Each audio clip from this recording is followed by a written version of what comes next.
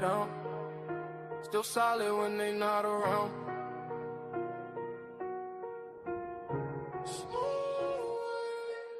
I've been winning, I've been hustling, and I stayed on top. Came from nothing, now the whole world watch. I don't fold, I don't break, I don't stop. Every move I make turn straight to stop. Had to grind through the rain and the drought. Now my name ring bells in the crowd. I've been up, I ain't coming back down. When you build like me, you don't drown. Yo. Pressure on my back, but I walk like a king. Had to learn how to boss up, not just dream. They would sleep on the kid. Now they blink, every loss made my vision more clean. I don't talk, I just let it unfold. Silence that's not allowed to go.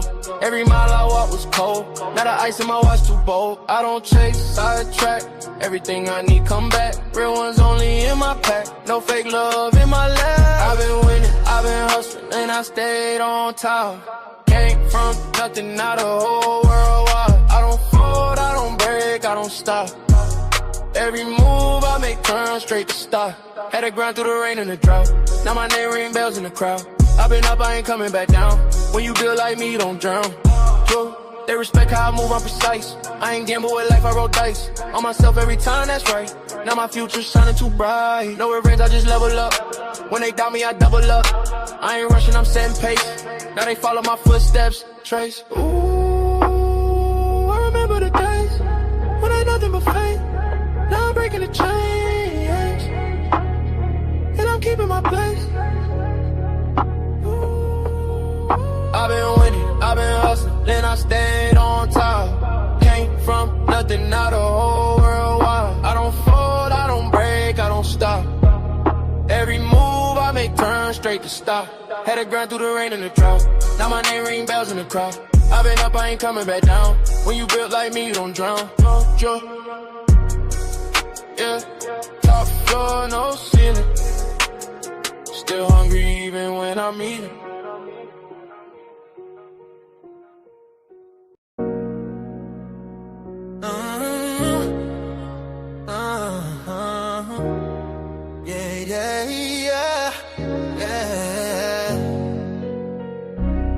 I lift my voice is lifted.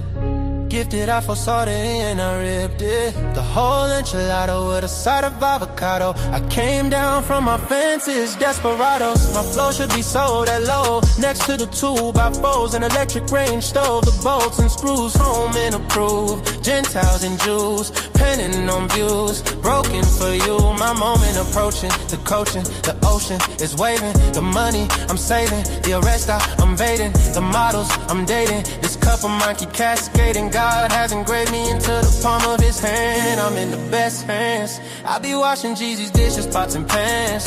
I keep the law of the land. I speak because I can. Legalize blacks, legislate that. Hurry up please, because a brother can't breathe. Kaepernick kneel, the world stood still. The level of hate was so unreal. I foresaw the end right before the hook. Hating is not a good look. I took from the good book. I feel like a tree planted by a river brook. Let me cook them surgically with this sword. Will put my vocal cord itching to release the source of my peace.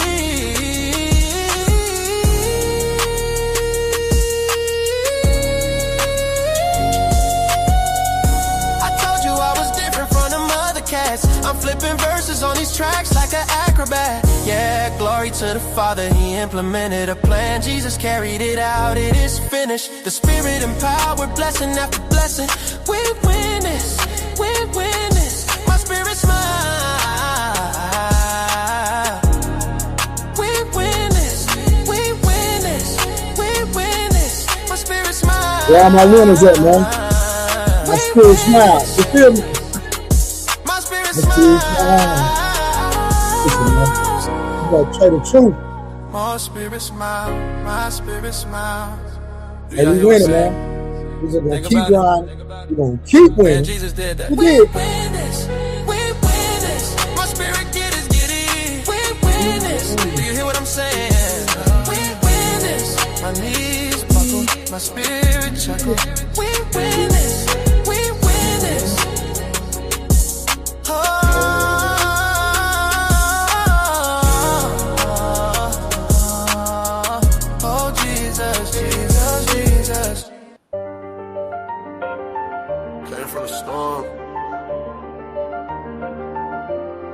see it. No.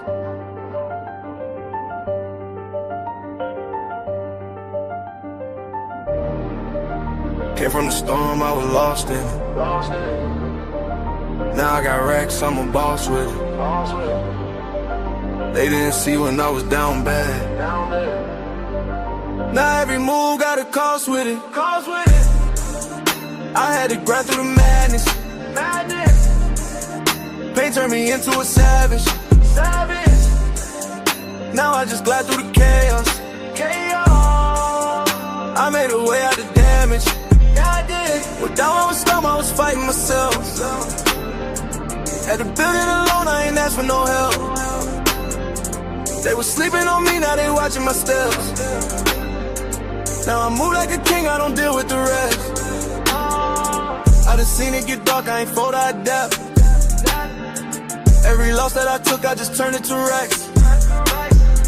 I ain't chasing no love, I just stay in my bag. Now the same ones doubting, tryna say I'm the man. Yeah, I've been quiet, I don't speak much, but my vibe tell it all when I pull up. I was lost in the rain, now I leveled up. Now I'm floating above, I ain't regular.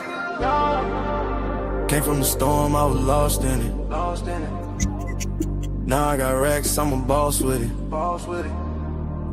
They didn't see when I was down bad. Now every move got a cost with it. I had to grind through the madness. Pain turned me into a savage. Now I just glide through the chaos. I made a way out the damage. I had nights I was thinking about giving up. Had to fight through the doubt, had to live it up. Now I'm up and they see how I'm living now, but they don't know the pain that it took to get up. I done been through the fire, ain't panic. I was moving through life with no plan. Now I'm solid, I know who I am. I ain't worried about nobody's hand. Yeah, I just stay in my zone. I don't need nobody else. I was down on my own. Now I'm up by myself. Yeah, all that pressure made me.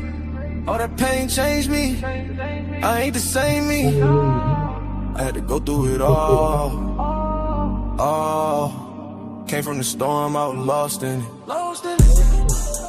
Now I got racks, I'm a boss with it. They didn't see when I was down bad. Now every move got a cost with it. I had to grind through the madness.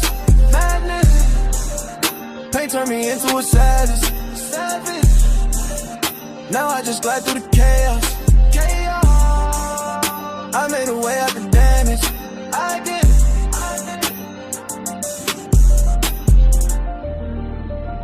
Yeah. Came from the storm. Still standing.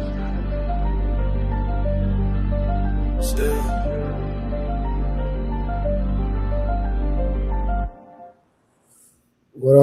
What up, gang? What's everybody doing? How y'all doing tonight?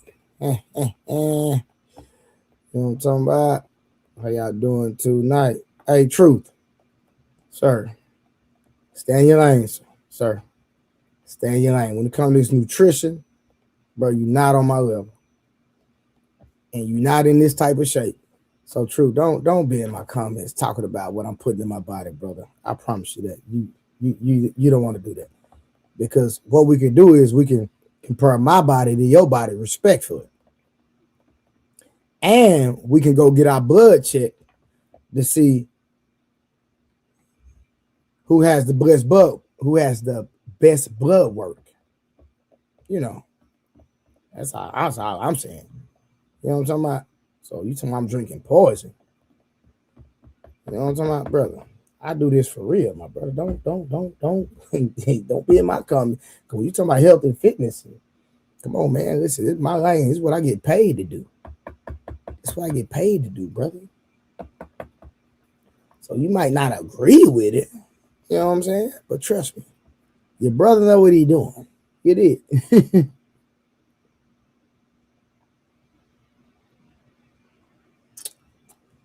Okay, there we go. Yes, indeed. All right, man. Unlikely, man. Why you ain't been on the panel, bro? My dog Unlikely in the building. I like you, bro. Cause one thing I know, Unlikely, one thing I peeped about you, you're not biased. You gonna keep it real across the board. I think I like that. People might not like what I say, people might not agree, but one thing about me, I'm real. You can't never deny that one. You feel me? And from what I've seen, you know, and I don't agree with everything Unlikely say, but from what I see, I'm just speaking from what I see from just being on the internet. He a real dude, from what I see. You know what I'm saying? Not saying he perfect, but I deem the Unlikely like he ain't never came up on a panel line, never came up on a panel pretending to be somebody he not. That's one thing I have observed. You know what I'm saying? So shout out to Unlikely, man, with the $2 Bible. Got to respect consistency. Let's go. Appreciate it, my brother. But I just had to let you know that, man. I ain't seen you on the panel in a minute. You feel me?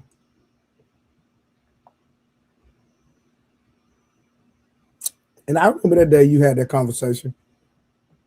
You was on a panel and it was a little discourse between you. I forgot who it was. He was like, I'm not coming back over here. I remember that. But I like it, man. You know this what a real is, bro. You are welcome on this panel at any time. And listen, people don't always agree with me, bro. It's life. I don't agree with my blood brothers, and I love them niggas to death. I'm gonna slide for them.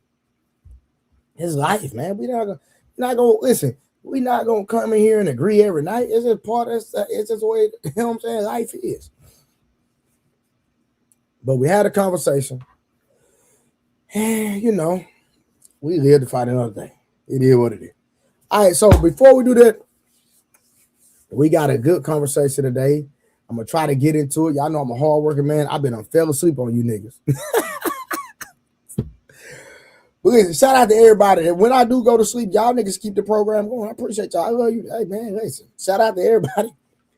Hey man, when I fall asleep, y'all niggas still be getting the work in. But I gotta find a co-host. I gotta find somebody that when I do fall asleep, they hold the panel down. I'm gonna be real with y'all. I need to find somebody, a co-host that I can give the reins to that's gonna be on my show nightly, that's gonna hold it down. But you know, we'll figure that out later on. We're gonna figure that out. But real quick, men know women are the prize successful relationships is. We're gonna do a review first. I seen an interview and I seen House of Hypocrites review Officer Tatum's interview with the Nolan man, right? You know what I'm saying? So I said, you know what? I'm gonna review that because I need to make it an actual video anyway. So we're gonna review that first before we get into the main topic. I just got one review, and then I'm gonna try to get a panel, and then we're gonna have a conversation. Where is my phone at? Well, we're gonna have a conversation. All right, cool.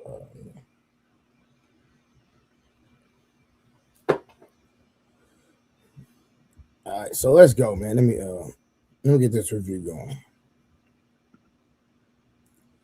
Give me 1 second, y'all. Hold on.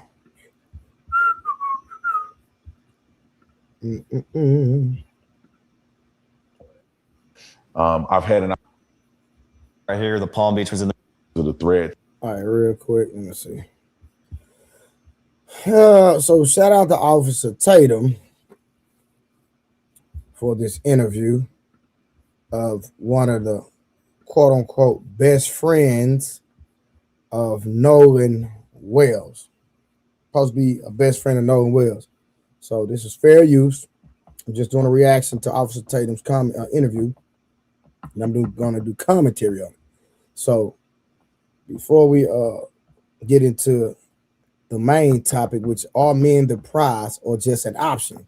Scarcity, self-control, and value in modern dating. Live Q&A. We're going to do this review. And then I'm actually going to take this video right here, this review, and drop it in a separate video mañana, tomorrow. So real quick, it's going to be an organic review. Shout out to Brandon Tatum.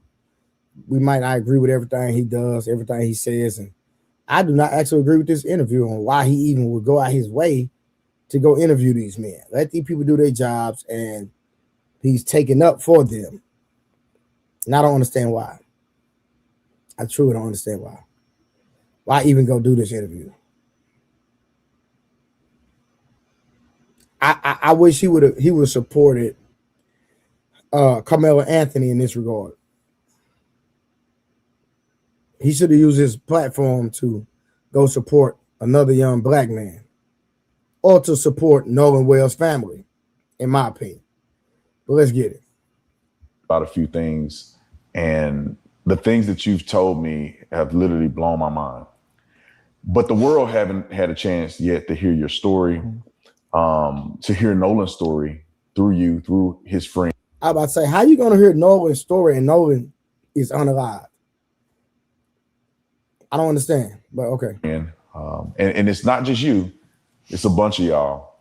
But you know, some of the other guys were afraid because of the threats and the violence that's been threatened against their lives and all of the above.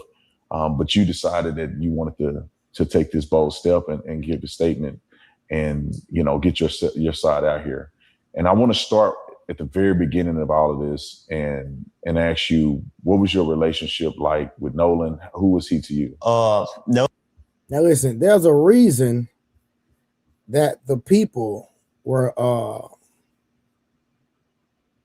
they're scared, if you ask me.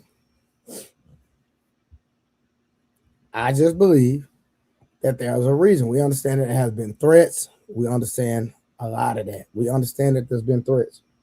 But to be transparent and come out with what actually transpired,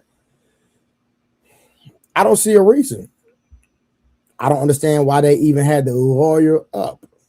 If my friend, something tragic happened to my friend, why am I going to lawyer up? It makes no sense to me personally.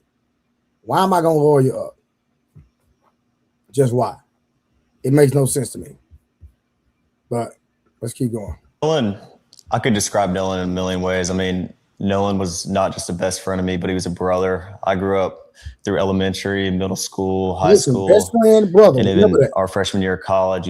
We talked on the phone all the time. We were really close friends, and I mean, Nolan was like a brother to me. And Nolan lit up every room he walked in. He always had a smile on his face. He always had something good to say.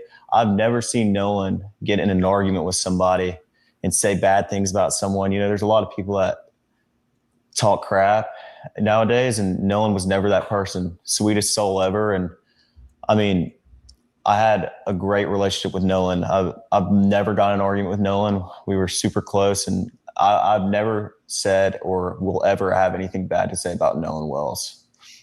Yeah, and you guys, you said you kind of grew up together. Mm-hmm. Did you know his mom, or how was that? Because I saw in the media where it appears that she may have said, at least I saw in part, that she said as if she didn't know any of you guys. Right.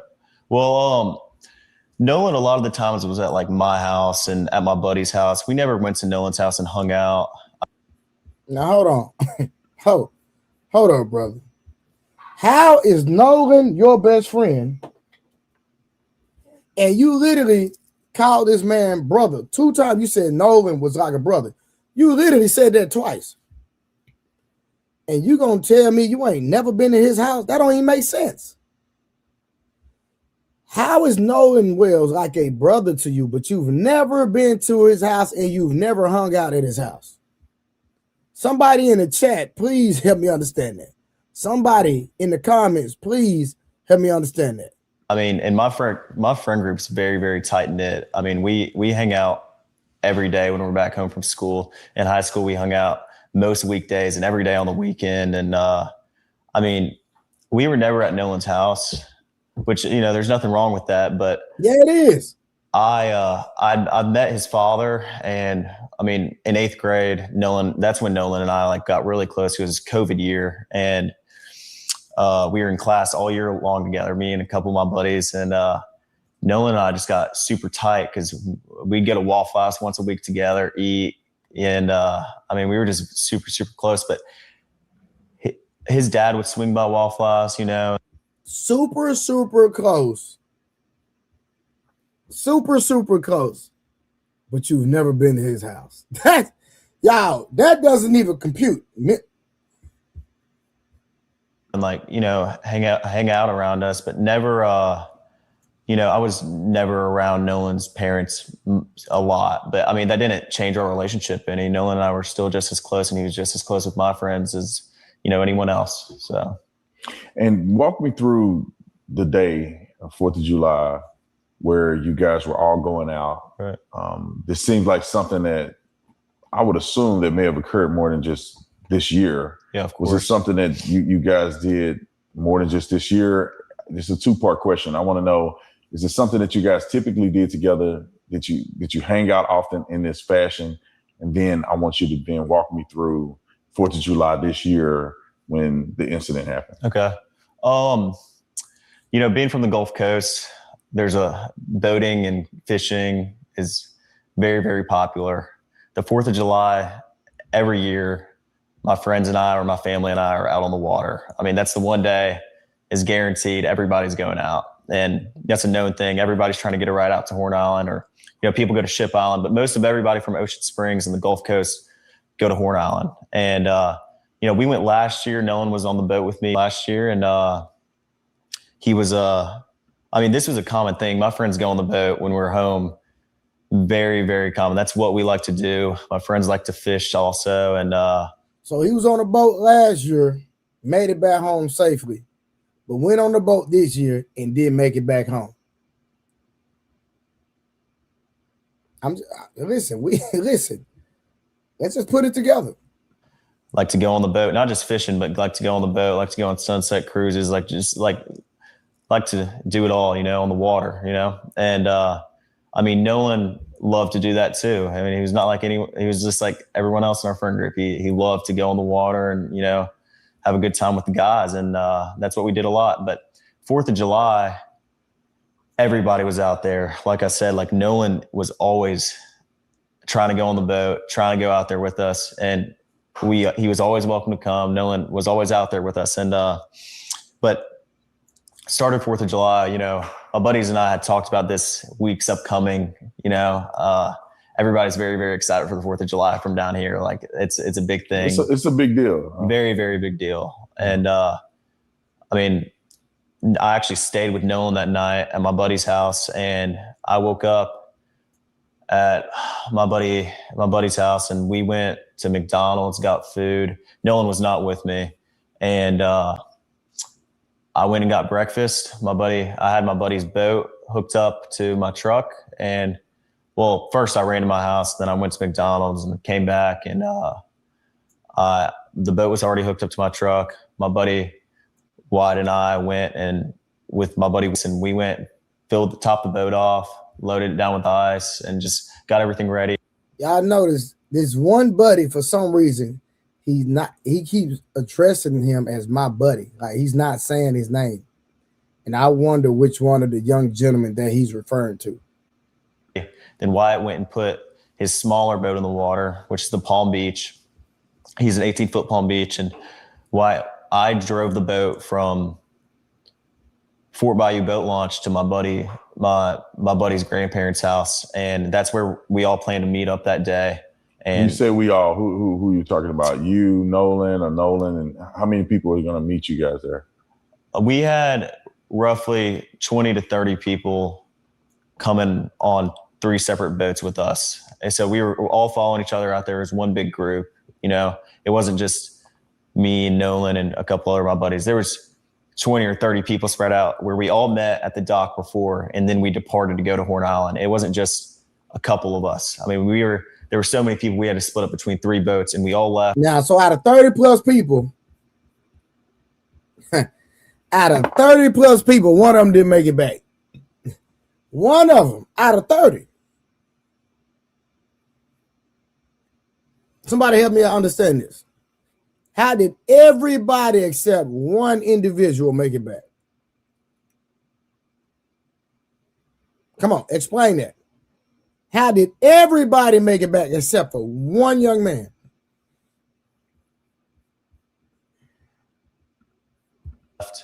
And all got there at the same time.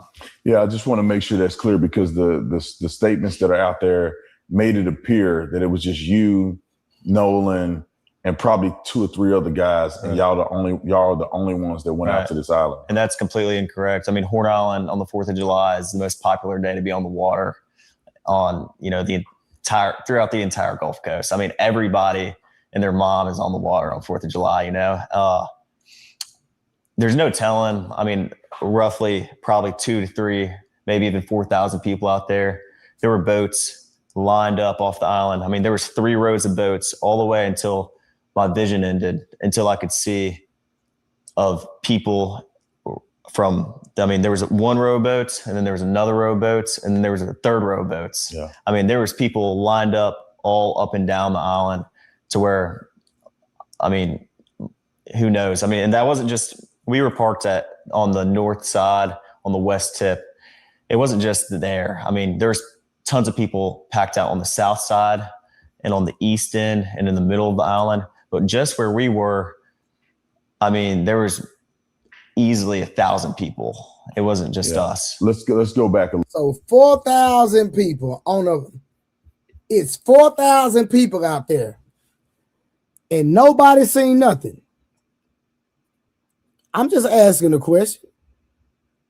Potentially 4,000 people, boats, so many boats that he couldn't even see all the boats. Potentially 4,000 people, and not a single person seen one thing. Out of 4,000 people, 3,999 people make it back, and 1 doesn't.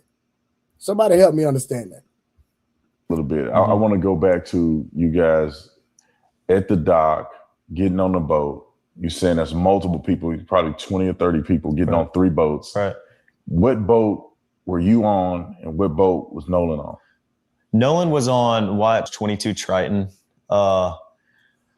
On the way out, I went with my buddy Bart because we had a lot of friends from college coming down, and I called Bart that morning. I was like, "Hey man, can you take your boat out?" And he was like, "Yeah, well, my dad decided not to go, and I'll take the boat, and I'll take you and your friends." Of course, he's a buddy of mine.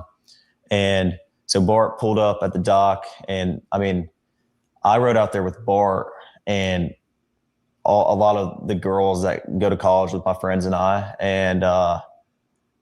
and Nolan rode out on the Triton, and then we had a Palm Beach, 18 Palm Beach. There was 4 guys on that. There was like 8 people on the Triton, and then there was 8 or 9 people on the Triton, and then there was the rest of the group, which was ranged from maybe 10 to 15 or 16 people on my buddy's tide line, which is 24 tide line. And so you guys get on, and I know a little bit more than the audience do because we went out there a little earlier because I wanted to see exactly what the drive was like, what the dock was like, how far it is out there. Of course. But I want you to tell, the audience, like, what was this trip like? How was the waters? Did you guys do anything in between the time you rode and the time you get to the island? Was there music? Is it like a big party? Like, what is that? Yeah, well, obviously music's blasting. It's 4th of July, man. Everybody's really excited. And we had a lot of people loaded down. So obviously our biggest, we're just trying to make sure everybody, gets out there safe. And so, on the way out there, it was pretty calm. I think it was blowing like 3 or 4. Y'all were focused on getting everybody out there safe. But what about getting them back safe? He just said it. He literally just said we were focused on getting everybody out there safe. Did he not say that? So my response to that is, What about getting everybody back safe? Mm, mm, mm, mm, mm. Okay. We're not. I mean, the waters were clear. It was a great day to be on the water. Sunshine, not cloudy at all. And I mean, it was a great day to be out there on 4th of July. And so, I mean, we followed each other out, and I mean, it was calm. It was calm. On the way back, it was a little more rough, but it was not anything all my buddies' boats couldn't handle, or like it wasn't like we were getting really beat up or anything. I mean, it was pretty calm. And so you guys get out there. I'm assuming that you line the boats up, because I'm envisioning the picture of getting out there and there's hundreds of boats. Mm-hmm. There's thousands of people. Yeah. So it wasn't just you guys on a deserted island. Of course not. A few people. This is thousands of people out there. Right. And there's a lot of people doing what? What does it look like when you first pull up? I pull up, and we pulled up at 10:30. I mean, it wasn't, early afternoon. I mean, it wasn't, but 10:30 is, still pretty early in the day. And when we got there was already 3 rows of boats lined up all the way, like I said, until I could see. And you're talking, when you say all you can see, you're speaking about miles. Yeah.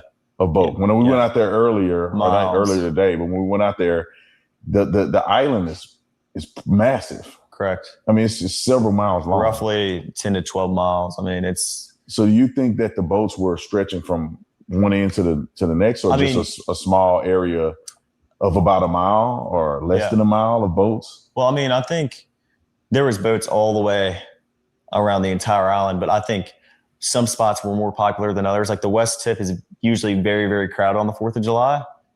Well, he had already said that it was so many boats to the point where he couldn't even see all the boats. The man literally said there were so many boats that visually I cannot see the end. And now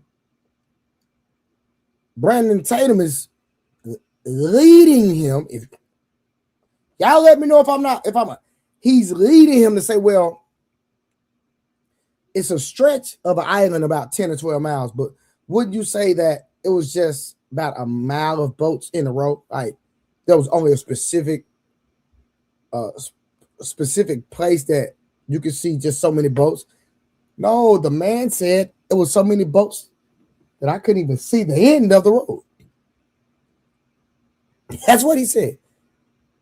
Why don't we go to the end of the road? And yeah, that's what man said. It was that many boats, man.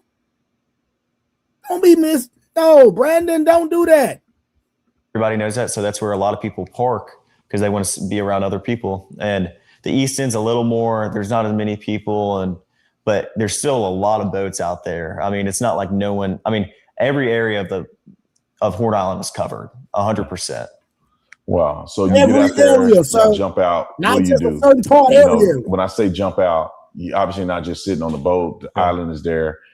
Like, what exactly are people doing there? Like, are you spending more time in the water, on the island, in the boat? Like, how is that look out there? I mean, everybody, as soon as you get there, there's people on boats, grabbing drinks and, food, whatever else. Everybody is fully prepared for the 4th of July. They bring, all the drinks and food that they need, because, they've been preparing for 4th for a little while now. But when we got there, I helped my buddies tie the boats up, because we were, the tie line was right here, the Palm Beach was in the middle, and then the Triton was on the outer side. And there was about a drop off from where the bow was. If you jumped off the bow, you were probably about neck deep in water. But if you got off the stern, you were probably waist deep in water. But when we got there, we tied up, got, bow and rear anchor set, and we tied up all the boats, made sure they were good, and everyone just got on the water. Then eventually, next thing you know, it's our group. And then, next thing you know, there's 50 other people around us. And then it just grew and grew as the day came on. And, that's just how it was. Everybody's drinking, it's 4th of July. Everyone's just trying to enjoy themselves. And, it's a big party, basically. Big party. Yeah. So y'all pretty much having a good time. Just like anybody would imagine, 18-year-olds, probably 20-year-olds, college students. Right. out on the island, Right. women, you know, you probably had alcohol. Of so course, y'all having yeah. a good time. Nah, of you And know so they had alcohol. where's Nolan in this? You know, you They guys had out there, alcohol. the They friend not groups supposed to be out drinking. there, Under 3 21. boats full of people that came out lot there that of seemed to be the closest friend group. Right. Where's Nolan in this in comparison to where you and others are at? Well, you know, I had a couple conversations with Nolan that day, and I talked to him and a couple of my other buddies. They, in a group, I was not focused on anyone solely, like looking and pointing anyone out, because there's so many people out there. I mean, I was talking to my friends that I haven't seen in a while from high school. I was talking from people I knew from college. I was talking to, you know, everybody my age, and even people older than us were, you know, over there. Like, I mean, it was just a regular thing. You know, we're all used to this. We've been out to the islands before. My buddies don't just go out to the island on 4th of July, but they go out, you know, every weekend. Like, I fish the islands. I don't just, you know, fish around Horn Island. I fish around Ship Island too. So I'm very familiar with the islands. And I feel like it was just a big, I talked to Nolan, and, you know, Nolan was drinking. Everybody was drinking, most of everybody. And I mean, Nolan seemed completely fine every time I talked to him. We had just regular conversations. Oh, so Nolan was drinking. So the first person he acknowledges that's drinking alcohol is Nolan Wills out of everybody. It's 4,000 people out there. And the very first person, the one person that didn't make it back, out of all the people, you acknowledge that he was drinking. Come on, man. Come on. Come on. I ain't liking that. And, you know, Nolan was making me laugh. I had a couple conversations with Nolan and Javon, Nolan and my buddy James, Nolan. And I mean, I could tell you, I mean, I talked to Nolan a couple times, but it wasn't like I was strictly sitting there talking to Nolan the whole day. I mean, there was hundreds of people I knew out there. So, yeah. And Nolan said something interesting. You told me about this. Something he said to you, I would say would be indicative of y'all's friendship. right. And then he also mentioned something to you about that particular day and what it meant to him. Right. And could you share that? Right. Yeah. So Nolan and my buddy Javon are talking, and, you know, I grew up with Nolan, and Nolan's, you know, just all, like I said, like, just so joyful, like always happy. Like, every picture I have with Nolan or picture I have of Nolan, he's smiling. I mean, like, he's always happy. If I always need like a shed of light, I'm calling Nolan, you know. And Nolan and I laugh and joke a lot. Like, that's how our friend group is. We're really jokingly laugh. You know, no one takes anything that serious. You know, we enjoy our time together. You know, I mean, there's never any awkwardness within our friend group. We're very, very tight. So if I ever need to get something off my chest or talk to anybody, I'm talking to all my friends. I'm not just talking to like specifically anybody. I would go out, like, even if I'm having issues with something, I go talk to my group chat, and my guys are there to, you know, give me a hand anytime I need it. And all my guys are, you know, all my buddies are the same exact way. You know, Nolan was the same exact way. If you ever need something, I'm here, man. Like, that's how he was. So. And then you guys get ready to leave prematurely. Right. And like, what? Explain that, because you guys got there around 10. Yeah. It's now 4:30. Right. People are still out there partying, and Correct. they're having a good time. But something happened to where it necessitated you guys to get the boat up and running. Can you explain that? Yeah. So. All right. So I just wanted to, in my opinion, expose and listen to some of that commentary in that interview. And out of 4,000 people, potentially, one of them didn't make it back. He went with y'all out there to Horn Island last year, but this year, all of a sudden, he didn't make it back. There's so many freaking boats out there that y'all can't even see, but you want to say that, hey, we were only in a specific area. Listen, in my opinion,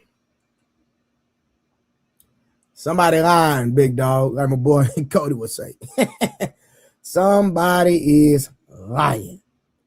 But I just wanted to hear some of that interview from that young gentleman. Something not right. I pray to God they find out the truth. You know what I'm saying? I pray to God. But that's it. I just want to review that a little bit of that, and we're gonna move on to the next subject. All right, man. Shout out to everybody. We got the building unlike it. Then we got Mr. Mayhem with the 20 gems party hat.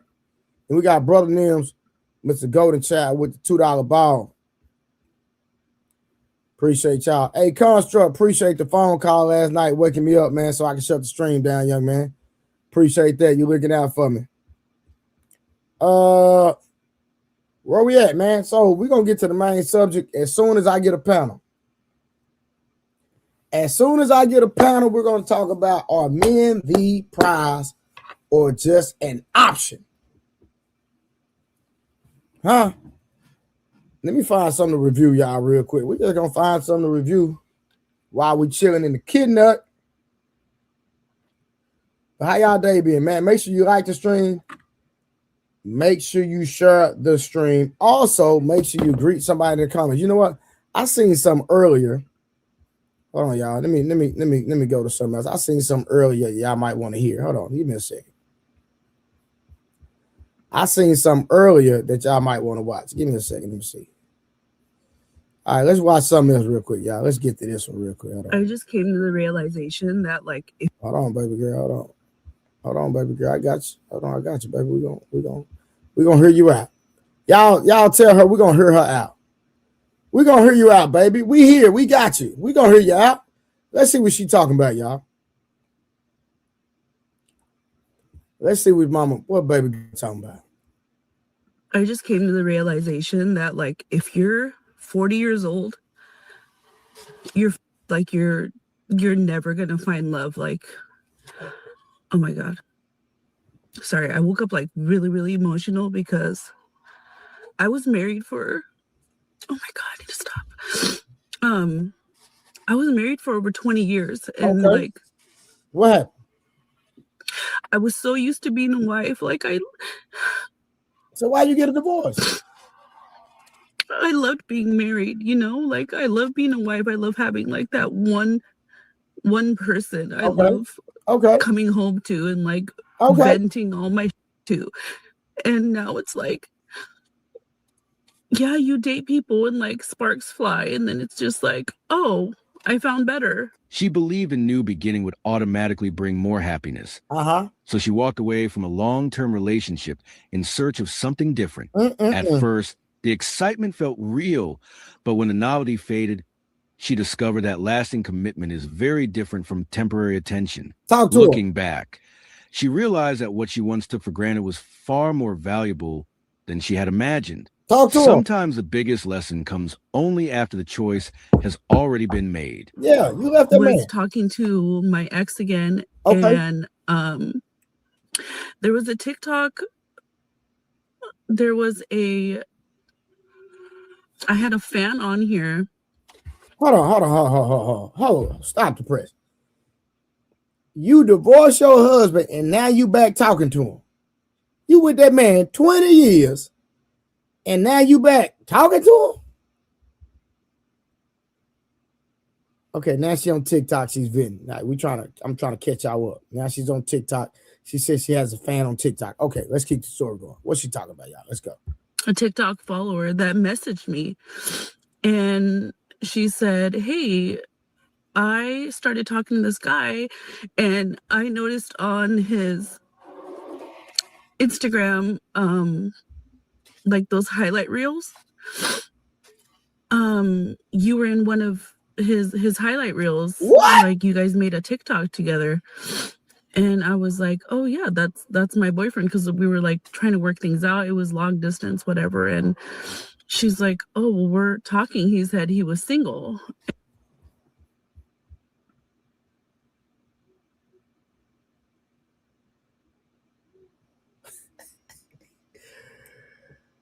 What you don't say. So I take that back. She's not talking back to her ex.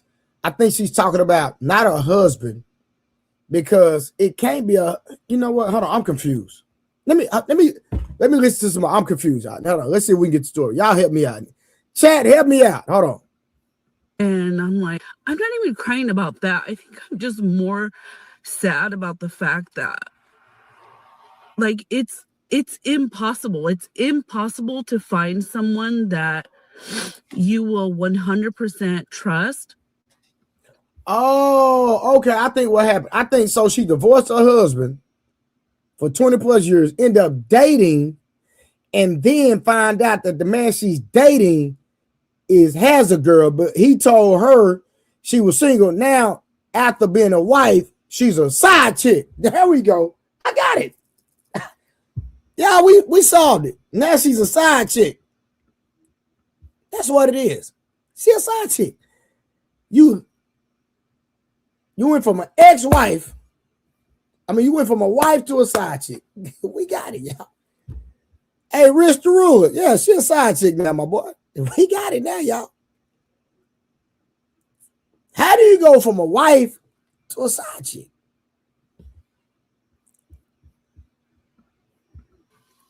And part of it has to do with me too, because of my insecurities. But honestly, 99% of the time it's because they're cheating, you know, because it's so accessible. Social media, talking to other women.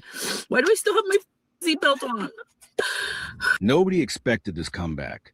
Instead of staying stuck after the breakup, he rebuilt himself from the ground up and refused to let the past define him. By the time she looked back, he had already moved on, built a better life, and closed a chapter she thought would always stay open. Sometimes the biggest glow up isn't getting revenge. It's becoming someone who no longer needs it. So I know everybody's heard all these crazy dating stories, and I haven't been on a date since I was with the last guy. And I'm like seriously considering never dating again. I see all these horror stories. It's the guys that. Man, first of all, why are you trying to date anyway? Why, ma'am?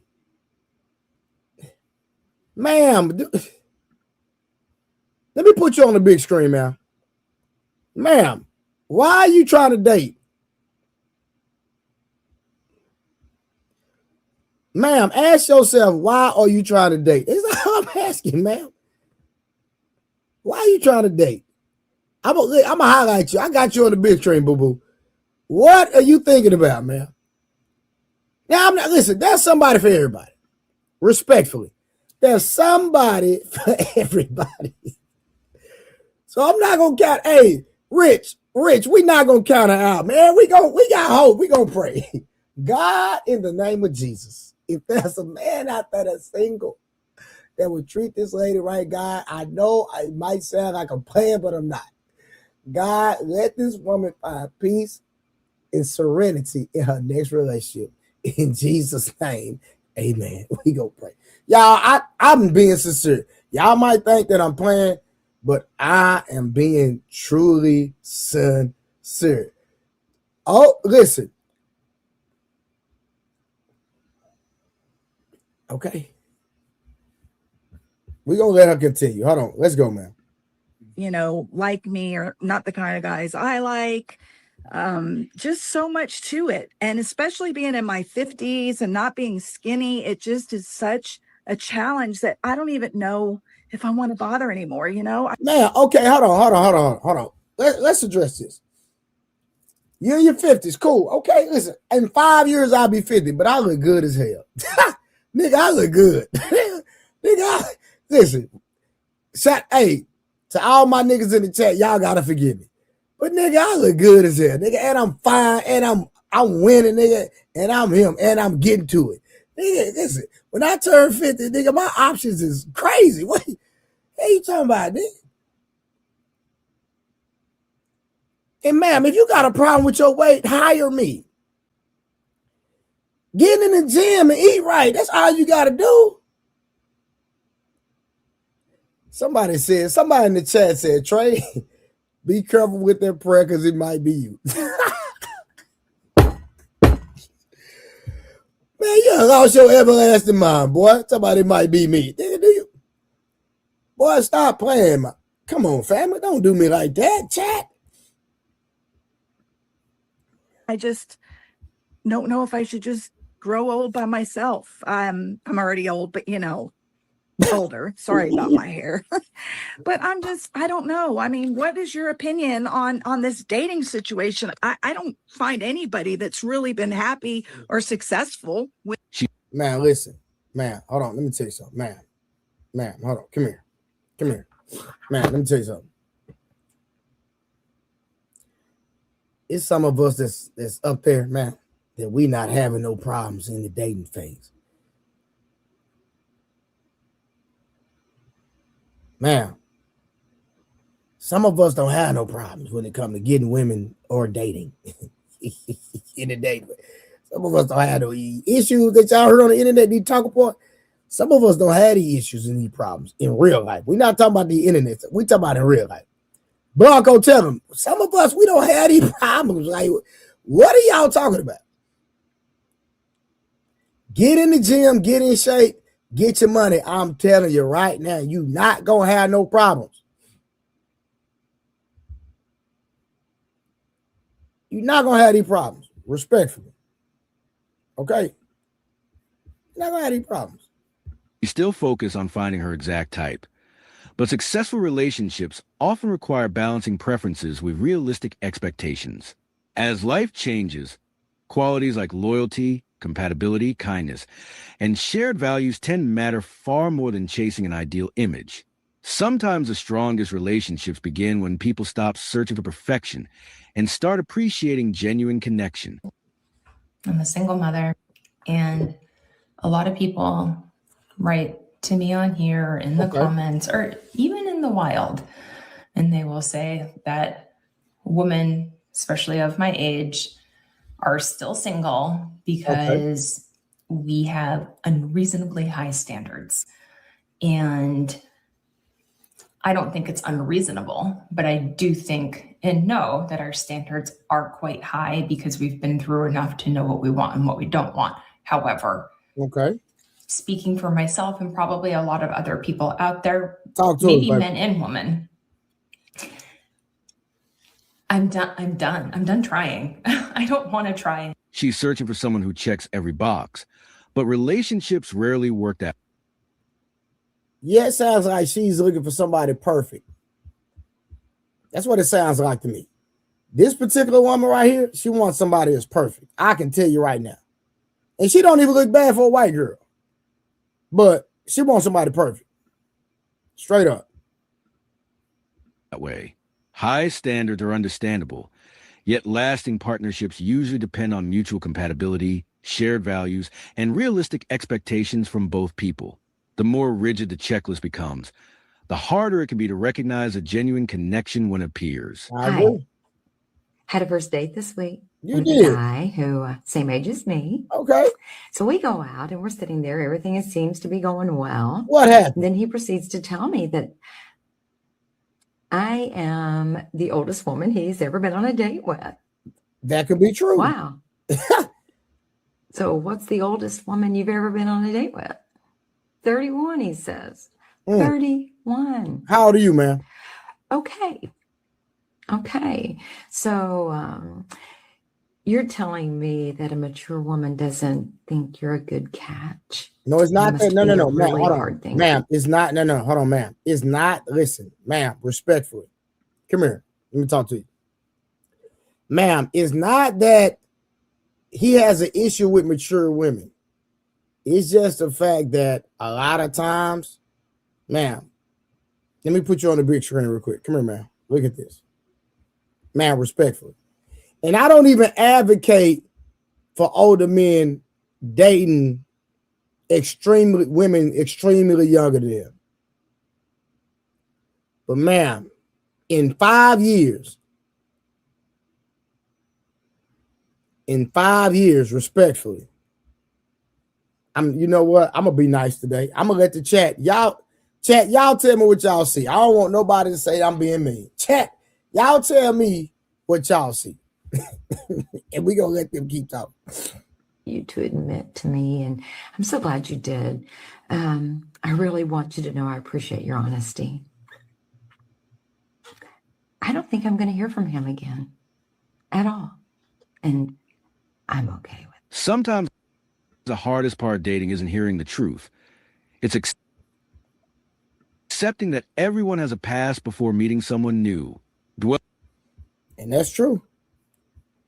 And that is so true. And we're going to leave that right there.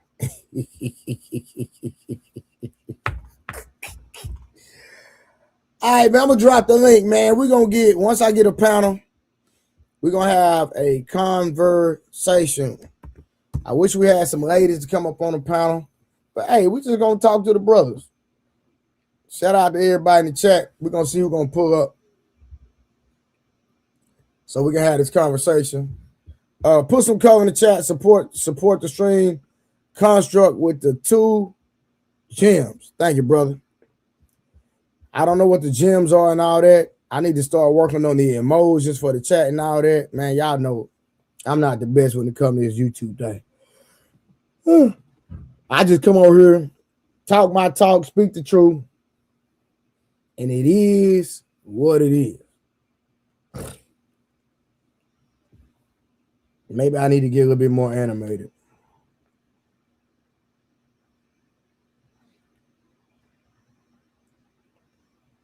I dropped the link in the chat.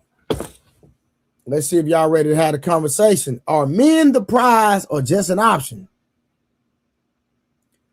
Scarcity, self-control, and value in modern dating. Live Q and A. When you come up, have your cameras on. If you want your camera off, I need a $20 super chat or cash app to support the stream. So if you want to have your camera off, you got to pay to have it off. If not, put that goddamn camera on. That boy Blanco say she look like Joe Biden with a weave. It's crazy work. All right, where y'all at? Pull up. Let's have this conversation. Either man, I seen you in the chat. Pull up, man. Let's have this conversation. Conversation rule the nation.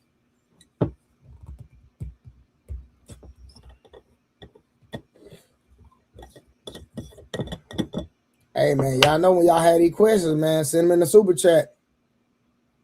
If y'all just ask, making statements and ask the questions, I usually don't read them.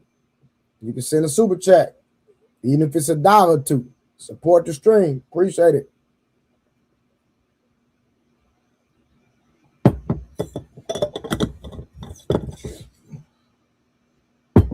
Same thing.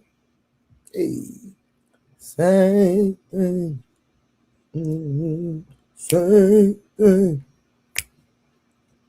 Same thing. Mm-hmm. Now waiting on y'all to pull up, man. Where y'all at? If y'all ain't pulling up yet, I guess I can do another review until we get a panel. Because we're not going to get to the subject until we get a panel.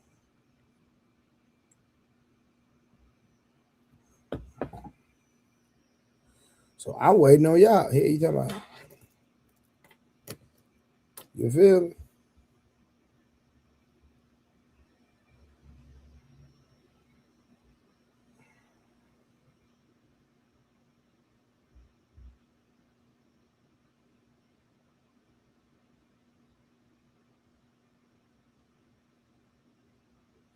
Give me a second, y'all. Hold on.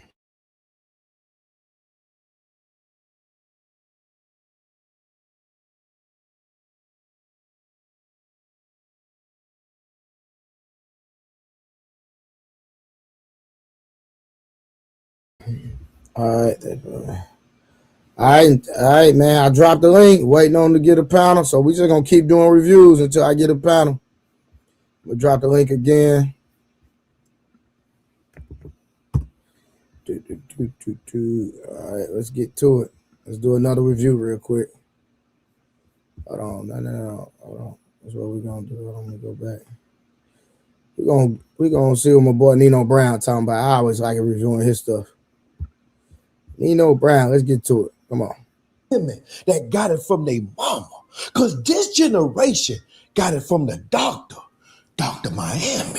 And now we can't tell the difference between a real woman and a transformer. And men are tired. Check this out. We've been bamboozled. We've been tricked. My whole life, I grew up watching women that look like this. What? Now that I'm grown, poof be gone. I didn't know where to be found. Like, bro, look at this, bro. Like, what the fuck, man? Like, bro, what, nigga, man, bro, why the I couldn't be grown in the 90s, but nigga, bro. Hey, man, hey, hold on. Let's go back, man. Hold on. Let's go back. Let's go back. We gotta listen. Y'all, hold on. Y'all, give me 1 second. Hold on. Give me 1 second, y'all. Give me 1 second.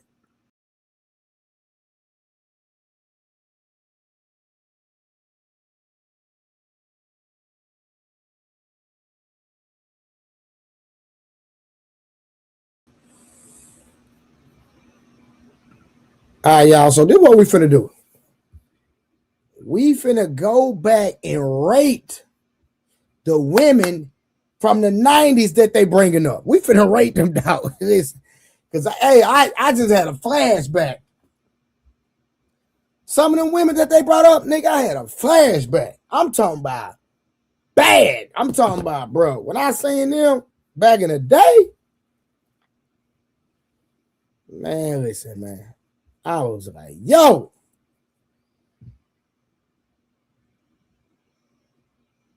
That type of time I was on. Let's run it back, y'all. Let's run that video back. Let's run it back. Hold on, we're going back. We can't tell the difference between a real woman and a transformer. And men are tired. Check this out. We've been bamboozled. Stay right there. Do y'all remember her name? Do y'all remember her name? Do y'all remember her name? Who is that, man?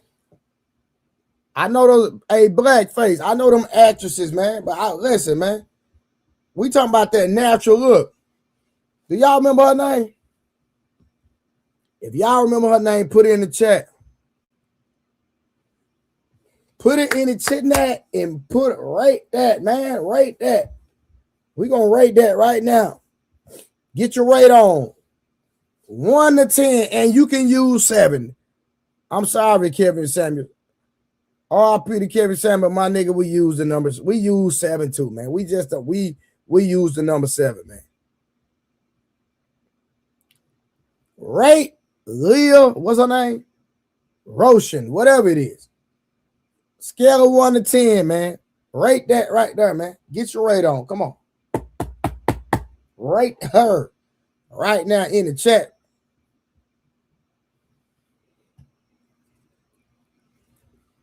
Yeah, rate her, man. Right now, man. I see the chat going up. Shout out to everybody in the chat. Hey, August, don't be hating talking about with or without makeup, man. Just rate her, man.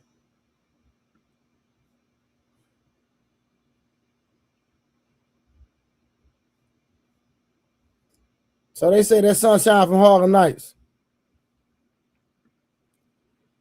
I bet we're gonna move on to the next one. Hold on.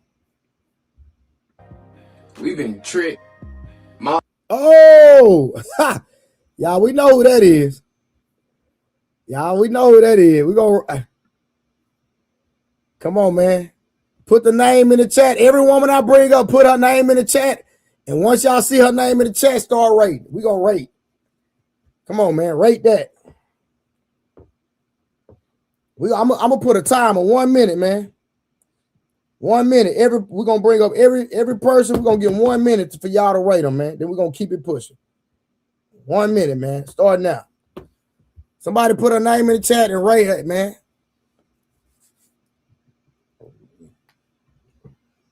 We talking about natural. No weave. We talking about, listen, barely any makeup. We just gonna a little lip. You know what I'm talking about? A little lip. A little lipstick. That's about it. Might be a little eyeliner. Possibly. You know what I'm saying? That's it.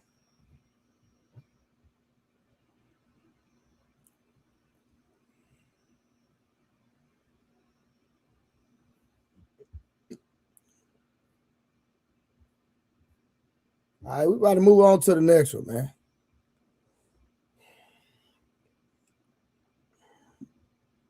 Hey, August, don't disrespect me in my chat. Don't do that. Let's go to the next one, man. My whole life, I grew up watching. Ah, my favorite. Huh. Hey, y'all. KD, hand down. Boy, listen. Hey, y'all. Put her name in the chat and rate her. But let me tell y'all something real quick. Let me put myself on a big tree. Listen, let me tell you something. Listen, this right here is you don't even understand. It's a band. Now, this is not a wedding band. But this right here, I just seen it one day in the jewelry store, and that thing, them big carrots right there. Yeah, them big boy carrots. You know, it's a nigga on the internet said that I was broke, but hey, these big boy carrots right here. Yeah, don't get it twisted, my nigga. Please don't get it twisted. Nigga, she can have this right now. If she can fit it, she can have that ring right now, nigga. I was on my kids, nigga. She can have it right now. You don't put that little $2,000 ring down. Hey, yeah, quit playing. Yeah, let's go get it. How you doing tonight, brother? What's up, Eater, man? What's going on, family? Not much, man. I'm trying. Right. KD was pressure. You hear me? Hey, Eater, man, you can't, you know, you married, so you can't have this conversation. Okay, now I didn't even know what the conversation was, man. I just came to Right speak now, to my brother. we rating the natural women from the 90s right now, Eater, man. So I don't know if you want to stay up here for this, but that's what I'm on right now. Going to the next one. Boom. Now, y'all can rate Gabrielle in the 90s, but I don't mess with Gabrielle, respectfully, right? I don't even mess with Gabrielle. Man, you full up, man. You was messing with Gabrielle before she got with D Wade. Stop it, man. See, No, that's true. I agree. Yeah. But since I've been exposed to her character and the stuff that she stands for, but listen, outside of that, we gonna rate her just on looks. Y'all rate her just on the looks, all right? But you know what I'm saying? Yeah, Gabrielle is easily an 8. And if anybody lie and say that Gabrielle Union won the 8, they lie. She's one of the only dark skinned women that you can see that actually still look good without makeup. And that's a fact. No, I agree with that. Without makeup, 100%, Gabrielle. And I just want to let y'all know for the people who saying she is 6, if Gabrielle is 6, they mean y'all 2s and 3s. I can honestly say Gabrielle is a beautiful black woman. I'm talking about without no makeup, straight aesthetics, 100% for sure. I give you that. You talking about Bad Boy too, Gabrielle? Hell yeah. I'm talking about Gabrielle before D Wade. Man, Yeah, everybody. You know what I'm saying? Bad Boy too. Boy. Everybody was checking for Gabrielle. We gotta stop it now. Like, believe it or not, and she have aged really good. She just on some BS with D Wade. Yeah, for sure. I agree with that. That's a fact. So, but I just want to be careful, women. Okay, what's her name right there? What's her name? She's from somebody in the chat. What's her name right there? And y'all rate her. I forgot. She was cool though. She was a cute black woman. 6'7", bro. I think Gabrielle is more beautiful than her though. No, yeah, I'm not. No. I'm not trying to compare Gabrielle versus her, but she was a beautiful dark skinned woman though. Yeah, she's not dark skinned. She's light skinned. This chick, she like burnt caramel. She was brown. Yeah, no, she like burnt caramel. But she's not dark skinned. This is not considered dark skin. No, I consider her like brown skin. August, she's not no 4. Come on, August, you doing too much. Old her, yeah. Young her, fuck no. Even the young, that's what y'all don't know. How dudes be saying like, this woman wasn't ugly though, fam. How y'all gonna call her ugly? She ain't never been a 4 in her life. She definitely a 6, between a 6 and a 7 for sure. Yeah, she's a 6 and a 7. I said that 6'7". Naeem, yeah, this is Naeem. That's Campbell. What, Naeem Campbell, right? That's her name. No, that's not Naeem Smith. No. That's Kalita Smith. Oh, Kalita Smith. I'm sorry. Yeah. Yeah, she wasn't no tripping talking about a 4. Hell no. I would give her like. Boy, she looked good at 57. Boy, God. Oh, you just put up a recent video on the Richard picture? I went and looked her name up. Boy, she looked good at 57, almost 60. She looked damn good. Damn, she 5'10"? Nigga, you she 5'10". Yes. Bro, text me the picture to my phone. I'm gonna put it on the big screen. I'm gonna put my phone onto the screen. Yeah. Because I don't want to take my joint out. Hold on, let So me I'm go. trying to figure out. So what's y'all definitely like? What makes them light skinned? Because y'all said Hey. she ain't light skinned. I'm trying to figure out how much lighter you can get to be light skinned. You don't think that she's light skinned? Bro, she brown skin, fam. Nah, she's light skinned, bro. If she brown skinned Oh, looking, text me the video, the picture you looking at. All I'm right, we're just, gonna go to the next one. Hold on. Let me go to the next one. Hold on. she's definitely light skinned. Grown. Poof be gone. She in Oh, hold between. on. Who is that right there? Who is that? I don't know who that is, but them eyes getting me already. I'm gonna keep it gangster. Who is that woman right here? They don't say the names, huh? Yeah, they gonna somebody chat gonna find the name out. What Sally Richardson. what would you rank her? Well, I need to see the whole body. And you need to see her without makeup. She got a cake on her face. That's a lot of No, makeup, that's my not friend. either, man. That's not a lot of makeup, fam. You tripping. Okay, my friend. Bro, that's like a brown face, fam. That is not a bare face, brother. Come Listen, on, hold on. take my What word, they say the but name was? that is not a bare face, my friend. Hold on. What they said the name was, either man? It said Vanessa Williams. Nah, that's not Vanessa Williams, bro. No, that's not Vanessa Williams. I don't know who Oh, that is, but god damn. they said Dr. Dr. They said she was Eddie's wife on Dr. Doolittle. Okay, hold on. Let me try to find it. Hold on. I forgot that. No, let me see.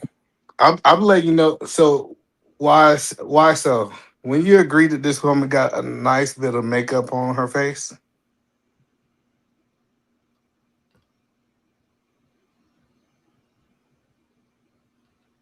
they said her last name Wilson. You can tell like she got a little concealer. Her eyebrows perfect as hell though. They said she was in Rush Hour 3. Oh, she was the bald head girl that had the shit on her tatted on her. They say her name Kristen Wilson. It's Kristen Wilson. You sure? That's what they say. Hold on, let me see. Kristen Wilson. Hold on. Let me try to find the name. Let me look it up too. Kristen Wilson. Hold on. Hey, what's up, Summer? Yeah, that looked like her. If that's her, she ain't as cute as I thought she was. I was right. Yeah, I ain't. Yeah, the pictures I'm seeing, she not. Yeah, she not that bad on the pictures I'm looking at. But when she definitely like. And then we gotta have this conversation. Yeah, When she not men, bad. Yeah, when she not. men is when men saying they don't want women with makeup, can men tell the difference? I don't think a lot of men can, bro. I don't think a lot of men really can, bro. But if you be around women who wear makeup and deal with makeup and do makeup, Yeah, now that I'm seeing these pictures, I went on Google. Maybe I need to see on Instagram. Hold on, let me go to IG because these pictures ain't doing her no justice, bro. Well, you also looking at her at 56 and not at her 20s too, so you got to take that in consideration. Yeah, I was. Yeah. Man, I'm finna type her name in. All right, hold on. Let's go to the next one, y'all. But we talking about Hello, but women. we got to rank her. You can't just move on without ranking her. Oh, they didn't rank her in the comments? Trey, you staying out of it. No. I'm asking, did they already rank her in the comments? Uh, now, I think that she's really like a 5. Yeah, she ain't. Yeah, now that I'm looking at the other pictures, yeah, she ain't that bad. If I'm being real. She like a 5'6". She just got some big. She got some big pretty eyes and some big voluptuous lips. That's all it is. She just Yeah. she like another light skinned chick. Just a regular light skinned chick. Yeah, so right now, Gabrielle undefeated. She 3 in a row. Hey, They said 9. That's crazy. Hey Trey, you got the pictures from this 661 number. Yeah, I'm looking at Kalita Smith now. Bro, she's 5'10", bro. I did not know she was that tall. How tall are you, Trey? I'm 5'10". See, yo. Well, she definitely taller than me. What you 5'8"? Why so? Hell no, nigga, I'm shorter than that. I'm 5'6". Ah, it makes sense now. It all But makes sense that you 5'6". what that post, man? I got short man syndrome. That what you saying? I ain't saying you got nothing. I'm just saying how you think is you think like a short man, and that's not an insult. What? That is not an insult. To think like a short man versus thinking like a tall man. All right, hold on. Let's go to the next one, y'all. Hold on. Nowhere to be found. I don't remember. I don't remember her. And she don't. That's Steve Urkel girlfriend, man. I Yeah, know that who that is. she fine. That she a 9. Fine as fuck. Hey, she looked way better than the dark skinned girl. No disrespect to the Oh, you dark talking skinned about girl. Steve Urkel girlfriend. yeah, She was a the 9. other one, the one that liked him. Yeah, the one that they tried to dress up as a geek and she still was fine. Yeah, she had Yes. liked him. She's easily a Y'all 9. talk about Myra. Her name is Michelle Thomas, but we all know her as Myra. Michelle Thomas. Hold on. Let me see what she looks like now. Hold on. 9. She's easily a 9. No, she passed away. Dang, she passed away. Yeah, she Dang, she passed, suicide. bro. She passed away in '98, bro. Her last episode that you see her on the Family Matters, she died later that night, early that morning. Bro, you lying. I promise you. Yeah, niggas did like Myra back in the day. She just wanted Steve should have gave it to her for real, man. She'd be still here. Bro, you stupid. That's the truth, man. Dick saved lives. Yeah, niggas did like Myra though. She's easily a 9. Matter of fact, I'm Gabrielle fell to Myra. Dang. So What? now we got Myra. Yeah, this woman is beautiful than Gabrielle to me. So now we at 9. Let's see how long she hold the crown. Bro, she was a bubbly beautiful. Like, that's who he should have stayed with. That's the only thing I hated about this shit. He should have stayed with Myra. Cause That's what Myra made the looked show it so better. good. Yeah, Myra looked better. She looked better. She liked him for him. She didn't give a fuck about his quirks. He didn't have to be Stefan. No, facts. But like Like, that's bro, what made look at this, bro. Who is oh this? dang. Oh man. Who is that? We might that eclipse her. She's a 9 too, but a stronger 9 than Myra. But who is that? That she was in I think it was it the I think it was the Cosby Show, right? Yes. She played in Cosby Show? Is that his daughter that came back married with the dude with the kid? Nah, I don't think so. So she had that curly, like it was like the curly black hair, like it was like right in between from what's her name? I can't remember none of their name. Is it Michelle Thompson? I don't know, bro. That was Michelle I'm looking Thompson. for the chat. Hold on. Oh yeah. How to be a player. She was in How to Be a Player. Somebody say I Mari think she was a Monroe. therapist. Hold on, let me see. Mari Monroe. I mean, hold on. Her name is Karen White. Hey, Alicia Keys was on the Cosby Show, bro. When she was young, yeah. She was real young. Nigga, I used to watch the Cosby Show. That's not. No, it's not. Why so? Her name Mari M.O. Nah, bro. It's MARIMORROW. That's her name. I'm looking at it right now. Spell it again. MARIMORROW.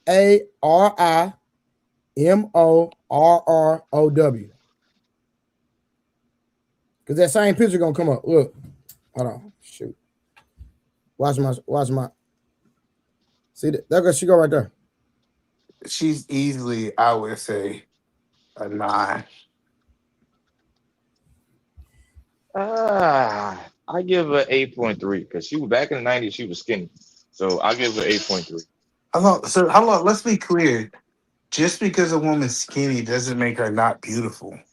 No, either man. Don't take me wrong, bro. I'm not saying that. I'm saying for me personally, my specific type. I like a woman that's a little thicker, not Well, we more ain't talking bigger. about you, We're man.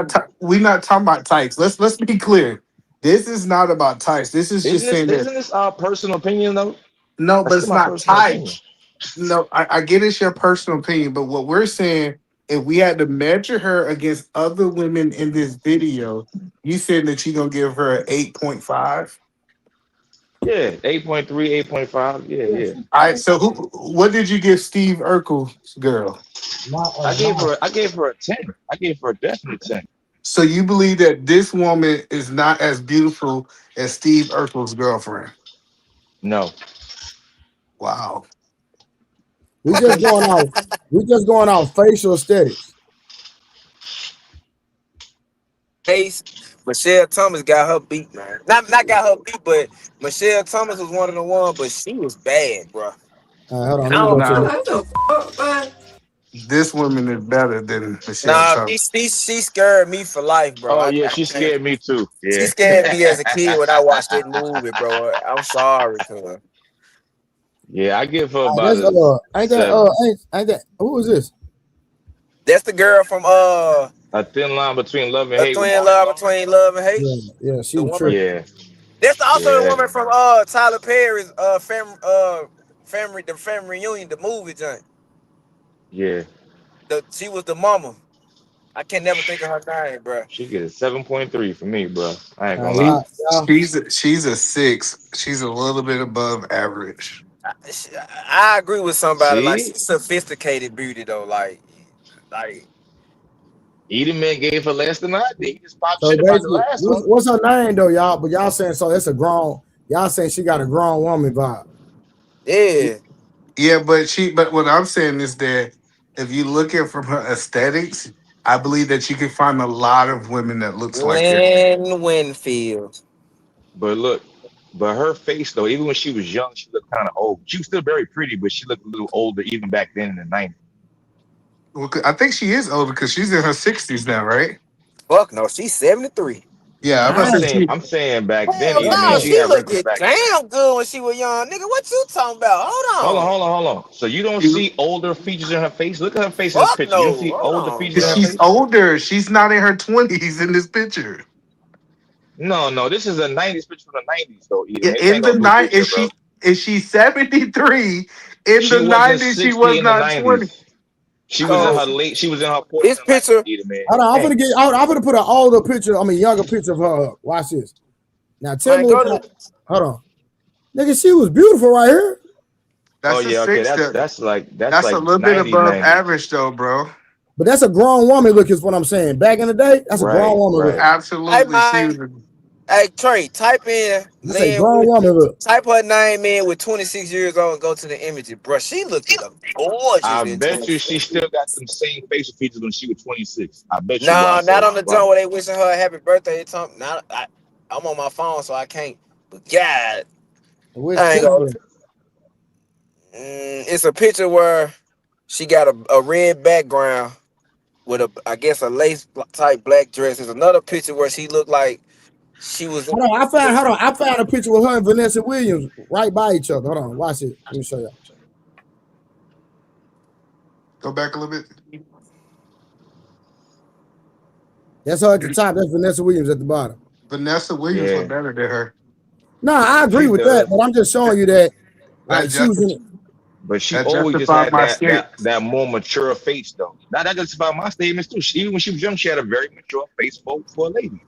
What did you She give got her, she Hey, hold Wolf? on. Hey, hold on. Watch this. Look who was on the other side of that same picture. Look.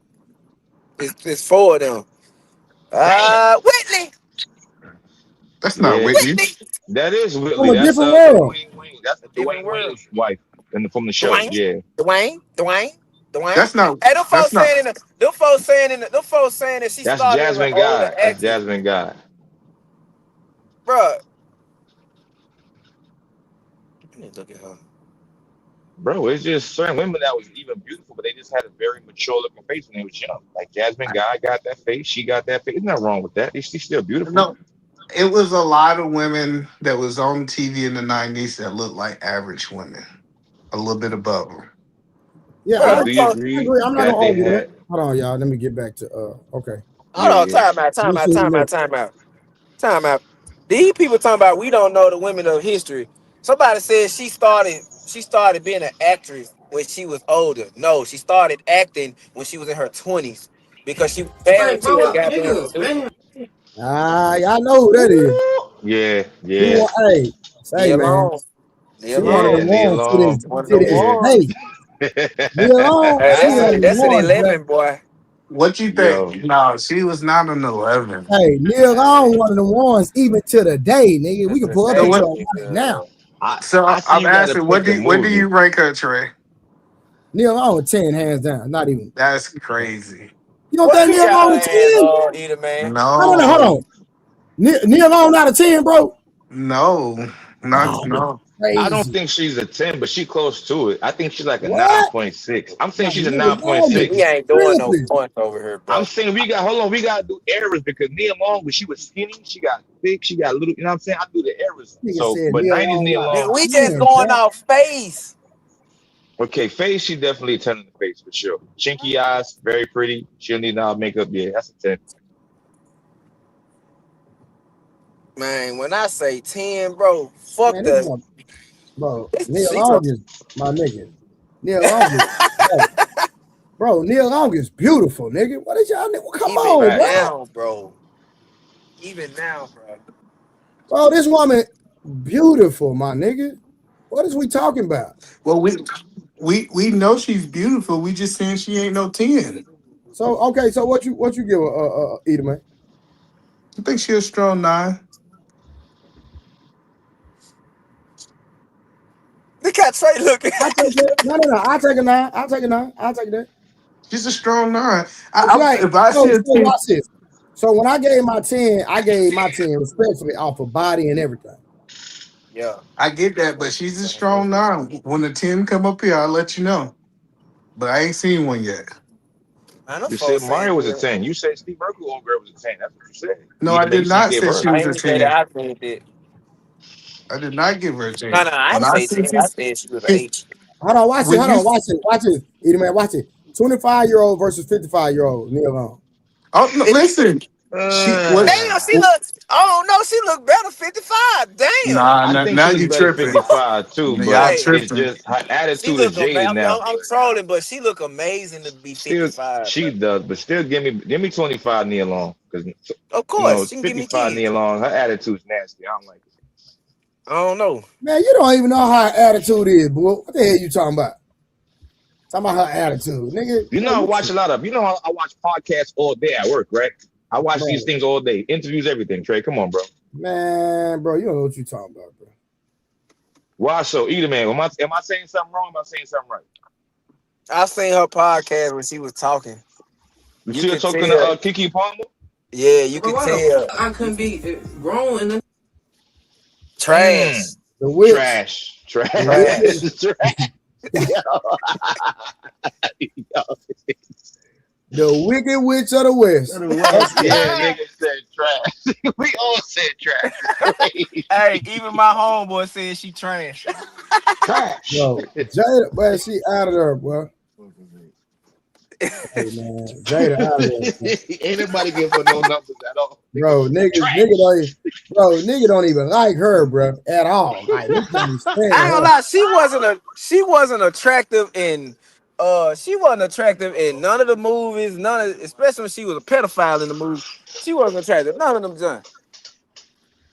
Yeah, we gonna go and skip her. We don't even Yeah, care about it. we gonna skip that one. nigga. Man, Who's oh getting my 10? God, bro. Yo, She was bad right there. yes, he's She was definitely a bad, my 10. nigga. What is She her was Treasure in the bad. name? house. What's her name, y'all? Damn, I forgot. She was bad, fam. Yeah, she was beautiful. She was one of the Yeah. ones. Chocolate. Shit, Bro, yeah. it's like you see a lot of You see a lot of bad light-skinned chicks, but when you see a dark-skinned or brown-skinned woman, they got a beautiful that's bad, bro. It's like, bro, it ain't nothing, man, bro. White flag, you gave her a 4? Oh Now, hell what's no! her name? They ball. What she? Hey, did she play in? Did she She play was on? like in a sitcom. I forgot. She was on In the House with Uh, LL Cool J. Okay, in yeah. the house. Okay, let me. What's her name though? Damn, I forgot her name. Shit. Nah, that ain't old girl from Parenthood, is it? Nah. Oh, let me read the chat because I'll tell you what her name is from the chat. Hold on.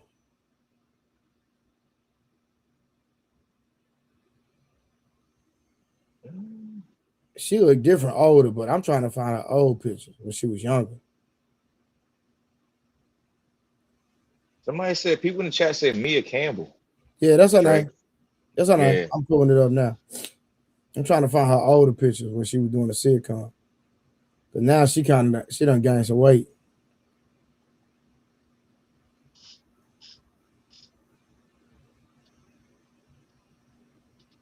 She done gained some weight now. Yeah, she was messed up in the way somebody caught her on a video at a gas station. Somebody gave her some money because she was messed up. I guess the roid, but shit happens in life. You know what I'm saying? Hold on, judge her at 96 though. Like I want y'all to judge her at 96. We ain't judging now. We talking about in 96. So the right picture, she was in 1996. This is 2026. I'm talking about her old picture. She looked fire in both, but I'm gonna say 96. Yeah, 96. In 96, bro, just think about in 96, my nigga, we would have considered her bad. In 96, my nigga, you seen her in 96, you saying she bad, bro. Keep it a gangster. Nigga, she could Niggas fuck around and having be a wet she could be a dreams about prom her queen. in 1996. No, in 96, a nigga would have said she was bad, bro. Right, let's keep it 100. Facts. Facts. Right there, gas station. Okay. Hold on real quick. All right, who we got next? Let me see. Y'all listen. I don't even remember this one. I forgot what movie she was in. She was in some hood or some ghetto movie. I forgot. I don't know who this is right here. Y'all know the name of this one right here? She look exotic, She but I look don't know. blazing. She Yeah, that's look why I said exotic. she look blazing, brother. Yeah, you can see her hair. You can tell by her hair. I give Them her eyes. a 9. I give her a 9. Hey, do y'all know Coach Ferg what to do, fam? Do y'all know this And woman somebody name? said, hey, she do look like Jazz a little bit though. She do look like Jazz a little bit, Trey. Nah, a little bit, but Jazz is a little darker than her though. Yeah, I can see it. I see it. They said it's That's a girl funny. from the Return of the Mac. And somebody said she was out here putting jackets on people for no reason. That's a whole nother conversation. Though. We ain't finna get into that. Yeah.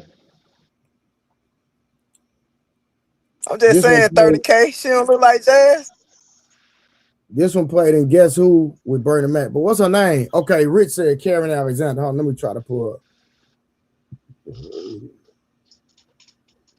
Hold on, let me see. Karen Alexander.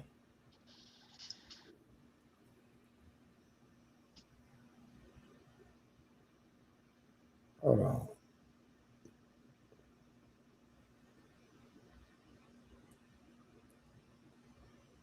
She was skinny as hell. God dang, she was skinny. Yeah, that was the thing in the 90s, bro. They was like super thin back then. Yeah, she looked way different from that, bro. She don't even look the same, fam. Let me pull up her Oh young no. photos. She looked better or worse? She got me afraid. Like, Bro, she's skinny as hell, bro. damn. Nah, she looked different on different pictures. Damn. I don't know if this is really. Oh, yeah, these pictures right here don't look all that. I think they just adding different people.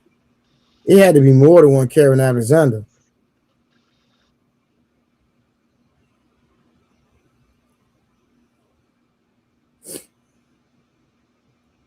It had to be more than one because I'm getting confused on these. Okay, here go one. Hold on, let me. I found an old picture. Hold on, I found one. I don't think that's the same person though, Trey. It Nah, looked that's her, different. bro. That's Hey, her her. name Robin Lee. Summer put it in the group chat. It's Robin Lee, ROBINNE So I got the wrong LEE. person. I got the Yeah, wrong whoever person. put that Hold name on, out there, they don't know nobody. hold on. Okay, hold on. Spell it. ROBINNE space LEE. Okay, yeah, I had the wrong person, y'all. Yeah, I had the wrong person. Oh no, she cute, nigga. Yeah, I try to tell you that she's a Oh nine, no, bro. nigga, she beautiful. Yeah. She to me, she beautiful. She got a natural beauty by herself. Hair was real, all that. Yeah, that's 90s is a different time back then. Yeah, that shit's different. Yeah, that was the wrong person, y'all. I was looking at. Yeah, oh yeah. Oh, I found one. Watch this. Old picture, nigga. Hold on. Look at this one. 90s picture, nigga. Genuine. Straight. God damn. Come on, man. Stop. Rate that picture right there, y'all. Rate that one. In the 90s. Think about that. Oh, she not That's the a 90s? Nah, she that's a had to be the 9.3. 90s. That's a 9.3. She got the Whitney Houston look about it too, a little bit. I see. In this picture, she got a Whitney Houston look a little bit. Come on, man. That woman was beautiful, bro. Stop playing. What is nigga talking about? Bro, that woman was, man, come on, bro. She a 19, bro. Bro, you And see she that look in, good at 52, man. bro, if you seen her Them in the folks said 90s, she not 90s baby. Them folks said she not 90s baby, but she 52. I'm confused. You got just time. That's it. No, I mean she's born in the 70s. That's what that means. She's born in like the late or mid 70s. And she's 52.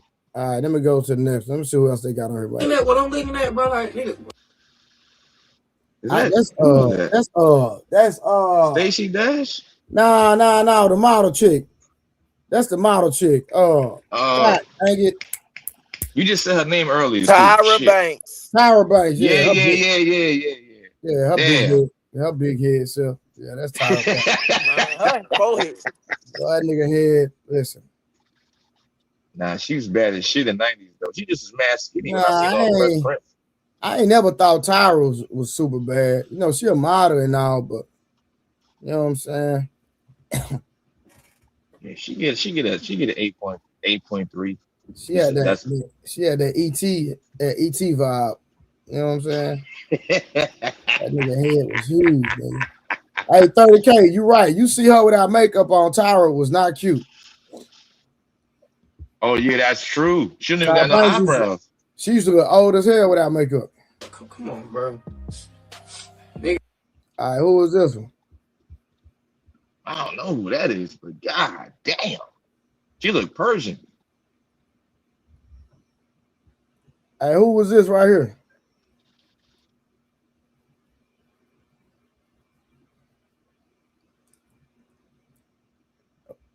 Who was this one right here, y'all?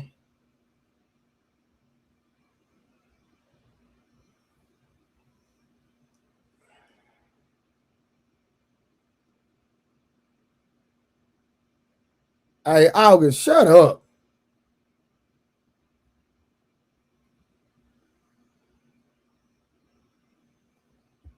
August being lame in the comment. Man, get out of here with all that lame stuff. I don't know, Trey, but just Yadi said she said that might be Bernice Burgos. I don't know. Bro, that ain't no goddamn Bernice Burgos, nigga. It can be, yeah. Bro, that is not Bernice Burgos, bro. Somebody said Garce. Nah, that ain't old girl from Steve Harvey. I mean, Jamie Foxx. Nah, that's not her, bro. No, I don't think that's her.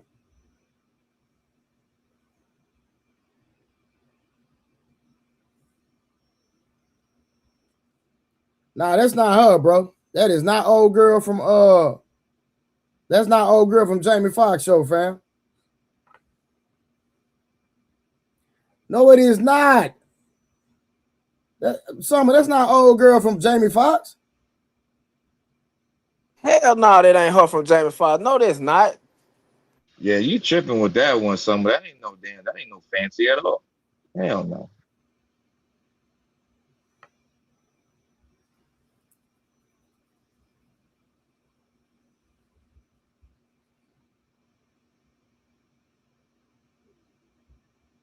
Hold on, let me see if I can find. Hold on. That's not her.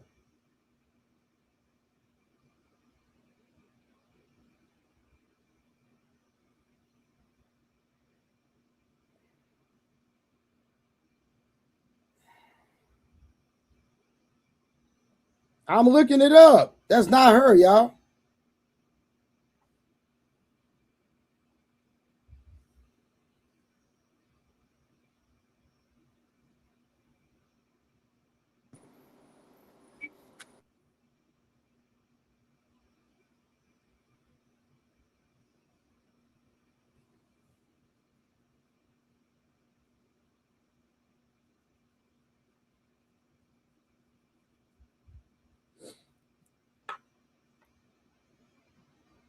I can't find the picture, y'all.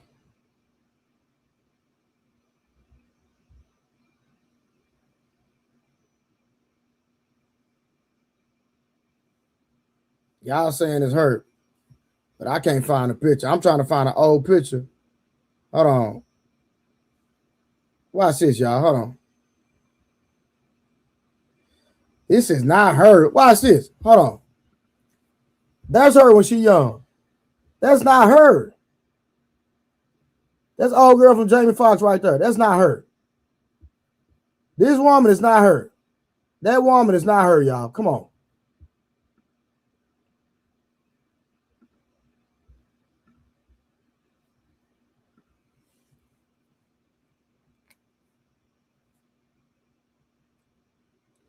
Oh, I'm scrolling. Let me see.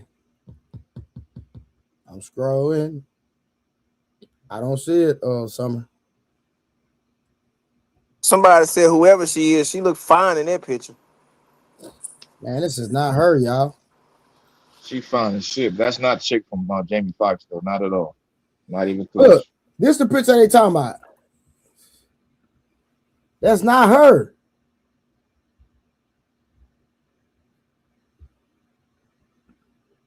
That's not her.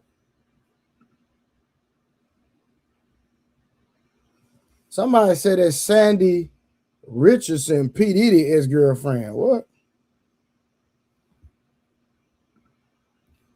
I don't know, man. We're going to move on. We just going to move on, man. It is what it is. Yeah, that's Sandy Richardson. Oh, I got to be. You say it is? Yeah. I can't find the video. I mean, the pic, though. Will. Send me the picture. I'll show you how to do it. Hey, Will. What's up? Hey, Will. I've been seeing you on Lapeef. I've been seeing you in the clouds on different panels. Hey, you've been putting in work, nigga. I appreciate that, man. You had a couple of them female. I ain't gonna say their name. Dumbfounded. No, I don't have them dumbfounded that they fathers do. Hey, y'all turn y'all cameras on, fam. Y'all gonna be over. Oh, yeah. Why show you? Come on. Man, I don't have nobody dumbfounded. If anything I say is dumb, your daddy failed you, not me. I talked on these panels at a 5th grade level. Yo, Willie, appreciate you again, bro. That really, bro. That was a blessing to my family, bro. Thank you. I really appreciate you, Willie. Thank you, bro. Well, what the fuck are you talking about? Nigga, he talking about the donation you gave, nigga. Oh, yeah, you good, bro. Yeah. But yeah, hold on. Let's get back to this video real quick. Now they said this is Rosie Dawson. Rosario Dawson? Yeah, Rosario Dawson, yeah. From He Got Game. That's where y'all know Rosario Dawson from? Bro, that's where I first seen her from. That's where I first saw. Nah, you niggas just old. That's all. She was in Men in Black 2 or 3. But she was older than when she got in 2 or 3. Though she was like, no, hell, that's not her in 2 or 3. Hell no, it's not her in 3. The one with the necklace, I think it is. In the 90s, she was pressure, nigga. That's a fact. If you see her in the 90s, she was pressure.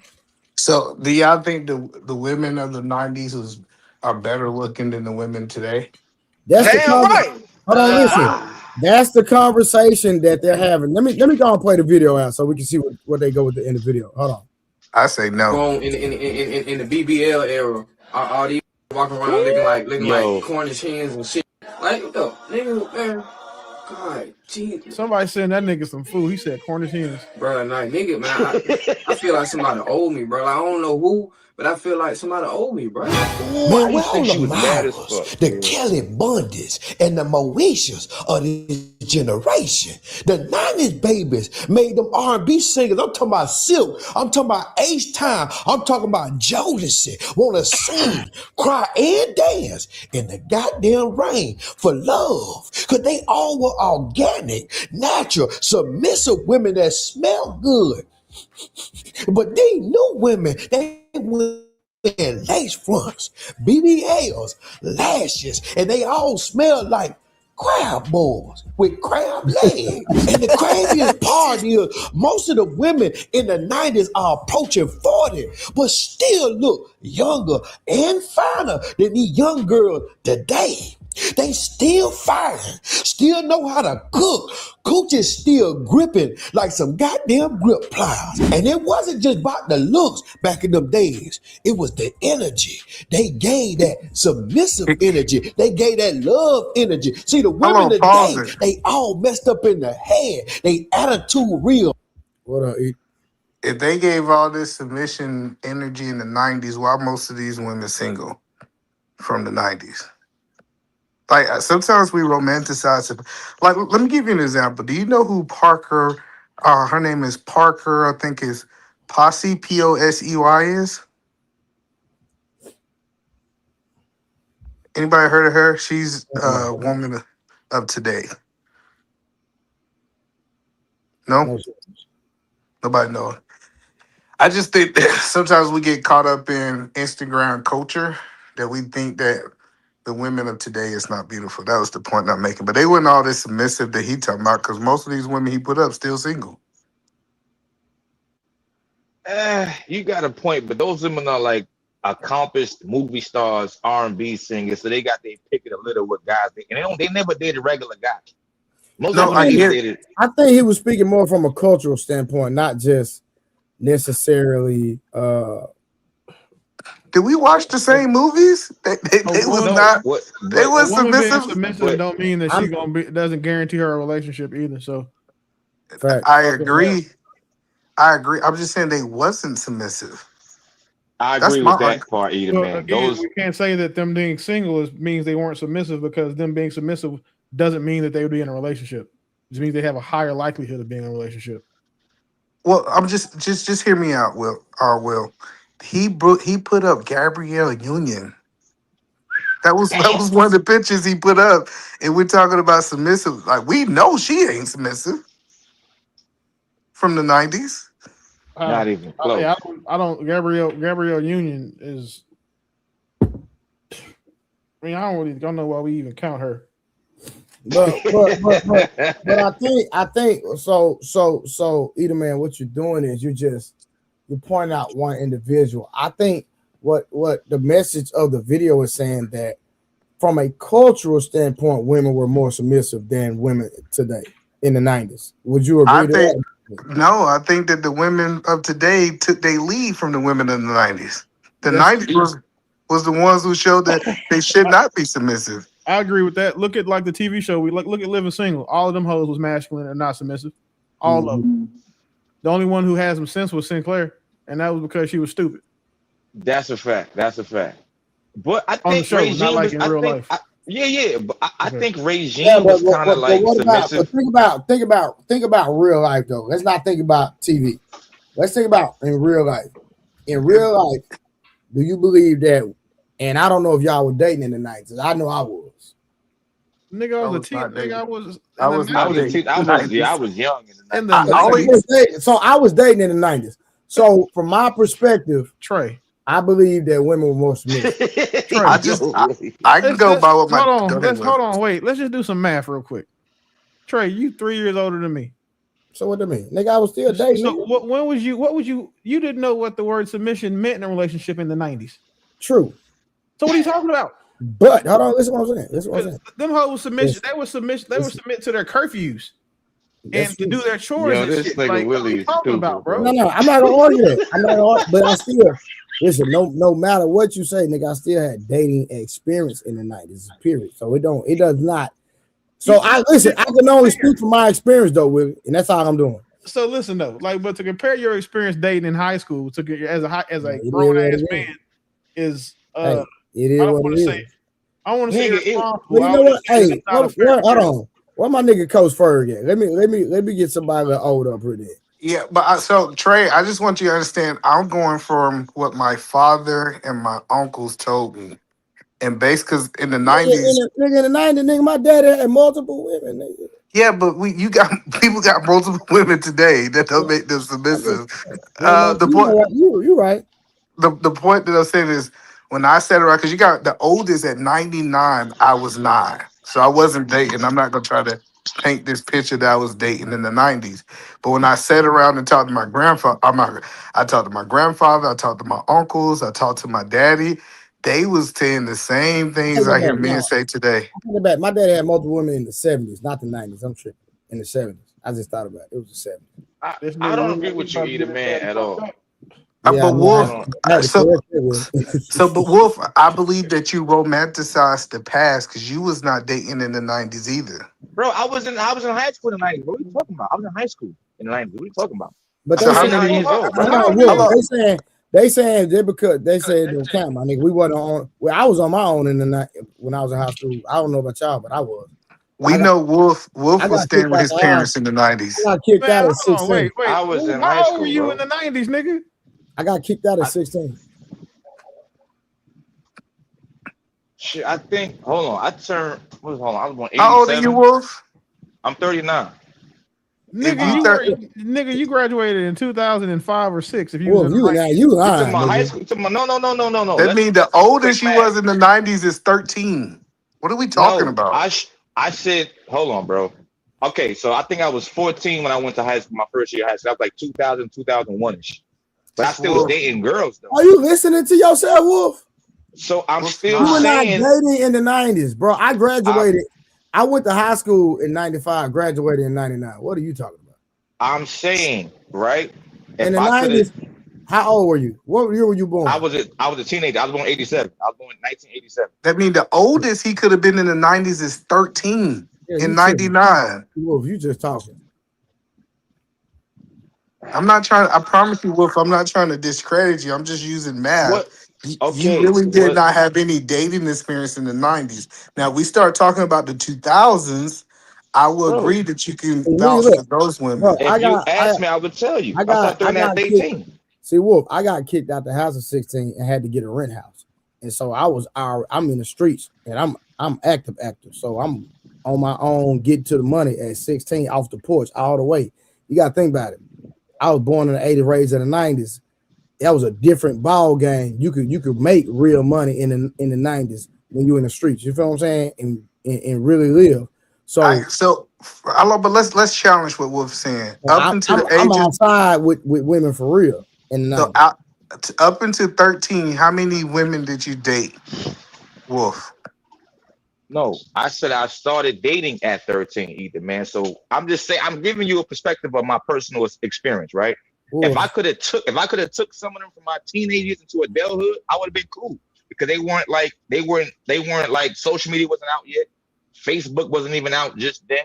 None of that stuff was out then. We had MySpace, we had Skull Next, we had a couple things, but it was nothing out back then. Well, but they were still moving the same way. This is the thing that I'm trying to help people. This nigga need to just shut up sometimes.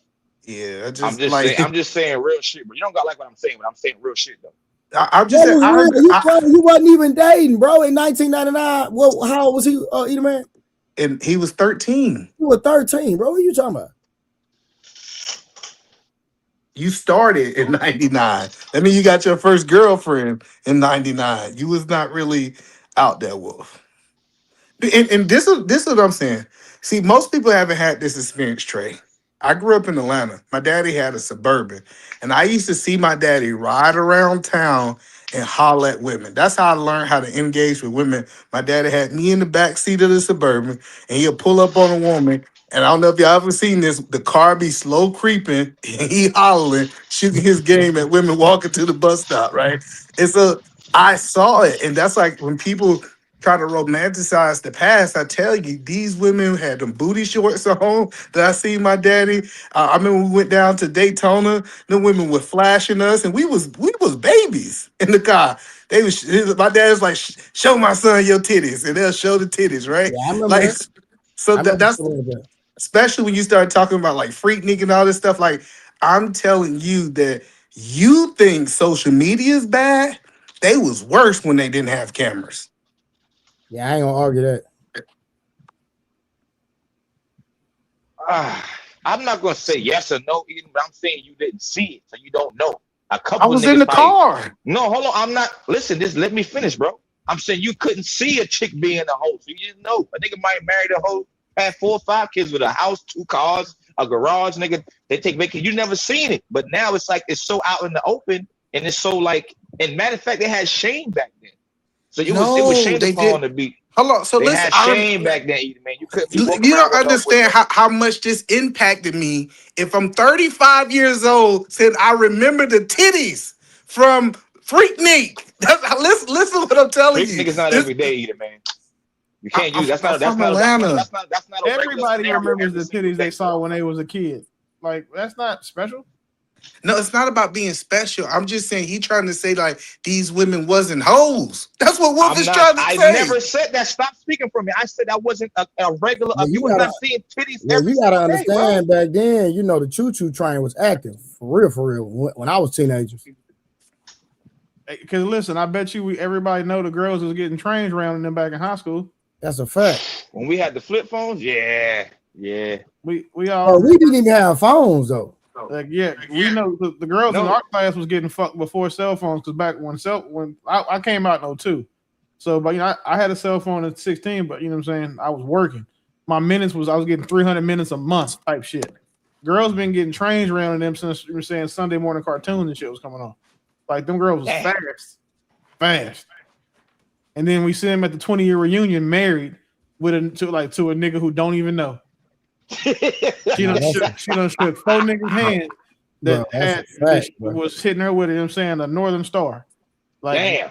so just know we know your wife can multitask very well. Damn, that's rough. That was crazy back in the day, boy. For real. 'Cause like you said, there wasn't no evidence, man. Yeah. Shit, I live in the hood. They was getting crazy in the exit in the projects, getting crazy. You go downstairs to go to the store, you be like, oh shit, ain't that Tina from the 5th floor? Oh nah. Like that shit was bad. Yeah. So whoa, based off that statement, the women was moving the same back in the 90s. Do you agree with that? I never said they weren't. I said you had a higher propensity of a chance to get you a wife back then because they had shame. That's what I said, either man. I ain't say nothing else. I said yes, they were hoes back then. Yes, there's plenty of hoes, but they were way more good women too. That's what I'm saying, bro. We definitely can't argue that bitches didn't have shame back in the day.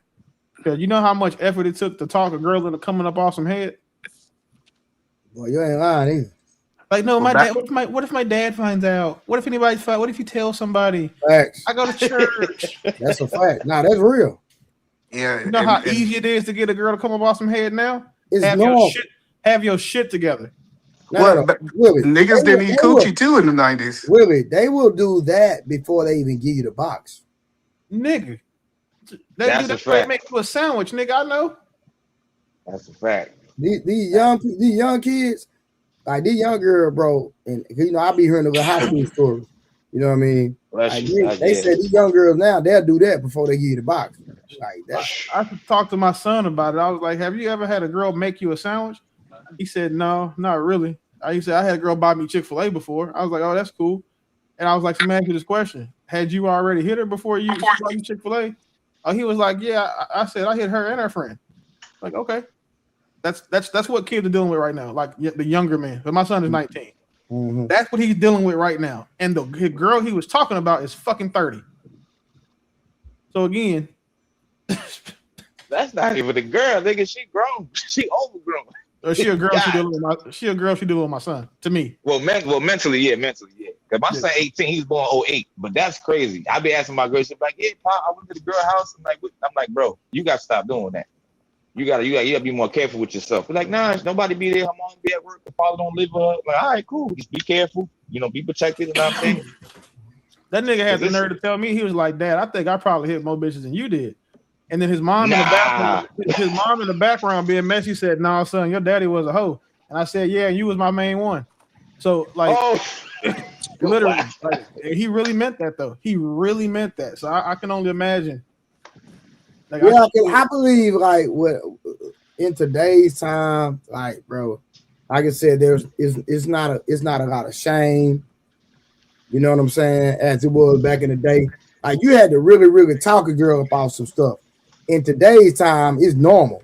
Like they leave how with hard it was to see a bitch in her drawers when we was in high school, Trey. Oh, facts. All you gotta do now is have Wi-Fi.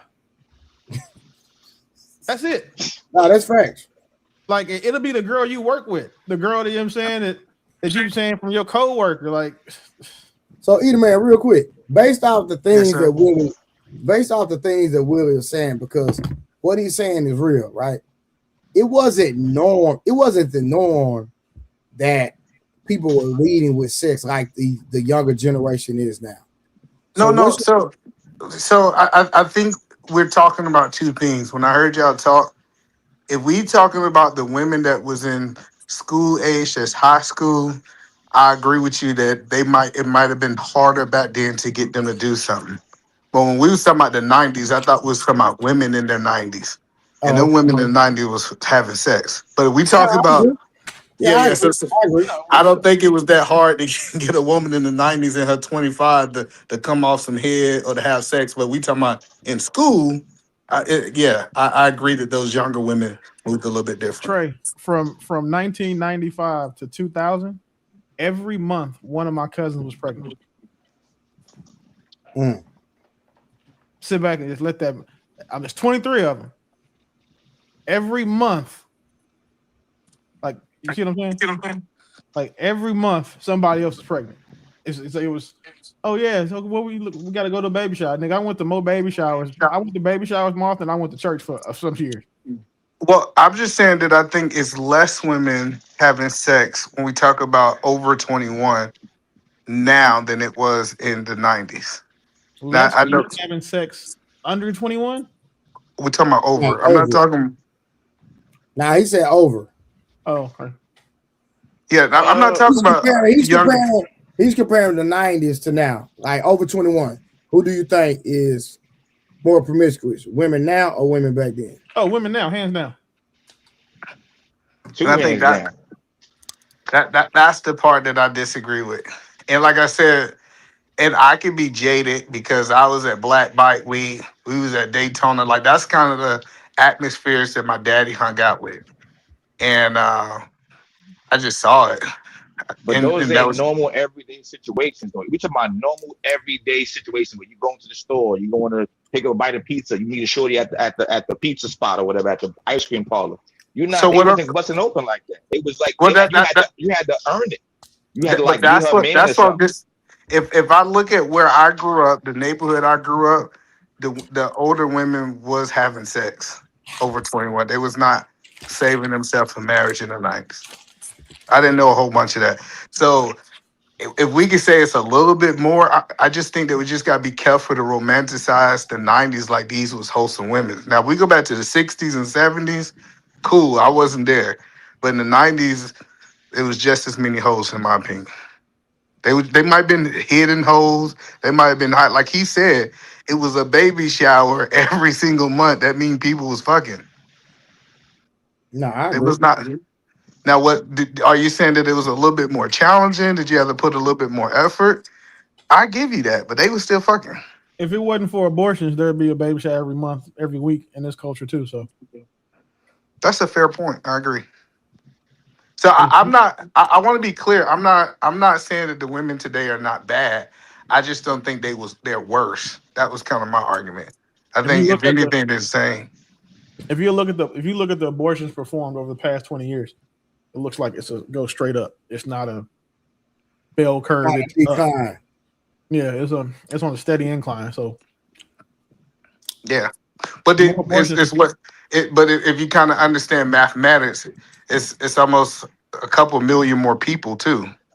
So it have to go up. So it would have to. So if that's the case, it wouldn't be a couple million more people.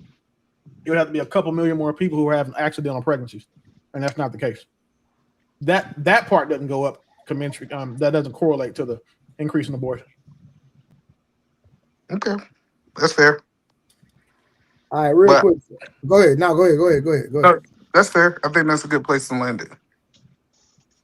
All right, real quick. So the main subject of this conversation, and like I said, we got some women in the chat that want to pull up, or men. I want to have this conversation about, are men the prize or just an option? Scarcity, self-control, and value in modern dating, right?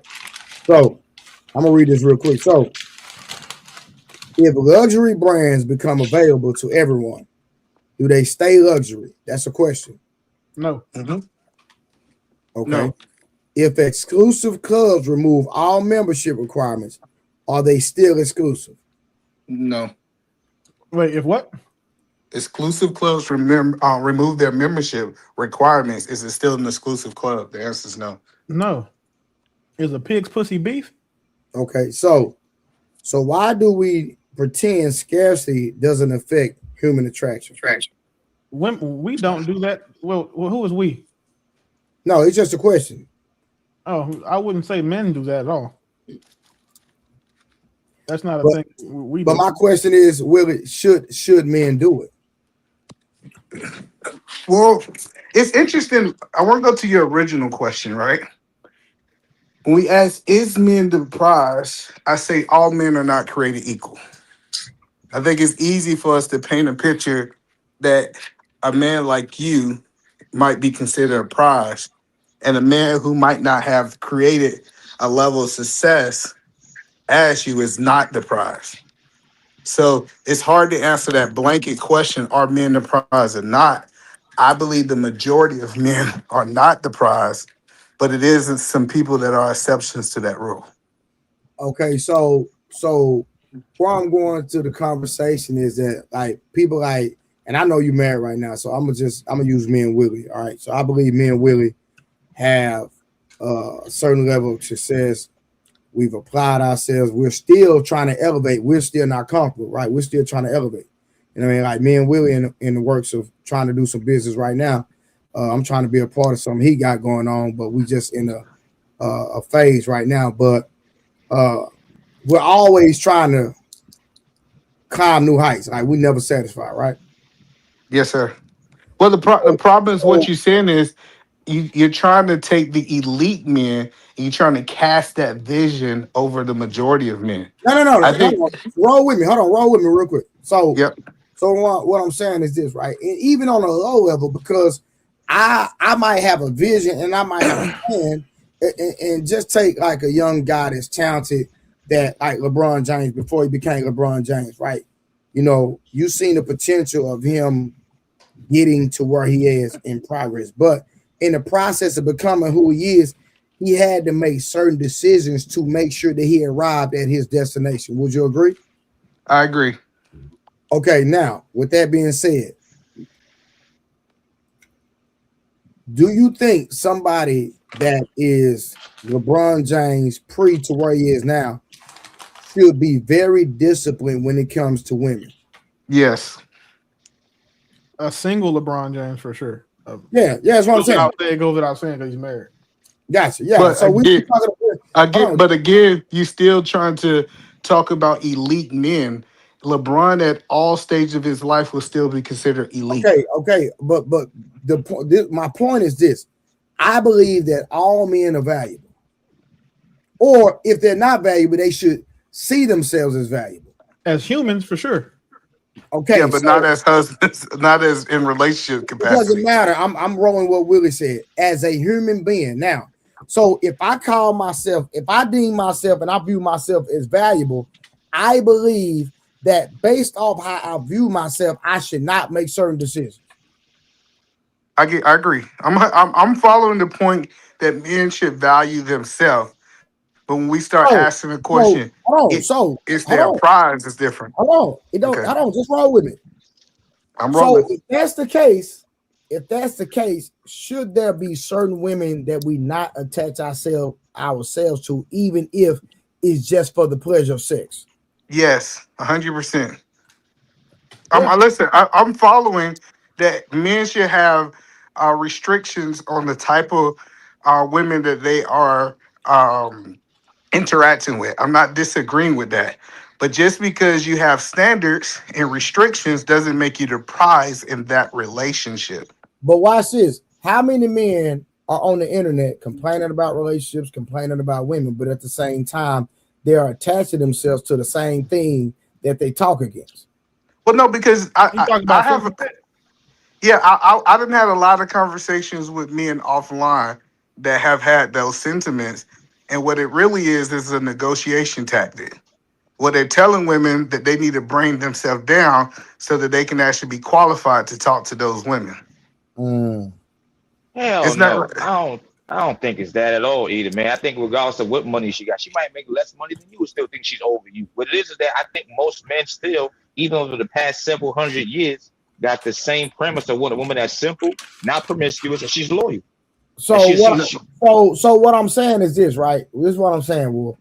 I believe that men across the board should set a standard, right? It's like this, Willie.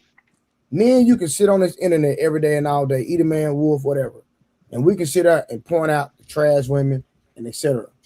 But when do we start speaking to men and start saying, "Hey, fellas, don't mess with this type of woman," but at the same time, truly exhibit this and add these values in your personal life, so you don't end up with the trash women or having these certain experiences with women as we continue to have these different conversations. I just see it as that a lot of men are in situations because instead of holding themselves accountable, instead they just want to point the finger. I believe that like either man, we need to concise our mind frame when it comes. You know what? When do we start trying to help the men become better versus just pointing out the degenerate women? Well, but that's the whole point. Anytime I do that, then people look at me as that I'm trying to. Anytime you hold men accountable, that's when we start having the simp conversation. The simp conversation is anybody who don't agree with my talking points online. That's usually what we call simps, right? So I agree that a man have to be accountable for the woman that he's with. Like you can't say all these women ain't crap and you only mess with crappy women, because now it's telling you that you desire those crappy women to some capacity. I think Trey, your answer, your analogy is the answer. How about we stop messing with these crappy women, and it'll cause those women to increase their standards. I think women are actually mirroring what men are taking. If I think that women are women are probably the smarter of the two sexes when it comes to getting what's quick and easy, because they go meet the standards of the men that give them quick and easy access to their money and attention. They don't do the things that would give them the prolonged access to a man's time, attention, resources. So they go get a fat ass, they go get titties. They, for whatever reason, these bitches still don't do nothing to their face. Whatever, like they go do all of this other stuff to get the resources on the front end, like real quick. But they don't do anything to keep that man, which is why they have to end up going and getting other men. But why? But watch this, Willie, right? So I would deem that man to be a man of value, right? So if I'm a man of value, that man's not a man of value. No. Hold on, say it again, so I can make sure I get it right. Women suck at playing the long game. They go do the easy shit, which is just to get money and attention from niggas in exchange for pussy and companionship. Okay, so Willie, let me interject real quick. So what about the women that truly don't like the man? She only married the man for security because she need him. That's a woman that's playing the long game, and there's a lot of women that actually play that game. I wouldn't say that she's playing the long game. I think she's playing a very different game. Okay. The game she's playing is she wants the security. The same reason like a dude who ain't never had a bad girl before will accept a hoe and marry her so he can have long, prolonged access to that woman. Men value when they marry a woman, it's because they want to make sure, one, that they can control, her womb and his seed and understand who his kid, that's his child, and they use that for those types of assurances.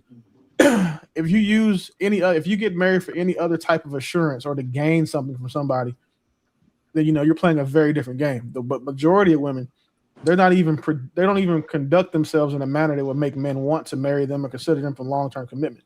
I would say that less than half do, and the few that do, those are the ones that I feel bad for because they don't have access to their man. They don't have access to the type of man they want. So they're forced to play the same game as their contemporaries. The top echelon of women are the only ones that are having access to the types of men they want, and you don't see them in these spaces. Well, if that being said, will we say those top echelon of women are the prize? I'm sorry, we broke up again. I'm sorry, dog. Say it again. Yeah, so what we say, those top echelon of women that you explain, are they the prize? They're the prize for the men that are looking for them, for sure. Absolutely. So there's no argument from I have no pushback there. So, but that's what I'm saying. So it's men. So when we look at men and women, a group of both sides are the prize. It's just hard for me to cast all men are the prize because we will agree there's a lot of niggas that's not the prize. Oh, now what? So either man, I think that you should remember that I'm the nigga on here that I say most men are losers. Yep, and most of those losers are not the prize. That's why I'm disagreeing with the topic that Trey is saying. Just because they're valuable as a person does not equal that they're the prize. We can't set a universal standard amongst men either. We can set a baseline for men, but you have to realize the majority of these men aren't going to ever exceed or rise too far above that baseline. Yeah, but these be the same men that be on the internet complaining about women, but they don't have a standard for themselves. They don't see themselves as a luxury brand. So I use that analogy to say that they give any and everybody access to them. But if you want better, you got to do better. You got to set better standards and have a stricter accessibility to consider yourself to be valuable. And so I'm speaking from a lens of maturity to saying that men need to stop just loosely sleeping around and be more responsible so that they don't continue to have more bad experiences. Absolutely. I think we all go ahead. So the part is that if men can't consider themselves a luxury brand without one being able to command luxury prices. That's like someone telling us that a pair of Filas, you know what I'm saying, or a pair of Saucony's is worth the same as a pair of fucking Gucci shoes. That's just not how it works. That's what women do. Women tell themselves they're a luxury brand, and they're saying that they're exclusive, but 40 niggas got their address, or that they worth this, but then their results, or they're selling themselves for that. That's not something that we want men to start emulating from. We don't want, leave that for them. We don't want men to appropriate that for us. But so Willie, why not explain that to them? Because men are supposed to be logical, and we're supposed to be the less delusional and irrational sex. So overestimating your value just because you feel that you're worth something, or you want to say that you're worth something, we got to leave that to women. Because then if that metastasizes over to men, then there's going to be both sides are going to be just as delusional, and the people who are desirable, who are the prize, are going to be even more inaccessible to the majority of folks. No, I believe I disagree. I believe that it will stop men from having so many bad experiences, and it would only give certain people access to you. They're qualified. But that's the problem. That's the problem with your argument. Go ahead. No, you're right. With my argument? Yeah, I agree with E on this one. The problem with your argument. The problem is your argument is some dudes are losers, like what Willie is saying, and they only have access to loser women. So if they stop actually interacting with loser women, that doesn't automatically qualify them for the women that we call our elite that are the prize. Then they just have access to nothing. Think about it this way, Trey. So you get with a chick and you find out that y'all are dating and she's telling you she got all these standards, right? She wants a man who opens the door for her, pulls out chairs. You gotta have a 5-bedroom house, 6-pack abs, all this other stuff. And you find out that the men she has children with are a Waffle House line cook that weighs 300 pounds, a nigga that stocks shelves at Walmart, and a dude who works at Cash America pawn shop sweeping floors. All of them out of shape. None of them meeting her standards, and she gave them children. Once you find that out, do you not look at that woman as if she's worth that you can't be her type, and that she shouldn't be asking you to pay all of that higher price for the same thing she gave niggas that have food stamps? But Willie, I agree. Answer that question first. I don't want. I agree. No. Listen, I agree with you. But the thing is that if that's the scenario and if that's the case, she doesn't qualify for me. Exactly. That's the point. These men are on the same page, Willie. But that's exactly what he is saying. A lot of these niggas don't qualify for even raising their standards because they haven't raised their actual standard. So I'm saying that if a man deems himself to be valuable, especially if you got something to lose, right? I believe that you should value yourself and not give so many people access to you. But do the majority of men have something to lose, Trey? It doesn't matter because Willie, I could not just listen to what I'm saying. I cannot be there now. But if I have an end goal based on the decisions that I make, Willie, it can deter me from reaching my goal if I connect myself with the wrong woman. But that doesn't change the fact that a man has nothing to protect. For example, you wouldn't pay car insurance for a car you don't own, right? Because you don't have to worry about that car. Why would a man say that? Okay, well, I feel like I have something to lose when he doesn't. Like again, that type of delusion needs to stay on the side where it is. We don't need to bring it over here.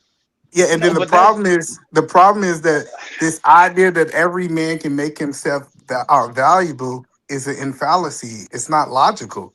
A lot of guys are not going to be valuable. So they need to understand it's nothing they can do to be valuable. So that's not fair. E. There's nothing they are likely to do. You could be average and still be valuable. That's not true. You could be average making 40, 50K. Yeah, still be a good commodity. You have to remember the value in the market that we're talking about is a dating market. A man making $40,000 a year is not valuable to women. But at the end of the day, Willie, I think at the core and the root of what I'm talking about, I'm just talking about decision making and access. So if you take it out of the dating market and just as from a personal development standpoint, I think me and Edaman have different opinions for that. But we're talking about dating and marriage.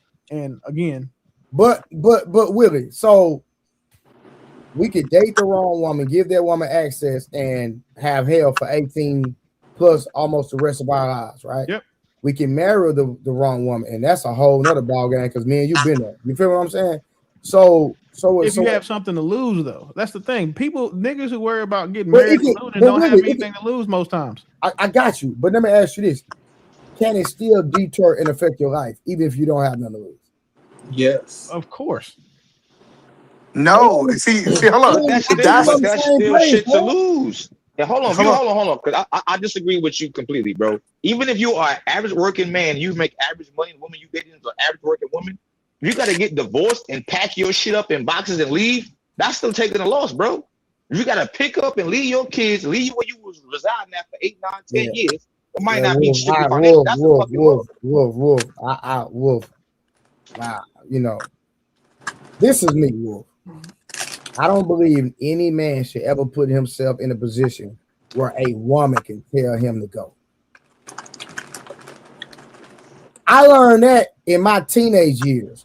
The first time I seen one of my oldest cousins call me and say, come pick me up. I like, where you at? I'm in my baby mama house. And when I get there, he got trash bags outside. Immediately, some told me, that's something I ain't gonna ever put. I'm not gonna allow myself to get in that position. Not right there. Yeah, and the law protect that too. No woman can just kick you out. My same cousin, I seen this nigga do this multiple times. Like I was one of them people. When I see people drop the ball, I learn. Hey, I'm not gonna do that. So I know what. So moving in with a woman is a no-no. But we ain't doing that. But that was the best thing for your cousin if he could not secure a house for himself. That's kind of. But at the end of the day, you put yourself in a bad position to get emasculated, kicked out the house, and a whole bunch of nonsense. So, let me ask this question, Trey. Which one is worth, being homeless or staying with a woman? Being homeless. Exactly. So, if that's my options, we can't then say if it is bad, but my other option is worse. So I'm choosing the better of the two options. So at the end of the day, I think there were a lot of decisions that you made prior to ending up in that dilemma. But that's not what's being argued, though. That goes without saying. We're not saying that the genesis of your choice, your first choice you make in life, is this. Obviously, if something goes bad, the nigga that got put out of his baby mama house was probably got caught doing some fucked up shit. Women don't typically spaz for no reason. I agree. So not always, Willie. Not always. There's times I didn't say always. I said typically. Well, yeah, you're right. I'm just saying there's a lot of times with men paying. Like, I'm gonna say something, right? And y'all stop me when I'm wrong. Wolf, you started going back to your personal situation. No. I'm not going about me. I'm not talking about me. I'm not talking about me. I hear it. I know. No, you can't. Wolf, I know 1,000 niggas just like me. Wolf. I'm telling you for a fact, not me. Wolf. I know 1,000 niggas. I'm not even talking about me, Trey. A few minutes ago, when you started giving your analogy about men getting kicked out the house, etc. So you're telling me you were not personally referencing an experience that you personally had. Regardless to what, I'm still trying to explain to you that there's many niggas I know. You know exactly what I thought. You said having with you and your. That's not about me. I'm telling you, I know niggas outside of me, right? That got better jobs than I got. These niggas mechanics, these niggas plumbers, and they pay every bill in the crib, but they baby mama or they girl get the crib from the government for the free. So he's paying everything else. He's paying for the cars, vacation. But even if he's not cheating, which you said is true, because she owns the apartment in her name, whenever she's ready to get the nigga out, she can kick him out. But I think most men, I think about to go ahead right now. I think most men live in comfortability. You don't think that your woman gonna kick you out eventually, or she'll tell you to get the fuck out. So you get comfortable. You put your feet up. But Wolf, what comes with that getting comfortable is cheating. Like, you know how stupid you got to be to cheat on a bitch when your name's not on the lease? Facts. That's dumb. Like, or when you living with her. Facts. That's foolish, and that's what comfortable niggas do. It's not. It's more than one way to be comfortable. Really, 100%. No argument there. But I'm saying, typically speaking, this is the thing, right? So if you know somebody has the power to literally affect your livelihood with a decision, you don't give them any reason to make that decision. That's stupid. So in the situation we're talking about, where these niggas are likely cheating on bitches or not giving them what they want, or any of the other, multitude of common things that niggas do to upset women and women power trip, which is again why you don't move in with a woman. You can't give her any of those. You can't give her cause to make that decision, because typically, if you move in with a woman, you already her son. Like, as soon as shit go left, first thing you know how you know how women are. So I don't have to explain that to you. So you know what type of time she's gonna be on. So if you know that and you don't have your name, you don't have like a right to be there, they gonna kick you out. And typically you couldn't kick your girl out. She lit her. You got to give her 30 days notice. She get mail, right? The woman gonna tell the police officer you put his hands on you. I mean, you put your hands on her, they're gonna remove your ass anyway. So hold on. So let's use your dynamic, Willie. Even if your name was on the lease, right? And you didn't cheat. Let's say she made a mad one night. She can't make you leave. Your name's on the lease.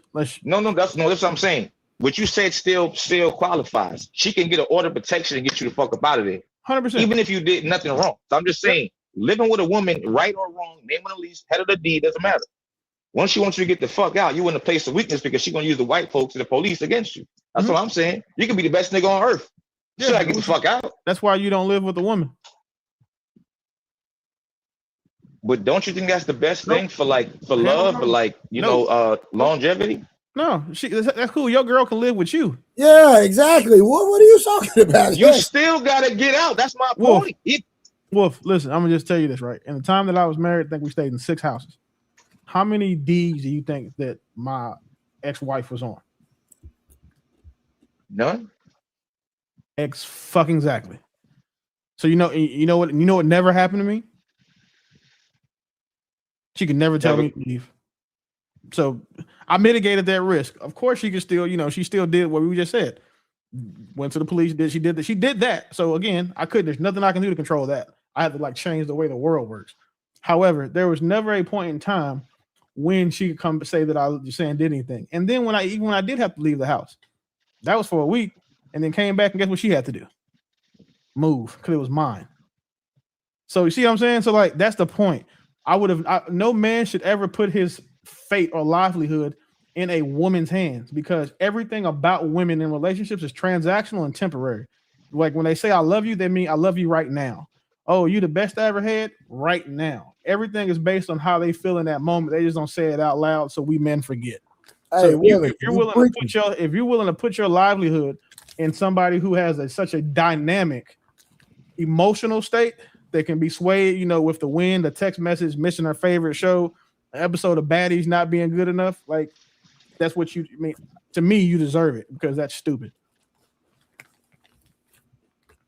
I mean, I think that even in a marriage, right? Let's use that for example, right? You can't never always see visible signs when a woman or the person you're dealing with switches a switch in their head. Sometimes it's a very quiet sign. So I will say this: you can. Most people don't because they don't pay attention to it because they're comfortable.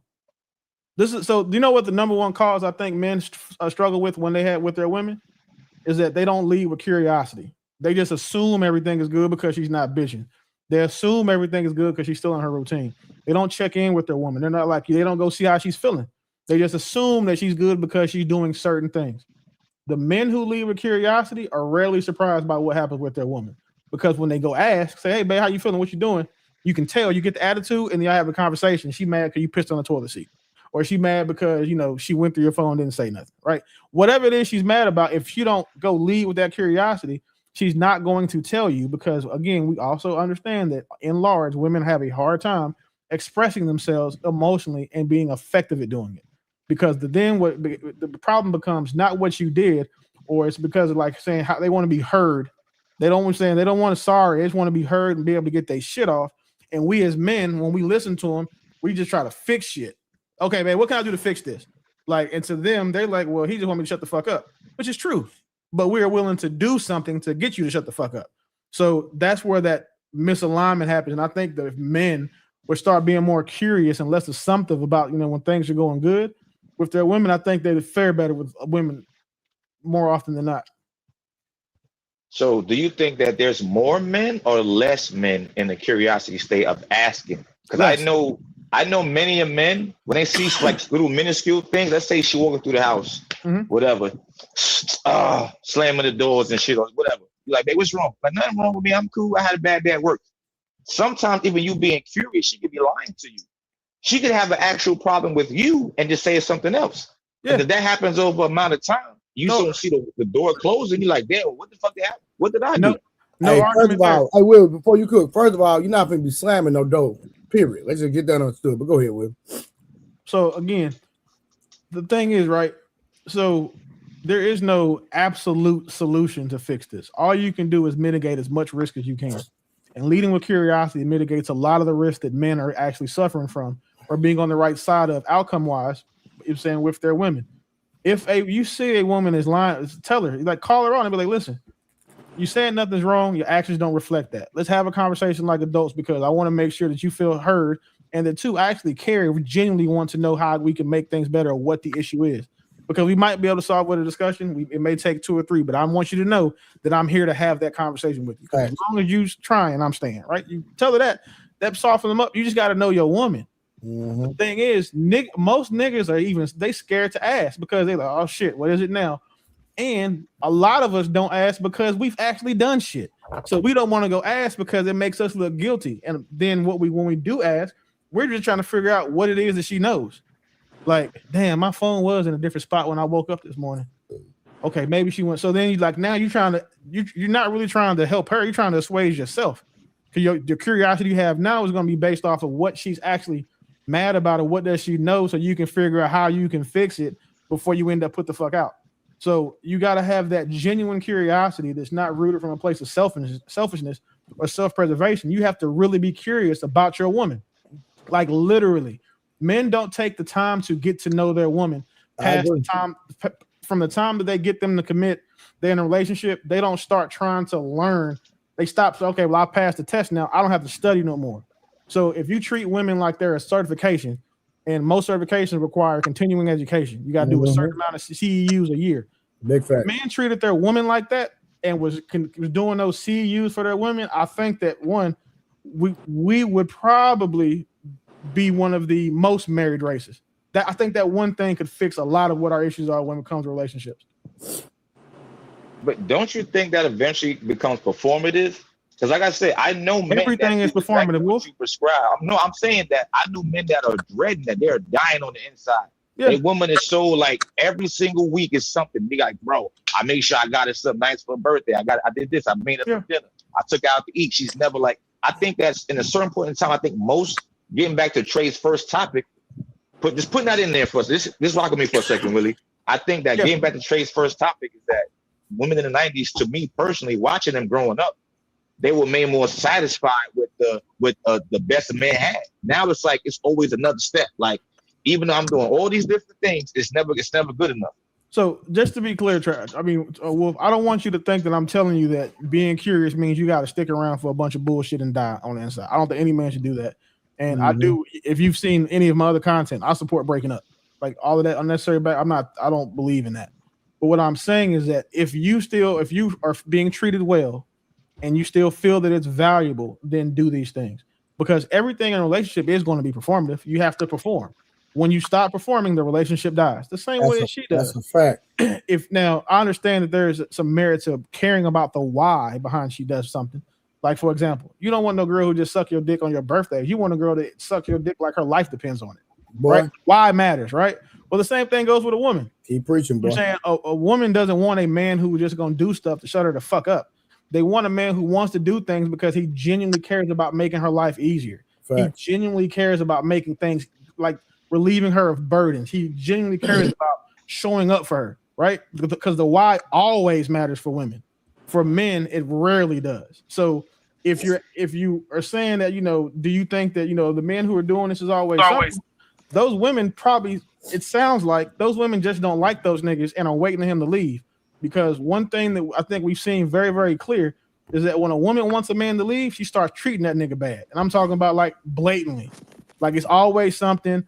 And they say that when someone is cheating, they'll start treating the person that they're cheating on worse. That's that. So she might not be cheating, but she want to leave so she can go do something.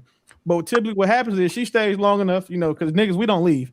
We don't want to take the L because we're saying we want to keep our time that we've invested. I'm guilty of that myself. So she'll stick around and she'll stay faithful for a while. And then she'll finally go fuck around and cheat, and then everything comes to head. That's when now, okay, she came back smelling like a balloon. She coming back with hickeys. Her location off. Hey, that boy, that boy talking, man. That balloon smell. You know what that is? Yeah, she going to the gym extra. She picking up new hobbies, but she said she want to go learn to fly a plane, but couldn't tell you what a fucking rudder was. But she been going in flight lesson for 6 months. Every flight lesson she had was dick. She was flying on a nigga's magical broom. But like dudes don't think about that. Like, so when you say, well, with curiosity gonna keep you, no, curiosity gonna tell you what you need to do for your woman, whether that be, show up for her in a different way, love her differently, or remove her access and treat her differently. Either way, curiosity solves all of those problems. And let's be clear, if these let me men get some super chats real quick, if you don't mind, brother. Yes, sir. One second. All right, brother Nims, what's due? Golden Child. 2 gems. Listen, this is new for me. I'm not sure what all these gems is. I stole that from TikTok. But shout out to y'all. Brother Nims with the 10 gems. Happy Pete Poop. And then he put sparkles in the other one. Not sure what that is. And he came back with another 10 gems. Thank you for the support. Happy Poop. And hey, I'm just letting y'all know, man. Boy Willie up here cooking. I'm gonna have to clip this boy today, man. I'm gonna clip Willie for the first time. Don't clip me on that shit, because I don't want motherfuckers thinking I just. You don't want people thinking, well, you got some sense, nigga. No, this is just I don't want, because this is the thing, right? When I talk about these types of conversations, the bitches that I'm not talking about are the main ones want to support it. Mm-hmm. So nigga, you still getting clipped, nigga. How you talking about? Yeah, and let's speak. I'm not one more time. I'm not done. Shout out to 30K with the 5 gifted membership. Appreciate that, brother. And brother Nims again with the 100 gems, high 5. But Will, I'm not gonna lie, bro. I love when you cook like this and you give a game. Real talk. That's just my personal opinion. But go ahead, Eater, man. And let's be clear, the dude who stand with the woman, he bragging about paying all her bills on government assistance. Nigga, you paying $50 for a light bill. Nigga, you bad with money. Let's call an ace an ace. So now you in a situation that you getting kicked out and you ain't got no money. If you stand with a woman with government assistance, you supposed to be stacking money anyways. That's a fact. Okay, Edom, let me explain something to you. I'm talking about, this is not even me. This niggas I know personally. I know niggas that work for MTA. They got great jobs living their big mama house. But let's say this, right? Their name is actually on the lease and they're married. So they're stacking paper. But my point is, and I was trying to explain this to Willie, which Willie he agreed with me a little bit. Like, once that switch goes off, even if you do everything required of you to do as a man, I'm gonna say this, people think that men don't have emotion to feel. Your woman's fucking up, you can feel it too. You can feel that shit. She not kissing you as much, she not hugging you as much. And you're like, damn, why she acting kind of distant now? And the more you start asking questions, you're like, yo, babe, what's going on? Could we talk about it? You want to go to therapy? She's like, nah, I'm cool. I'm going out with my friend, my homegirl this Friday. Like, that's the balloon smell. That's that Friday night, Saturday morning. That's that balloon smell. And I think that is. Oh, go ahead. I'm sorry. Go ahead. No, I'm sorry. There's occasions in life where, as a man, when it comes to relationships, status with your lady, depending on who she is, there's nothing you can do, bro. Once she gone, she gone. Once that flip is over, like, I'm done with this nigga switch, she's out of here. So no argument there, right? But I'll just to show you what I'm talking about. Leading with curiosity before she's gone will help you either one, identify why she's almost gone and see if there's any type of road or path back to normal, like any type of sense of normalcy, or it'll let you know that you need to be the one that gets in front of this train before she pulls any of these stunts. Facts. And you've seen, like, I've used my personal example, and you remember my story, that's exactly what happened. I saw the shit coming beforehand and got ahead of it and came out on top. And the problem is that when you're talking about, like, I'm saying that there's nothing you can do, that's never going to be an argument you can make, because again, women are like a test that is constantly, that the questions are constantly changing, right? That the answers are constantly changing. So you can study for a test and saying for this version of this woman that you met, but then as she evolves as a human, as we all do, those answers and the questions on the test change. It's up to you to keep up, because that's something that you take on. That's the responsibility you take on by choosing to make her your woman. So most men don't. Niggas have been with a girl for 20 years and still studying off that 20-year ago fucking version. And now she, like, they think that she still like when, she don't like her hair being pulled during sex because she was vanilla back then. But now she want her hair pulled, she want to be choked, and she want to be saying had her head knocked between a washer and dryer every now and then. So you have to just know your woman and keep up with it. Like, think of any industry, right? Like, so when I was in cybersecurity, I had this saying I used to call old white men. I call them dinosaurs, because the old white dudes would tell me, the young black guy who shouldn't be better than them, how to do something. And I'm like, that shit has not worked in 10 years. Like, their knowledge of the system that we're working on or the issue is outdated. It's the exact same thing with your woman. Your knowledge and experience of what you think that woman is, right, you updated that shit. Like, our phones update damn near every other month. Bro, facts. You gotta do the same shit with your woman. If you don't know where she's at, and like I'm saying, what version she's on, you still thinking, she on iOS 10, nigga, she on Safari 26 right now. The problem is though, like, and why I say I don't want to try to clip this, because bitches will use what I'm talking about and I ain't trying to hear that, nigga. Doing the same thing for their man. Yeah, so they'll clip it and it'll be taken out of context, and that's what I hate doing. Then I got to go explain myself and then make fun of the bitches that did it, because typically you come back over here and explain yourself. The only women who do shit like that are the bitches I'm not talking about. Like, the bitches who don't deserve a man with curiosity. They just deserve a man to not put his hands on them. But like, for the good women that are in relationships with men that they value this, if they do these things, they'll be together forever. Facts. And before either man respond, everything that Willie just said applies to a woman keeping her man as well. Absolutely. But the key is everything that Willie's saying. If a woman start acting different, she going to take flying lessons and all that. As a man, you should have common sense. Say, you know what? I'm gonna go ahead and put my first and last in my deposit to the side in case I do have the option to leave. I think a lot of guys live in delusion that think that relationship is gonna last forever.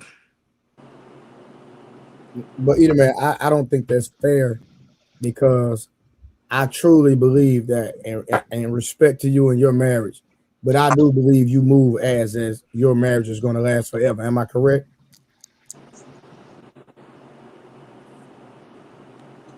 Nope, you're not correct. He didn't answer. I asked. Hold on, ask it again. I'm sorry, cut out. You said you don't think it's fair for what? I said I believe that you move like your marriage is going to last forever. That's just my personal opinion. I could be wrong. Yeah, but I'm not delusional. Like what Willie is saying, he's saying that you got all the signs in front of you. I think that you didn't, and you've been seeing it for the last 3 years, and at the end of that 3 years, you standing outside broke with a bag, because that was what we said, a bag of everything that you own. Okay. I think that's delusion. Okay. Do you agree with that, Trey? Yeah, I agree with that for sure. But I thought you were just saying that a man in a relationship needs to have like a first and last month rent just in case things go downhill.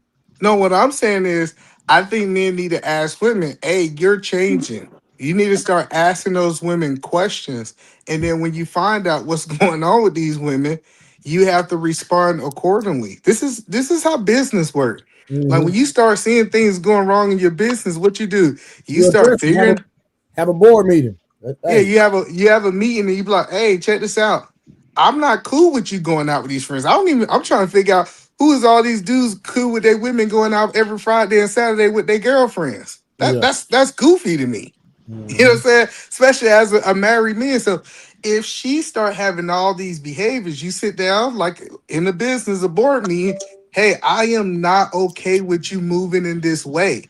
And then if she says she gonna do it regardless, as men, we should know what that means. Yeah. We shouldn't act like we got caught off guard. So, Eden man, let me ask you a question, bro. Have you never heard in the Fortune 500 business where CEO and the COO was asking each other the same question? And like, nah, I'm not going to another company to merge with them. I'm just, going through some growing pains right now. But the company's fine. We're not going under. We good. We just made a good profit this morning. This month, we good, right? So the same thing can happen in a relationship and a marriage. She could tell you she's not going to another company, she's not transferred to another law firm, but then she still does. Well, no, but I get all that. I get what you're saying is that you could be tricked. That's what you're saying. Like, you don't understand what's going on in your company, and somebody can pull one over on you. I'm not disagreeing with that. But as the CEO, I have more power over the COO, right? It's my responsibility. So I'm going to just set some simple ground rules of our relationship. These are the rules of our relationship. And she have a choice. Either she follow those rules or she's not going to be in the relationship. Men should stand on that. Well, if you know that the majority of men, when they date women, they end up on the women's program. Yep.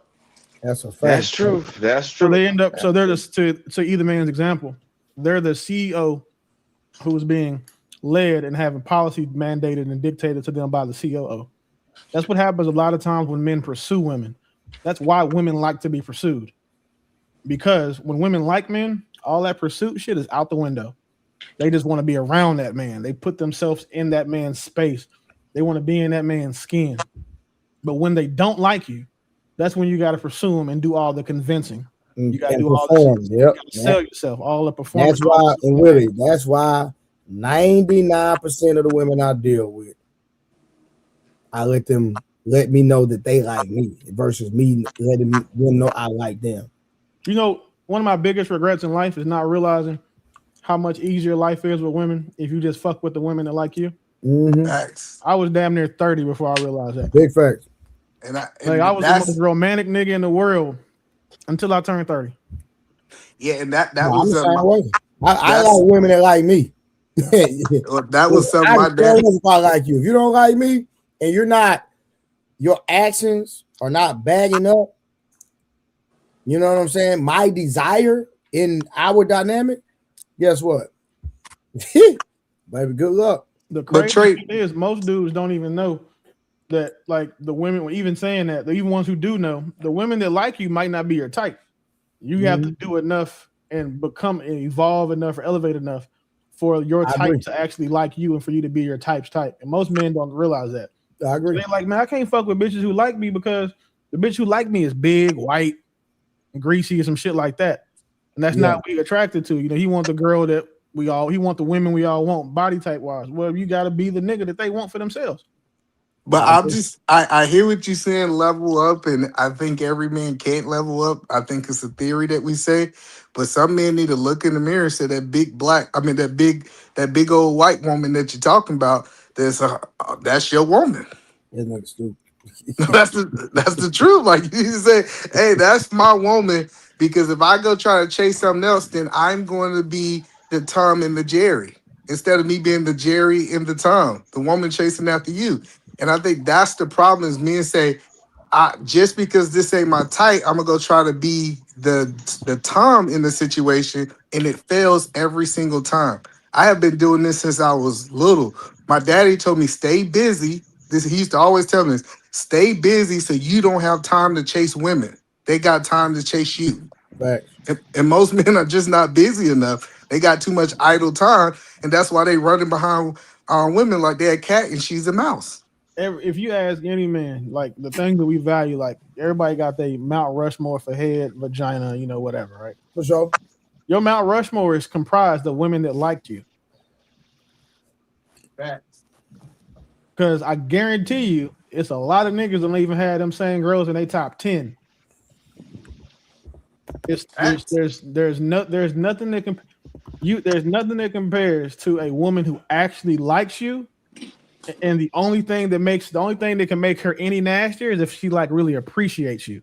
Like, you've done something for her, but a girl who likes you, nigga, she's gonna make, if she's not on your top 5, she's gonna work her way into it. Mm-hmm. And the longer she likes you, the higher she's gonna move up that list. And then you're gonna have the bitch trying to give you head hanging upside down from the ceiling fan like he's fucking Spider-Man. Like, listen, they get creative when they like you. That's why I focus on the money and my body. And my health. Your type is your best option. If your best option ain't your type, she ain't really your type. That's your fantasy. Yeah, that's what you aspire to. No, but this is another thing too. There's a book I read maybe like 10, 15 years ago about female psychology and dating, right? There's a window that women love you in, right? If you get past the 10-year phase, you're good. But it's 3, 5, 7, and 10. Once you get past the 10 years, she might be with you forever, or you don't know how long it's gonna be she's leaving. But that book's full of shit. Because if she ain't your type. Hold on. You gotta let me finish. I'm not gonna be too long, brother. It is, bro. I'm telling you, if you look at women you dated in your life, your longest loves, whether it was 5 years, 6, 7, it fits in that time ratio. The time doesn't matter, bro. I'm telling you something. If she still loves you and likes you, like Willie said, she still likes you, in that time frame, you got a better chance of staying with her for a longer period of time. No, the time doesn't matter if she like you. Like that's what I'm telling you. Like, she's gonna serve you at year 1 and she's gonna serve you at year 20 if she like you. If she don't like you, that time doesn't matter whatsoever, Wolf. That's what I'm explaining to you. You're not listening. I understand what you're saying. I get it. The problem is that book is 10 feet is old. I think that book you're talking about is like 20, 25 years old, actually. So you need to, again, like I just said, you got to update when you learn about your woman. Yep. That book needs to be updated as well. For like a lot of books about relationships that are written so long ago are kind of not applicable. Like I told you, to use the analogy about the old white man in IT. Like it's outdated because the generations of women that are dating now, cultural, the technology, all of these different environmental factors that affect the way that we date. Facts. All of those things are now that weren't applicable in that book. Like, I don't think that the internet was a basic human need when that book was written. Now it's considered a basic human need. That's why when you're on government assisted housing, they pay for it.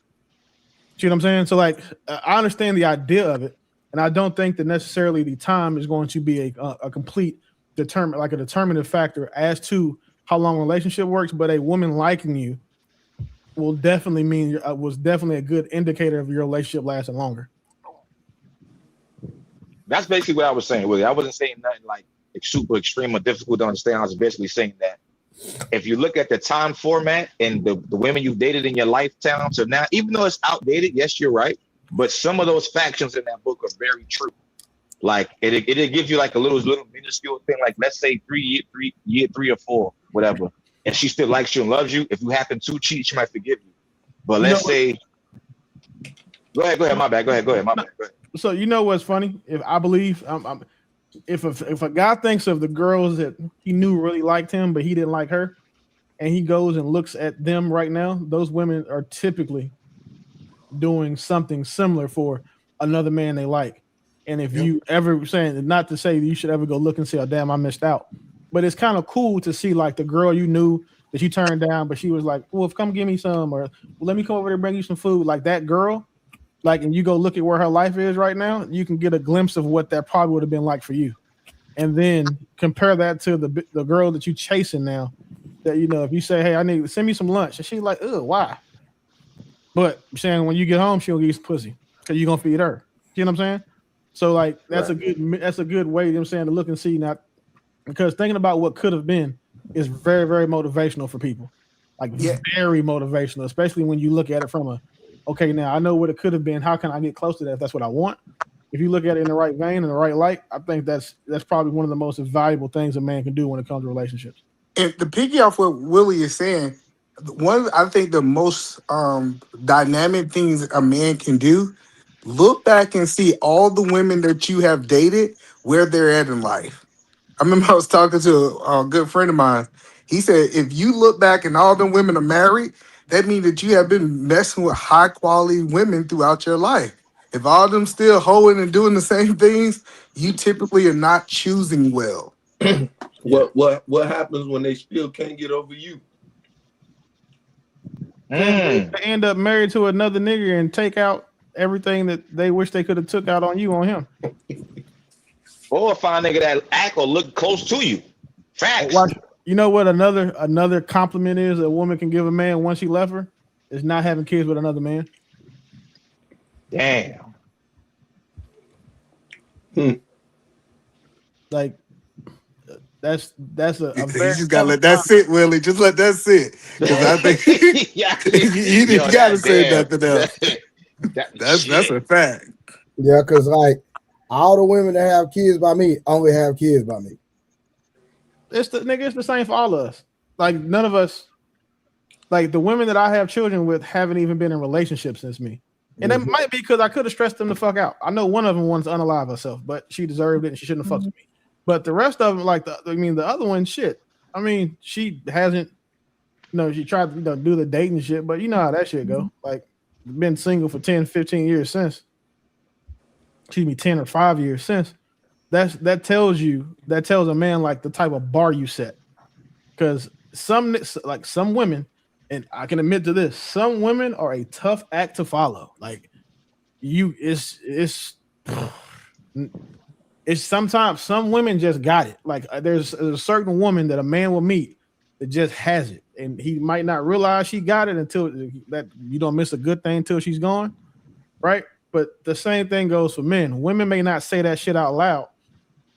Like they may not, say, oh yeah, he was the best. Or the reason why is that they gonna look for better than you in every man that follows him and that follows you, and they can't help it.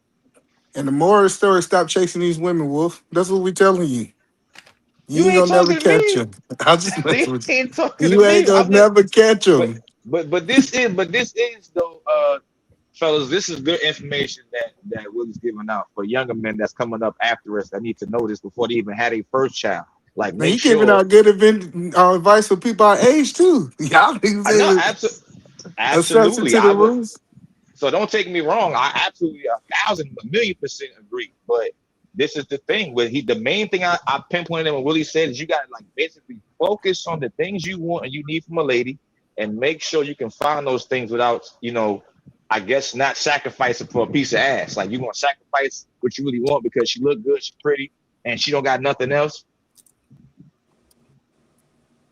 Well, the question the relationships Wolf that you was in that failed, can you ask yourself, you don't have to answer this, was you chasing them or was they chasing you? Either man, I never chased no female in my life, bro. When I was with them, they was in love with me. I was in love with them. But like I said, I had a habit of, I'm gonna be honest. My dad and my mom were married for 30 years, right? I seen my dad be a people pleaser to my mom. My mom had she wasn't no ratchet. She used to go to church every Sunday, church 3 times a week. But her attitude was nasty. Good person, but with him, her attitude was a piece of shit. Because she didn't like him. Well, I think she loved my dad, but my dad just kept fucking up. So now he did. You can love somebody and not like them. Trust me. Get married, you'll learn. Okay, I'm saying my dad was a habitual cheater. So whenever she kicked him out or whatever, he would still be mad about the shit. But my point is this, right? even though I don't cheat, I still see what he did as far as showing her love and flowers and shit like that, and making her dinner and tucking her in bed at night and running her bath water. I seen those things from my father. Yeah, So that's I because he wanted was to. trying to. That's You know because he was trying to get in good. You know the difference is between a nigga doing that who treat his woman good, the nigga doing that because he done got caught fucking other bitches. One of those niggas are doing it out of love and compassion, and and like adoration. The other nigga's doing it for restitution. There you go. Absolutely, and I say, and I hate to make it personal, but I feel like not just me, but a lot of niggas, we see the women we date and our mama. Like she done been hurt by a nigga before. You like, I could do better for her. I could show her some more love than she ever got. And you be wrong sometimes. Sometimes they like toxic niggas, and there's nothing you can do about that. But you chasing them. You're defining all this whining and dining as chasing. That's not a chase, either, man. That's showing love. Doing things that's to the make thing, your. but why are you doing it? To make her happy? Yes, that's why I did it. And you think because you want to make her happy that she deserved it, or just because you want to make her happy? At the time, she deserved it because when a woman, you were on her Right. program. That's why, because you thought she deserved it. Yeah, it'd be different if you said I was doing these things because this is who I am. We'll look at that totally. Hey, I'm doing all this stuff for my wife. It's not because this is what she want me to do. This is just in my DNA who I am. That's totally different. Where I'm doing it to make her happy. No, either man, look, it's not different. You could do stuff for somebody because that's who you are, but I think people should be rewarded on their behavior. Why? That's the bare minimum. This. I think the difference is right. Is not this sounds harsh. I don't mean it to be. Is that the way that you value yourself isn't commensurate to a woman even being on your plan because you don't believe you have a plan. Her doing shit that you're talking about, that's bare minimum. That's what she does to maintain access to you as a man because you're going to give her your time, protection, and provision. So she gives you her affection and adoration and appreciation. That's the bare minimum. That's equal. She's not doing anything for you that you didn't give her. You give her the 5, she gives you 5, then y'all shake hands. So to say she deserves it for doing the bare minimum, that's like paying kids for getting good grades. What the fuck you're supposed to do? You pay kids for going above and beyond, because then if not, you teach kids that they should be rewarded for doing the bare minimum. But she don't reward women for doing the bare minimum because they think they have to. But we gotta follow what he's saying. If she got a bad attitude and all that stuff, she don't deserve it because she's not even doing the bare minimum. So he's rewarding bad behavior. Well, no. I'm talking about. I'm saying the differences. I'm saying when I say my mom was getting things on my dad because he was fucking up. When I do it because she's just a good woman to me. She might make my dinner, my breakfast and my lunch or whatever, or iron my clothes. I think with that, an attitude. No. I'm not saying they were. I'm saying my mom had an attitude. Not them not dated. Their attitudes came way like years later. I'm just saying, if I believe in reciprocation, right? If she makes my food, makes my breakfast for whatever, for work, I wash my clothes, just doing certain things. I love reciprocation. I don't want to be with no female ever. She's like, well, damn, Wolf he ain't doing shit for me. I'm doing all this for him. I think you got to, you know what I'm saying? Give a shot for a shot. But that's the problem. That's the problem with what you keep saying. My reciprocation is taking my ass out here paying all these bills. Like I am reciprocating in my relationship. I don't have to do what she's doing to reciprocate. Wolf, you know what if I told you there is a world where women will still go do all their wifely duties because they don't want anybody to say they were a bad wife. That's the why. Not because they care about the man, not because they value their job. It's because they care about what people would be able to say about them, and they don't want the reason why the relationship failed to be because of them. So they'll still get up. They'll give you that lazy Sunday morning side booty every morning. They'll still get up. They'll fix your lunch. They'll iron your clothes. They won't crease them. They won't hit the collar. They won't get the shoulder part of your button up. You know what I'm saying? They won't go that extra step because they just want to do the bare minimum to make themselves look good as a partner. What if I told you women did that? I mean, I know they do, but at the same time, men do that shit too. No argument there. But listen, to your example, and remember, only because of your example. Could you say that's what your mom was doing for your dad? Yes, I would say that. She did shit with attitude because they was married. She was definitely not feeling it. The why matters, bro. I agree. And do you see your partners in your? Do you see your wife and your mama in your partners that you have had? When I said that, Eden man, I said I'm gonna answer your question, yes. But when I said it, I mean like they had this victim syndrome. Like every nigga they was with cheated on them bad. So every woman that I dated long term, the 9, the 4, and the 4-year women I dated, I was basically trying to like capitulate for what the last nigga did or other niggas did. Like, oh, this nigga was cheating, putting hands on me. I tried to do the exact opposite. Oh, And hell that no. shit didn't work. That shit didn't work at all. Hell Didn't no. work. Yeah, I'm not trying to make up for your past relationships. I'm just gonna do me. And either you gotta accept me for who I am, because I'm just telling you, I'm gonna come as myself, and you gotta either accept it. And sometimes what we try to do, well, sometimes what men try to do is they try to throw on the cape and play Captain Sable. And I'm telling you, some of these women don't want to be saved. So what happened is you end up losing in the long run. Not only do they not want to be saved, they can't be saved. You familiar with you ever been a lifeguard before? No, I can't swim. No. So in the Navy, some people in the Navy have to go through this search and rescue school. There's a bunch of movies about it. Most of it's exaggerated. But one thing they tell you is that when you go out there to save somebody, don't let them kill you. You can't go out there and save somebody that's panicking because then y'all both drown. Yep. So you have to be able to identify and triage that person as such quickly. Otherwise, y'all can both die.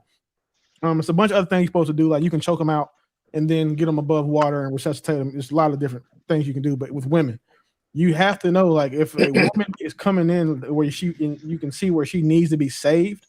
That's one like a woman saying, "I need a man that can handle me."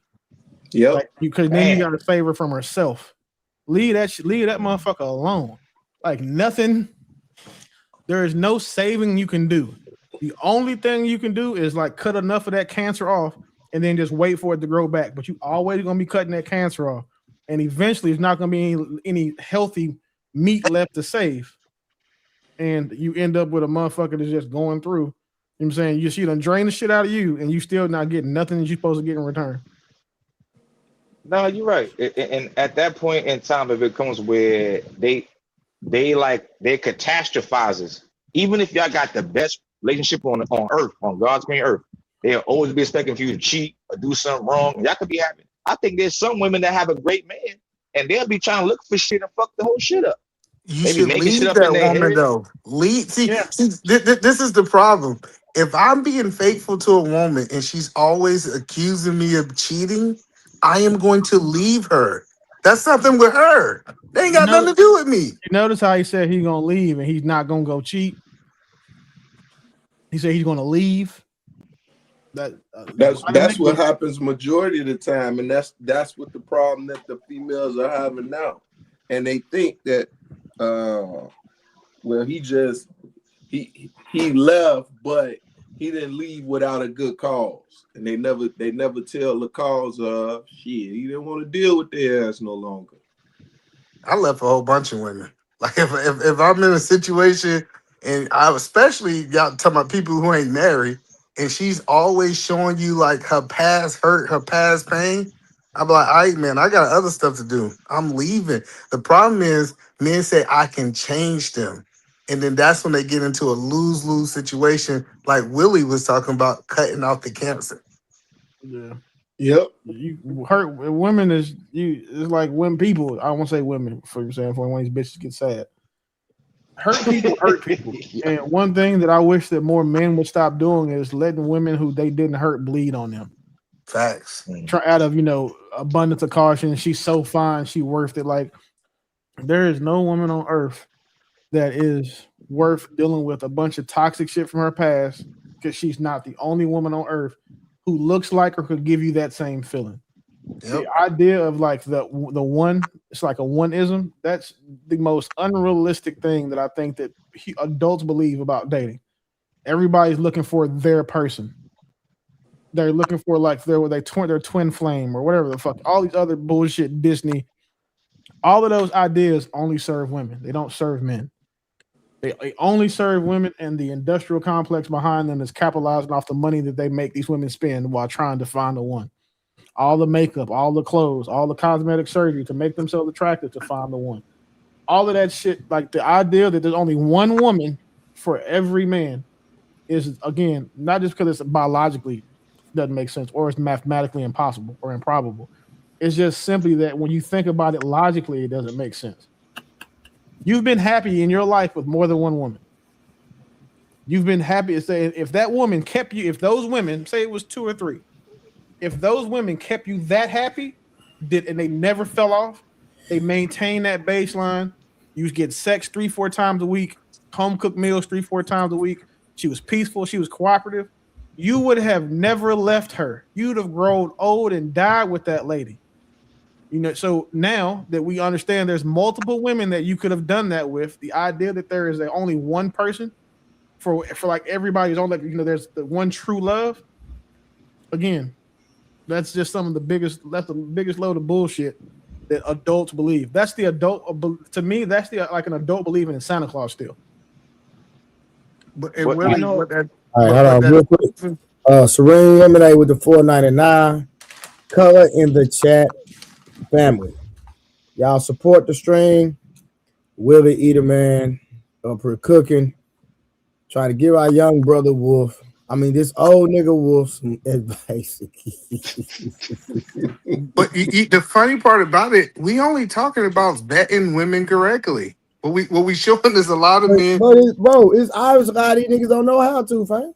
Yeah, like when you're going through this vetting process, you should have things in your mind before, especially before marriage, what disqualify her for being with you. And this goes back to what Trey said: seeing yourself as a man as valuable.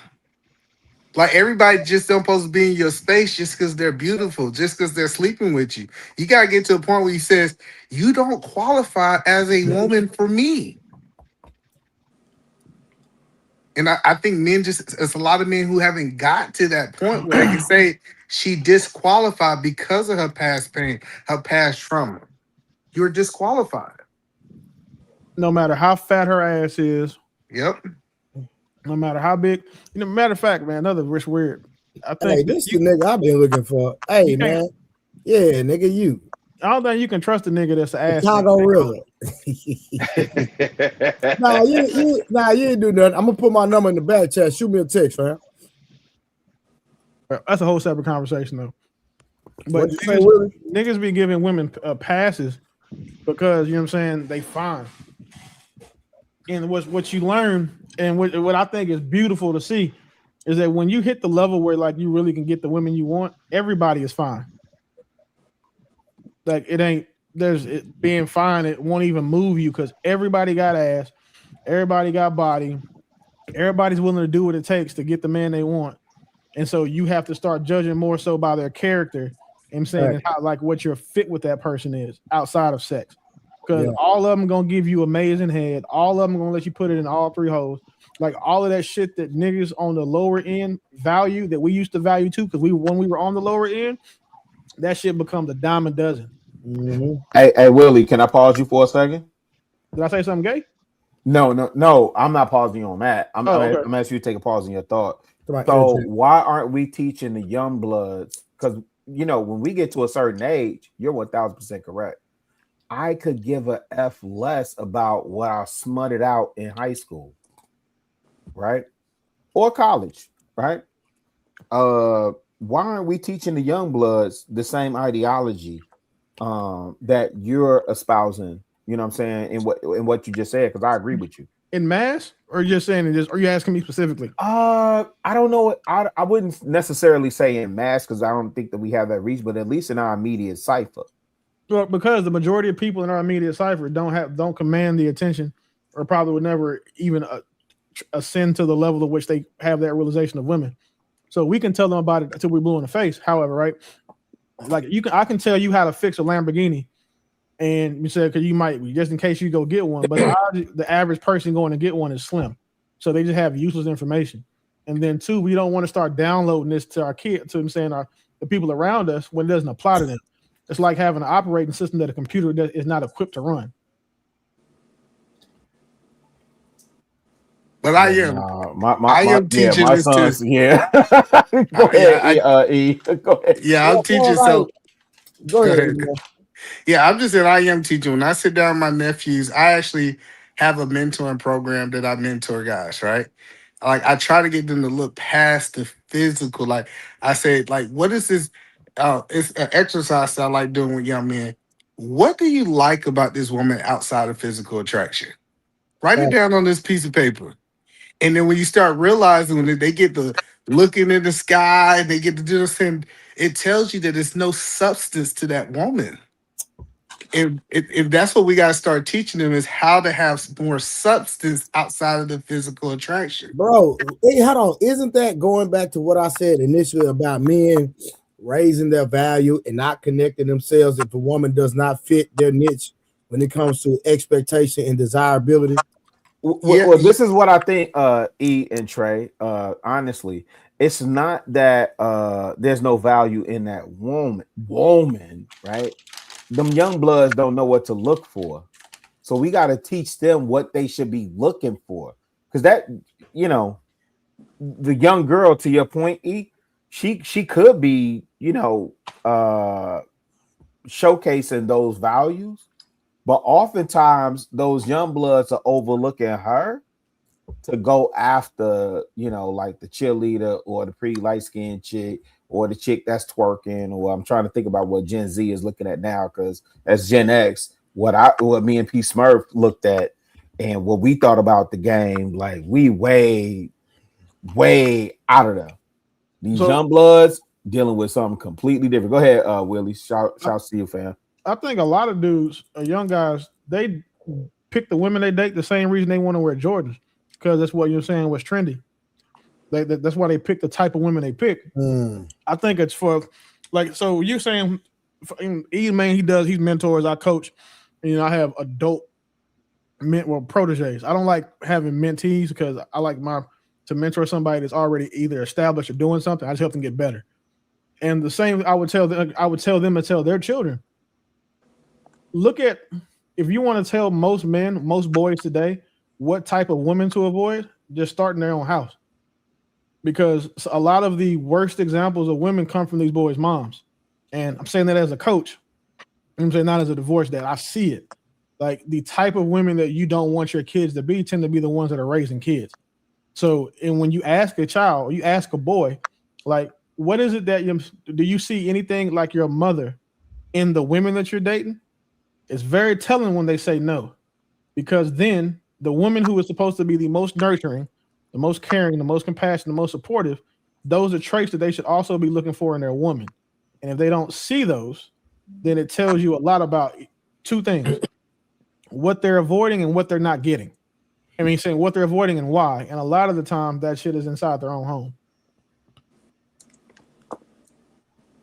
Yeah, I think that's fair. But that's what I was gonna say. The caveat is a lot of dudes, young men, don't do it on purpose, but they used to what they see. So they normally date a woman that's similar to their mother. So it's like, damn, she loud, aggressive, but my mom is this, my mom is that. But so you don't do it on psychologically, you just do it unconsciously. Like, damn, shorty cute, she bad, but she got a little attitude. I probably gotta like check her a couple times throughout the day because she talked too goddamn much. So we learn. You know how mad I'd be as a mother if my children was dating outside their race? Like, I don't raise my son in the hood. All this stuff, and the woman that he goes and sees and wants to be with doesn't look like me. It doesn't look like the women that I would raise him around. Can I go back to what Wolf said though? You know how many men are coming out in this space, Willie, talking about how much they hate their mother. Yeah.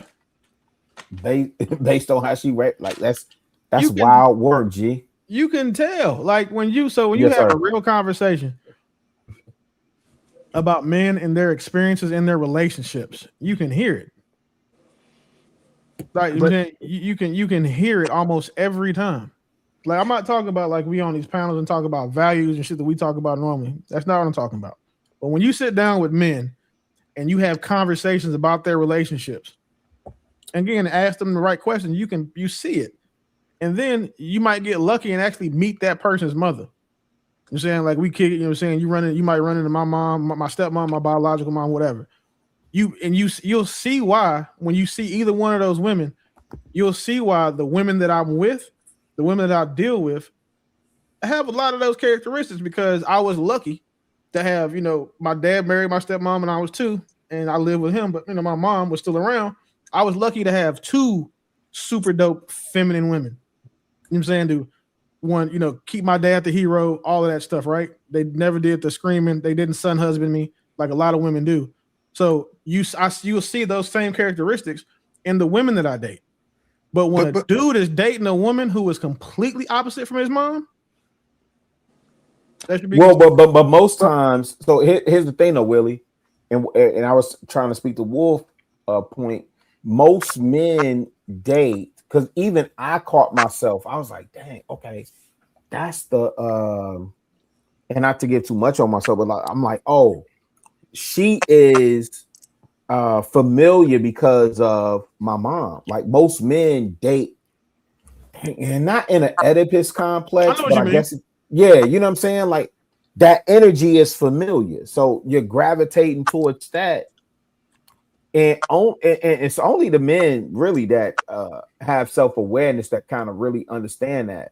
And I think that's why you see a lot of those dudes going down the same path and cycle. But Chicago, that was my point. I think us as elders, we have to understand that the single mom problem is an epidemic, and we need to be mentors or coached now more than ever. So my biggest thing is when I bring these guys around my family, I want them to see a woman in a different light. I want when they see my wife, when they say, okay, it is other women out there. But I think a lot of men of our generation say, I'm going to be selfish and I'm going to do my own thing. And I'm not going to reach back to these young bloods and show them that it's a different, a different option. So I'm 100% agree with you that they're seeing the bad thing in their own home. But do you think that we have a responsibility to show them the good thing, Chicago? I think we have Gen X more than millennial. Because I think you're a millennial, E. Gen X more so. That's why I'm hard on Gen X, right? And I know that AM takes a different position, but I think because we can't keep saying the boomers, right?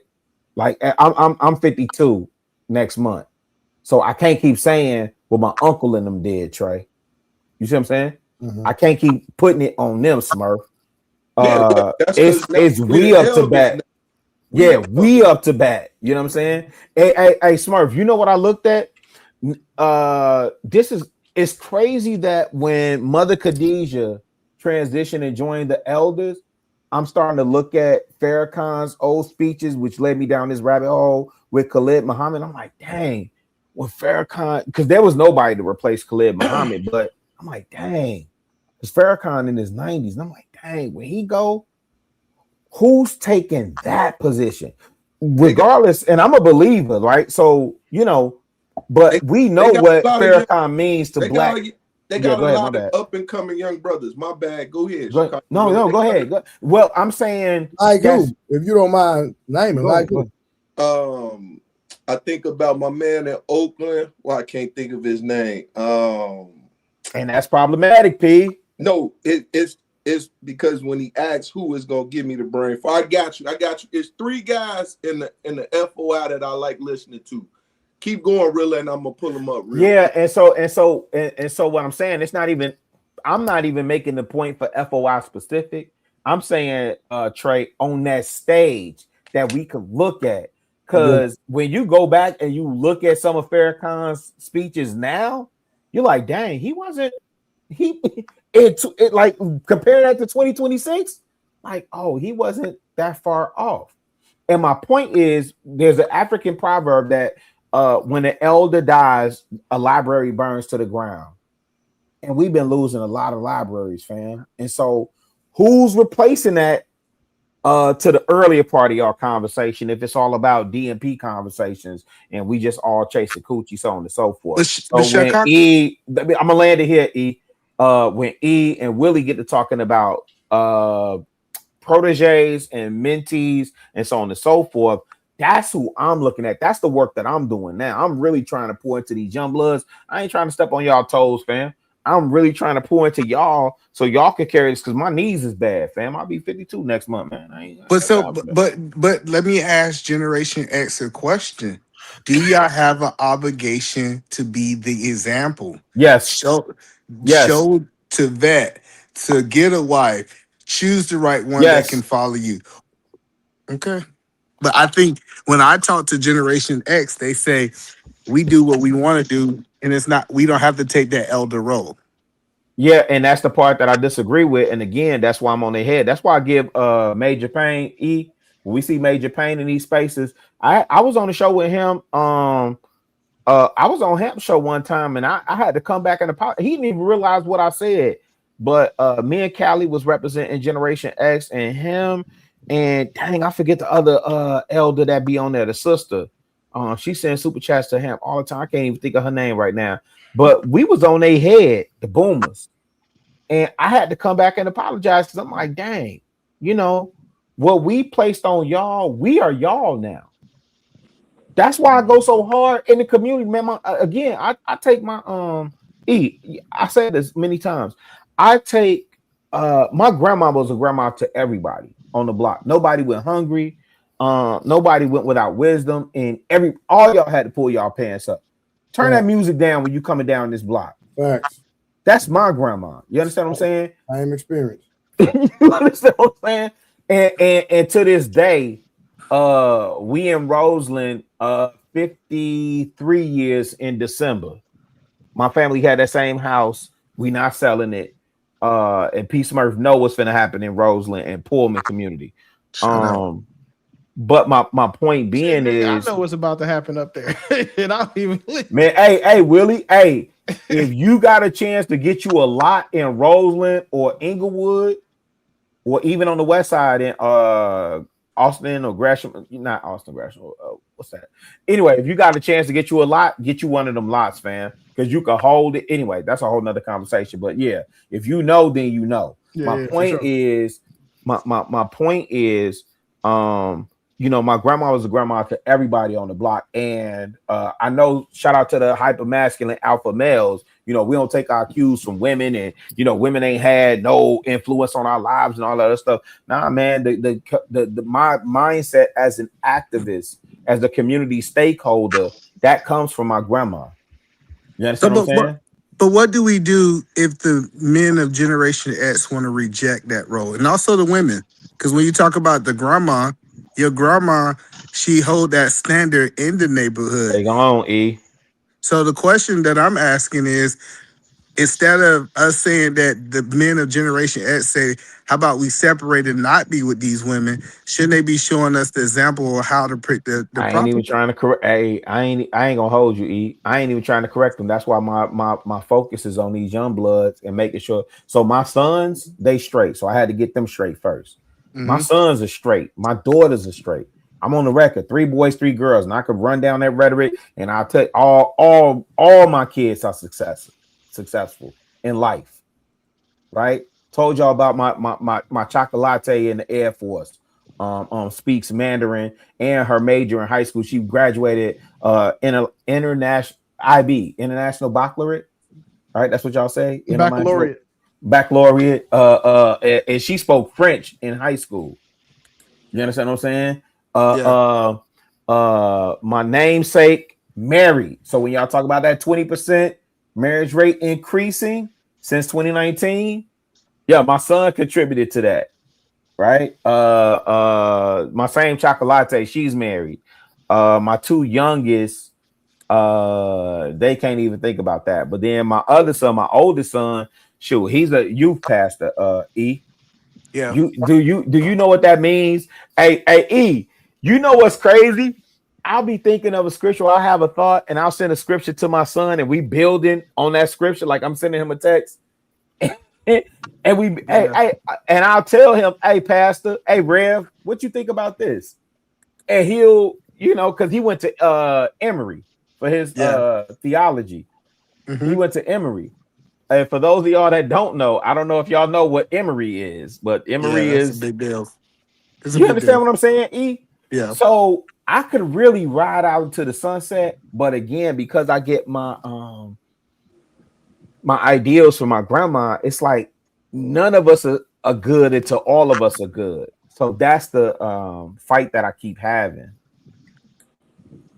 You know? So you think that I get you saying that you want to hold the younger men accountable, right? But Well, the you old also need. no, Gen X is who I'm holding. I'm really trying to hold them accountable. I'm trying to connect with the young bloods and really give them game. I'm not trying to hold them accountable per se, either man.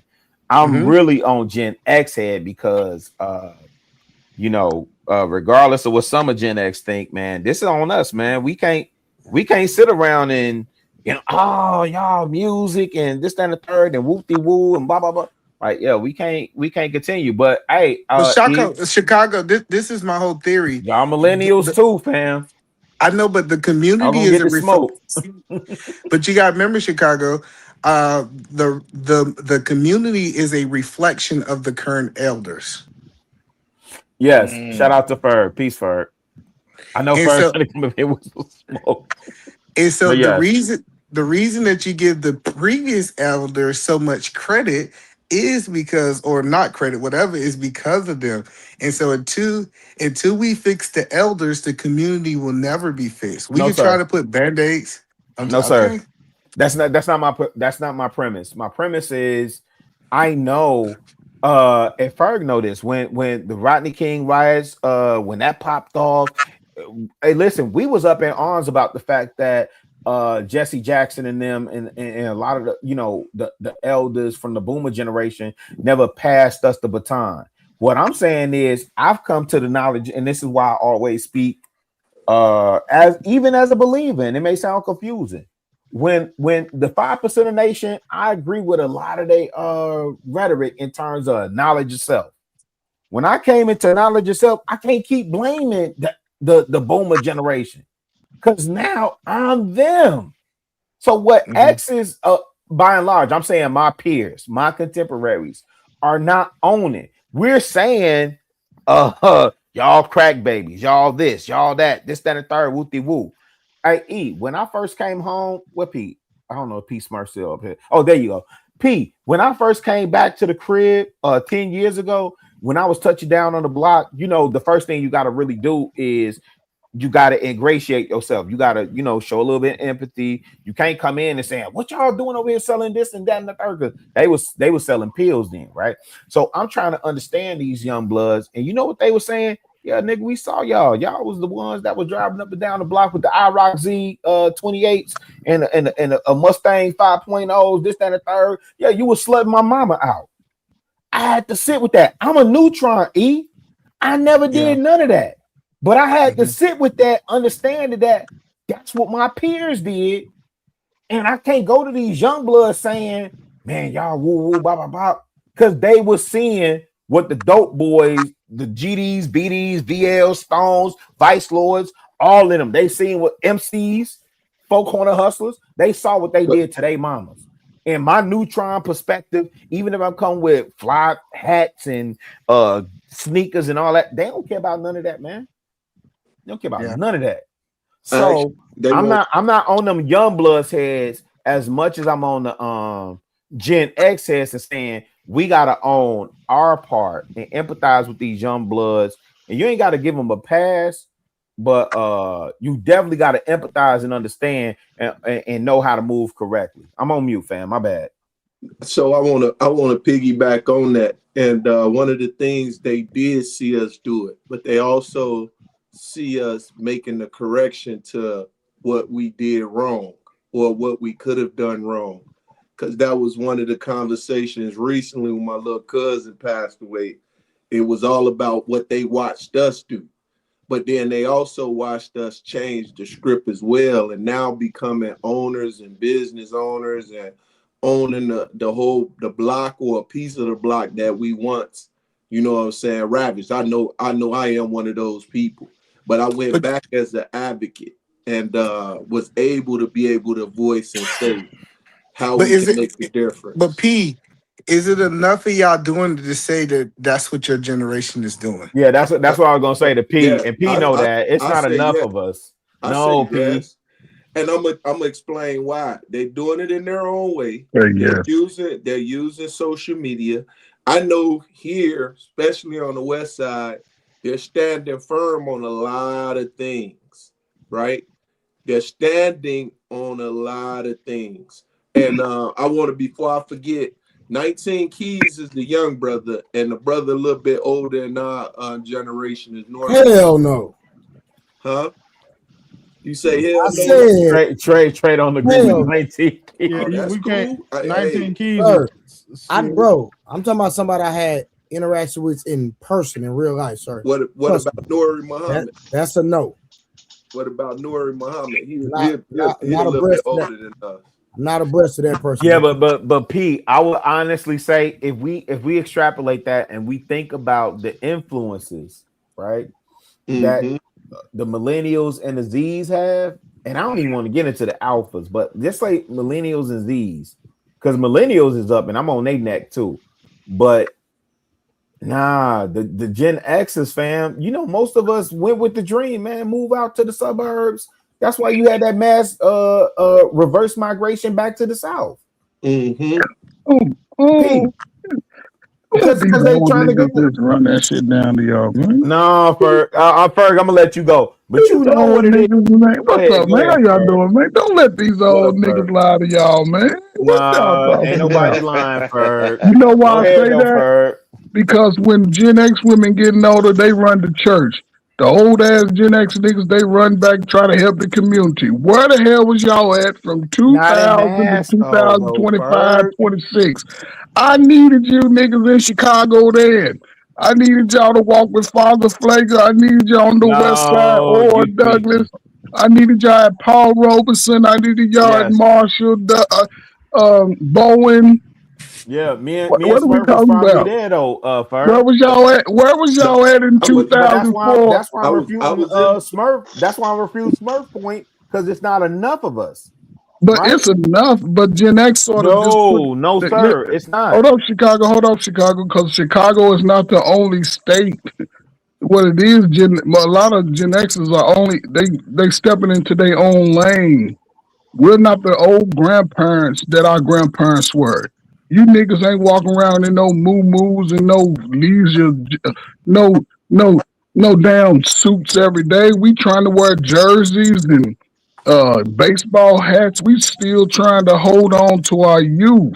no those, but that's always been our uniform though, Coach. But We what I'm ain't saying, switched what? it up. No, okay. So I get it. Y'all younger, so yeah, y'all went to the b-boy look. Y'all like that look. You got Y'all on D fell into Rose that. jersey. This a D Rose jersey right now. But This that's what ain't a I'm Jordan saying. Y'all jersey. fell into that. That's Y'all just a be going uniform. off. Thank you, P Smurf, for that.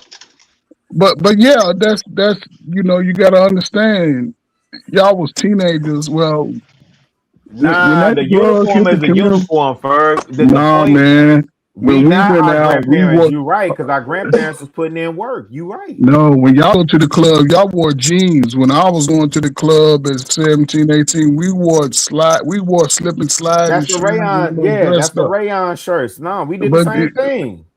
but Let the it's kids different. play. That's house party. No, It, but Ferg, yeah, I'm 52. You like 4 man, years older than me. I'm 6 years older than you. So when I left high school, you was still walking around eating boogers in middle school. But what I'm saying is, that makes a big difference. That's a big difference. And again, most of us when Okay, we're you had a younger, Gordy Trail shirt. I didn't. I think here's why I think today, like the 40 and unders who's really got a purpose in doing so, I think this is where it can benefit younger guys because they're giving younger guys a message to say, don't bow down to the women with their BS. We had too many love songs, Babyface telling you to pay rent, buy clothes, cook dinner, and now We can't be still you, doing that. you see the results of that, but and the men are finally We can't. finding their voice. Wait, but Ferg, we having a conversation about community. We can't come in I now and know, really. say No, Was you in honestly, big bro, community at we can't come 26, in. No, but we 27, can't come 30? in You and 50-year-old say, niggas, that's but just the like running the women. I church. know, but we can't come in and say, but the women though. Who if we amongst men? I didn't say women, did I? I said Yeah, old you niggas. said you these young bloods not coming in with the I'll buy your clothes and this, that, and the third. Right, they Partially, not doing that. yeah, partially because the young ladies have made it so easy to get coochie for them, so they don't have to work in the way that Gen X or even late millennials or boomers, whatever else. But I don't want to make it about women. Who cares about women when we talk about I the, didn't the bring young blood? women. You said women. I So it said was a young hard for brother. y'all to get coochie. Hold on, no. Go So ahead. for y'all Gen X, was it hard for y'all to get coochie in the 90s? It was hard for some niggas, the same as it Yeah, is I was about to today. say no. It No. was the same as it is today. If you play sports and get a Yeah, if you play promotion, sports you didn't or if have a you was problem. popular, then yeah, you know Them what it is. cheerleading, Stop. those cheerleading dudes on Hey, the side, they been the one if you was person. at Sharon Showcase and you could yeet, yeah, you getting you a female. Hey, You could coach. yeet, you can get you a I female. want to make sure you understand this, coach. If you go and look on all, especially Sports Center and ESPN and First Take, what are everybody wearing with their suits? Nobody wearing ties and everybody wearing Jordans. That's I our understand that. generation. No, he's talking about he's talking about the sportscasters, Ferg. No, If you look at their I'm just feet. talking about anywhere on a lot of Yeah, if you look at them, you look at Stephen A. Smith and what's the dude that's competing with Stephen A. Smith? majority of them. Yeah, they all wearing Jordans with That's they not. with they fits. I'm not talking about that. Yes, sir. That's part of it, right? Mm-hmm. But what I'm saying is now niggas is wearing damn near the same outfits the females are wearing. Oh, he's talking about the skinny jean wearing dudes. Smurf. He talking Grown about the He man, ain't the lying though. draftees. He tight talking about Nigga shirts, had fingernail sweatpants and polish. shit, looking crazy. I'm just Might have with the been his painted. He aunt. talking about I don't even know because I'm still with Cap. I don't even know who the quarterback for the Bears is. Not Caleb Wilson. Yeah, you Caleb just Wilson said just got for the Bulls. No, They it's look Caleb like Williams is the no, it's quarterback for Caleb the Caleb Bears. Williams. Williams. Now I'll say Caleb Wilson they look because that's like who the just got men of the drafted. 80s. That's what I'm saying. Like the men of the Well, they look like 80s. dang, I can't Yeah, even he front you right. on that. No, they just been wearing them. But He you right. talking about see when people talk about the men of the ages, those guys, the entertainers, they always been different. The No, the entertainers are regular men wear blouses too. Go look up Soul ain't no Train. regular Them man they wearing had no blouses blouses. on those No, Yes, he they not. Soul did. They Train. did. E. You right. They did. He not Man, lying. who y'all know wore Some blouse of in them y'all though. He Some family? of talking Though? them about When though. you Soul niggas had a Train. family member that wore a No, blouse, man. listen. Yeah, I ain't Hey, never had a hey, nigga that wear no blouse in my They family. Well, no, what we talking about? no, Ferg. We can't front. When Parliament Funkadelic came out, what's that? Soul Sonic Chicago Force, when they Bambaataa and came out, them. man, you was still peeing Yes, in your but drawers, man. What we you're talking about? right. But either man is saying These niggas, we man. got pictures to refute all that. You can't refute pictures, Ferg. Whether But I you was can't talk born about in but those 74 or 1924, those pictures still exist. but when you was a kid, that don't count. We talking about since you've been able to go to the club. No, sir. Either man is pointing out a time that he wasn't necessarily there to witness, but he got pictures that he's referencing. So who do y'all know wore a blouse in y'all That's what my neighborhood? Oh, famous. nobody. What? Hey, People, Ferg, if you've been up I Nobody. don't here know for nobody how wear no, wait, let me say this. Ferg, if you've been up here in the 80s for house parties, hey man, we call them hey, I know my uncles and them was calling them dudes everything but safe. Let me say it that way to not get Trey channel flag. Hey, them dudes was dressing any kind of way going downtown to got doggone the music box and the click and man, I can't even think of them other clubs, man. Yeah, that stuff that it happened, right? Like we could just acknowledge that and keep it moving. That was a real thing. I guess it Like depends there on where was you grew up. people that okay, let me ask you this. Ferg, was there people dressing like Michael Jackson? Yeah, people had the jacket. People had the little No, fake. was there? You ain't got to. Okay, yes, okay. But it was So was everybody there wore the people dressing jackets, like penny Prince? loafers. Was there No, people didn't dressing? nobody. Didn't nobody. I ain't know nobody dressed like Prince, Prince. Oh, Prince was the only one, that's huh? why. He's the No, only didn't one nobody Yeah, dress that that's like Prince. wild. did. I haven't seen That's anybody dressed like wild. Prince I'm neither. on That's mute. crazy. Dudes Ashley were chat not is dressing crazy. like Prince, That's man. You ain't seen wild because Prince was dressing like dudes from the 70s. Prince was wearing What? blouses. No, Prince was dressing like dudes from Studio That's an 54, Ferg. entertainer. The entertainer's I always know, but been they different. infiltrated it to like Wasn't our no dude. communities. Peace And I Smurf, ain't did even the saying dude they run dress around like your that every. neighborhood wearing a blouse? Wasn't No, I'm no not saying nothing, they no dress like that DDs every wearing a day. blouse, man. Relax. Well, listen, I don't hold gangbangers and the so-called thugs in Wasn't high none of them wearing regard. no So blouse, man. You couldn't come on no block listen, wearing no blouse. If you'd have wore a blouse by your grandmama, she would have disowned you, boy. that's a fact. That's Stop a it. fact. Come But there on, man. was, but listen, and I talked to Y'all my too. uncles about this because my memory goes back to 5 years old. There was Tony over there on the 107th estate. He used to chase. I can't even think of dude name. Wayne. He used to chase. Hey man, I remember big fat sissy chasing another, and I didn't realize what was going on. But see what you just stated? Big fat sissy Them chasing another ring sissy. players. But this was on the block because Ferg is saying, they didn't dress like that. No, they did. They was Man, emulating what was on the block. And then Lucifer in Chicago, you got to remember, there was lounges like you had over there on 108th in Michigan. You had My Friends. Then you had Pals. Like there was one on 108th, 109th, and I want to say one on 110, but definitely 108th and 109th for sure. You had two lounges that all these people would go to. Like, yeah, they was dressing like. Look, my aunt thought she was Stephanie Mills for the longest. So they were dressing and acting like the people that they saw in entertainment is the point that I'm making for.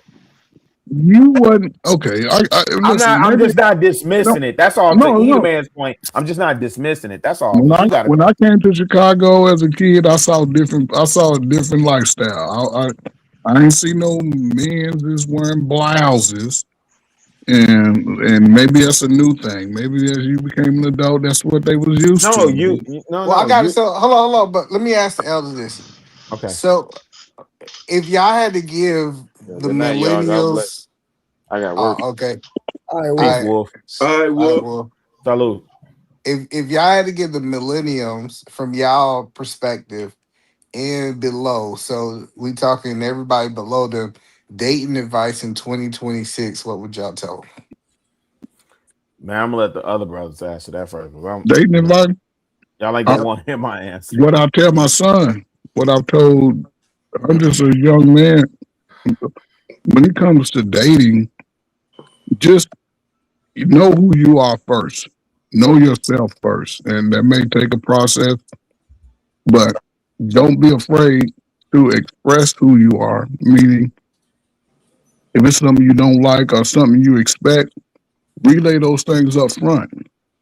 Women rather have you say it up front. It may hurt their feelings in the moment, but if they believe that you're somebody worth it, once they get through processing it, they can come back around to your show, to your to your program. But it's not about just using crazy trigger words, because it's a lot of trigger words that's running around about being narcissists and controlling and all of that.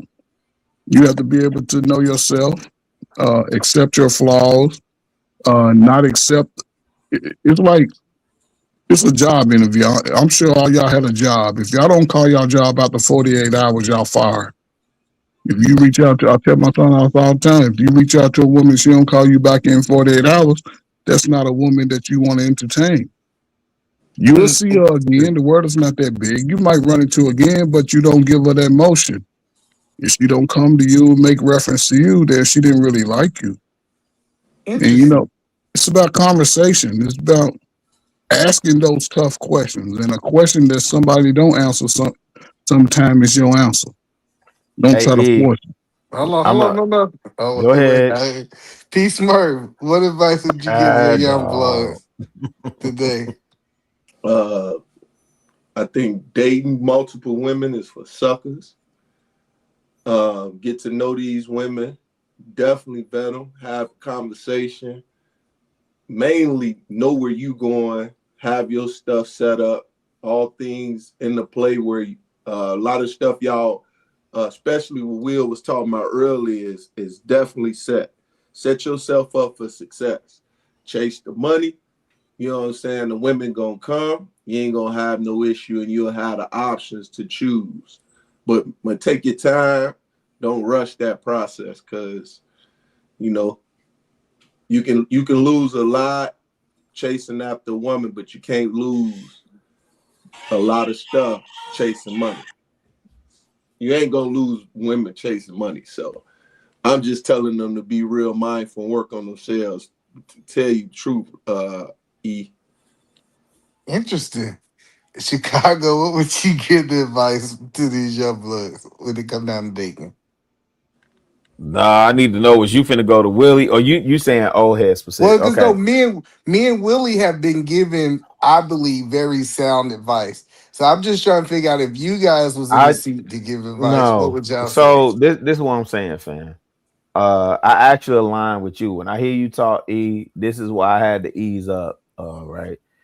Because we differ on some things and we both are believers, but we believe strongly in community. Mm-hmm. Your wife is in your community. Yep. I don't believe in this whole shit. None of my sons married anybody outside of their community. Mm-hmm. My namesake married somebody he went to high school with. Mm-hmm. He dated other girls. He messed around with other girls. This time, the third, whoopty woo. And that wasn't in my discretion or whatever, whoopty woo. But man and my daughter in love, man, they've been together, and I'm rooting for them and I'm pulling for them, and I try and advise them against everything mofos be saying in this space, man.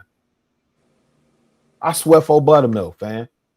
And then my oldest son, Justice, the preacher, he and she's so, oh my God, my daughter in love with my son Justice, amazing woman.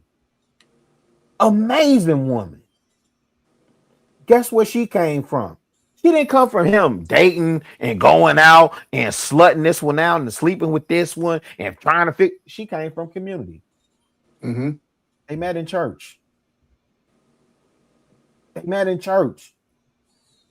When our kids are getting married, gentlemen, it's about furthering your last name and your legacy based on community that you built.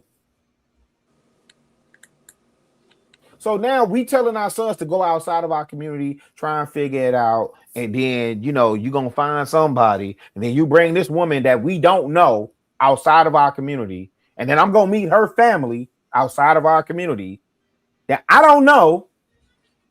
She's going to come into our community. Okay. That's why I say oftentimes, man, as humans, we terrible at solving for the human experience in this earth. We are. And we keep trying to problem solve. We keep trying to come up with these theses, these hypotheses, and these theories, and it doesn't work. And I swear for buttermilk, I'm proof of concept. And if anybody want to test me on that, I promise you I can pull up. Well, I wouldn't do that for y'all. I mean, I would do it for y'all behind stage. I just wouldn't do it on, public. Yeah. Like showing my kids and stuff like that. Like, I'm not lying to y'all, fam. I'm on record. 3 boys, 3 girls. I was a slut monkey when I went to Atlanta. Had one before I left Chicago. Went to Atlanta. Got excited. Slutting everything out. Right? And all my kids are doing well. And I'm not saying this because like I'm magnanimous or nothing like that. But what I say, I believe. That's why I had to concede to you, Eda, man. When you get to talking community, and I may not agree with everything that you say in terms of the community that you building, but I do respect the fact that you build a community and the people that you want your seeds to be aligned with and married. Hey, I want that in this community. Why? Because covenant traditionally is about families joining together. So when this woman takes this last name, that needs to mean something, fam. And I don't want my son going out there trying to figure it. You got to go out there and qualify. Or no, I know her family. Them the Johnsons and them. But they don't. Okay. But I don't know. Go ahead. I want y'all to understand. And Willie was so on point talking about we have to update the advice based on the generation. He was so on point, and we see it in this. And I want to ask you, Coach Ferg, what advice do you think you gave him to father his experience or better his experience in dating based off what you said? Who's my son? No, the advice that you just gave, because I asked, what's your advice to the young bloods? The young blood. Is a group of young men who's sitting in my circle about dating. And you just gave advice. What based off what you gave, my question I'm trying to understand is what do you think you said that is going to better his dating experience? Just be confident in himself, because it's levels to it, right? A lot of, especially young men starting out, they don't know who they are. They only are going off of what they heard, and the examples may not have always been the best examples. But I believe if everybody's up here as a father, the one thing I think all of y'all have is that y'all children trust y'all. They trust who you are. And that's the problem we have, that I would always break it down to them. Like, if you have a father that's able to give you advice the same as me, if you trust him. They ain't got no fathers. I'm going to ask again. Okay. So because I want you to understand, because your responsibility in this conversation is to give them advice to better their dating experience. Right. I mean, yeah, it's still, the game hasn't changed, just the player. It have changed. That's what me and Willie is saying. The game has literally changed in real time, and you telling us it haven't. So every woman you tried to date liked you and wanted to date you. No.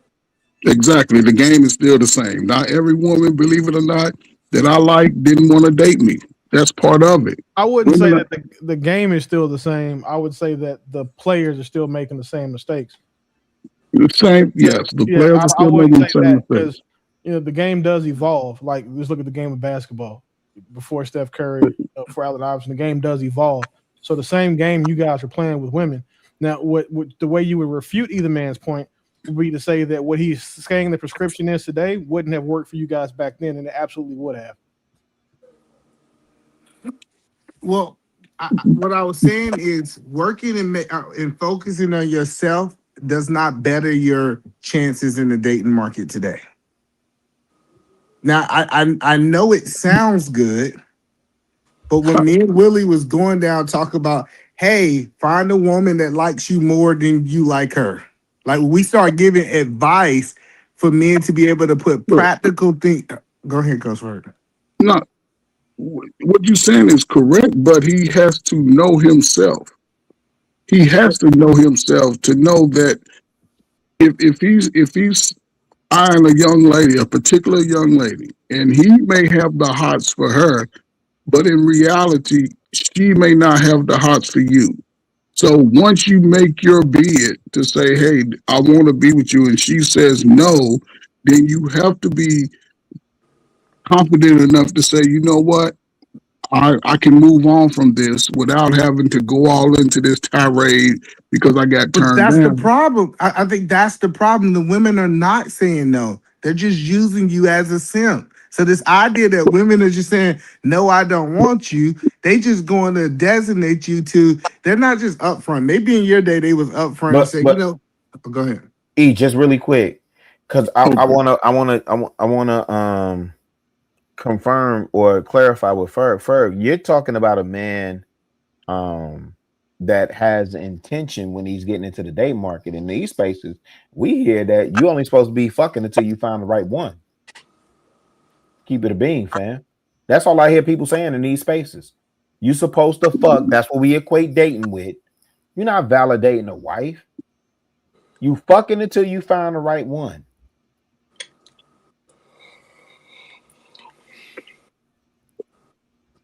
He's not wrong. I'm asking because I was intentional. I'm saying specifically, I was intentional with my son. If you said that, so again, well, not again, but the majority go ahead, the majorities of humans on Earth were accidents. They weren't planned. They weren't intended. That's the overwhelming majority of births. That's a harsh truth, Willie. The majority of the birth just come from unprotected sex, and a nigga not being able to calculate the next to the last pump. I would say that I think it's like 74% of humans are accidental. So to understand that, right, we keep having these accidents over and over and over again. Same back when it was y'all, it was probably higher. With us, it's probably lower. Yeah, we was on the cusp of the love movement. Not even that. This not even just, this was one thing that changes from y'all generation to ours. Oh, go ahead. The availability of contraceptives and unaliving babies. Because since 1980, there's been, again, we said earlier in the show, the trend of on a year-to-year basis. Oh, I see what you're saying. I see where you're going with it. Yeah, you know, saying baby unalivings has inclined. And that's yeah, no. I'll give you that, but I'm just saying you've seen. Go ahead. My bad. So since 1982, we've killed 2 billion babies. That's 2 billion. That's more than every war known to man. You say since 1982? 82. So think about this. In the history of since recorded history of man, 2 billion people have died from baby unalivings compared to, I think it's a couple 100 million from all of the wars known in our recorded history. Yes. So the game is absolutely evolving and changing because you guys didn't have that. When you guys were the reason why you guys were having so many accident babies, because most people you couldn't even afford to go get that back then. Now they got a coupon on Groupon for them. They got a coupon on Groupon for birth control. So Willie, then why is the marriage rate? And I don't know if it's. I know we're speaking as black men. Which rate? I don't know about this statistic. The one that recently came out, that marriage rates, and because it didn't break it down if it was black or white or otherwise. But why are the marriage rates rising 20% since 2019? The cost of living is rising since 2019. Like if you look I think it's from 2008. So if you look at that, like the inflation and cost of living, that's probably the widest gap we've seen since the early 90s. I mean, the late 90s, right before the Y2K boom. So motherfuckers have to get married because they need help. I'm not trying to be funny. You know, a good way to make two motherfuckers decide that they could get married and like each other is living together and paying bills. Knowing that every 2 weeks you're going to have $900 of your check left because you got somebody else helping you pay the bills. That's why, like, you always hear me talk about, like, real women are out here talking about not wanting to go 50-50. Like, real women aren't stupid enough to say, well, if I got to go 50-50, I might as well do it on my own because she knows that's 100%. Real women are going to tolerate that dude who's going to free up $900 in their check so they can go get their hair done, so they can dry that and they'll say bullshit. Really? BMW. Like, women are like the average woman is going to tolerate that. These internet bitches are the only ones that pretend like going 50-50 don't work for them. That's what I was going to say. I got to get your take on the women that are saying they willing to pay 100%. They ain't saying it because they willing. They saying it because they got no other choice. Ain't nobody choosing they and they are not paying 100%. They still getting money they from still men. outsourcing pussy. That's what I want Willie to go in on. Because they not paying 100%. Any woman who's dumb enough to say that going 50-50 with a man is if you're going to paying 100% is worse than going 50-50, she's not smart enough, or I would say moral enough to not sell her pussy. What she's going to do is she's going to supplement that income via fake access or feigned access, or maybe actual access to her vagina. Will, they got this is a telephone bill, man. According to most people, what I hear talking. This is telephone bill, man. This is food, man. DoorDash, man. This, that, and the third. This is one of the reasons why I don't have female friends. Right? I have female acquaintances that I know. A lot of I would consider my sorority sisters, like, they're cool, right? But I don't have female friends because, again, because one, the utility that I bring to anybody is puts me at a high likelihood to end up for a motherfucker to think I'm one of them niggas. And I'm also petty. So once I realize the bitch think I'm one of them niggas, I have to put her in a psychiatrist chair. Like I make it my point to have to date her and put her through so much shit that she's got to go sit in somebody's chair and talk bad about me. Like I have to make my way to her therapy notes. If the bitch has me saved as food, Willie with the food, Willie with the cars, Willie with the trips. Like I have to, because I got to get my lick back. So to prevent me from being my natural self, my lesser self, I don't deal with women as friends. But I think I can count on 2 fingers how many women on earth that I call a friend. They're both like my sisters. So when you saying like that women are doing that, you're right, they are. And I don't. This is the thing though. I also don't blame them because I hold men to the higher standard. And if a nigga is dumb enough to let a woman access his resources and have him in that trick bag, it's because he doesn't value himself enough, or his bar is so low that he's willing to tolerate that shit just to have access to a bad bitch. Because we all know most of these bad bitches are broke. But I wanted to show the elders, based off the information I got tonight, the elders are telling the young men, first of all, find out who you are. Came from Coach Ferd. Focus on chasing the bag. Came from Peace Murph. And then Chicago Rilla said, date within your community. If they was to do those 3 things, y'all think that would give them a more successful outlook on dating today?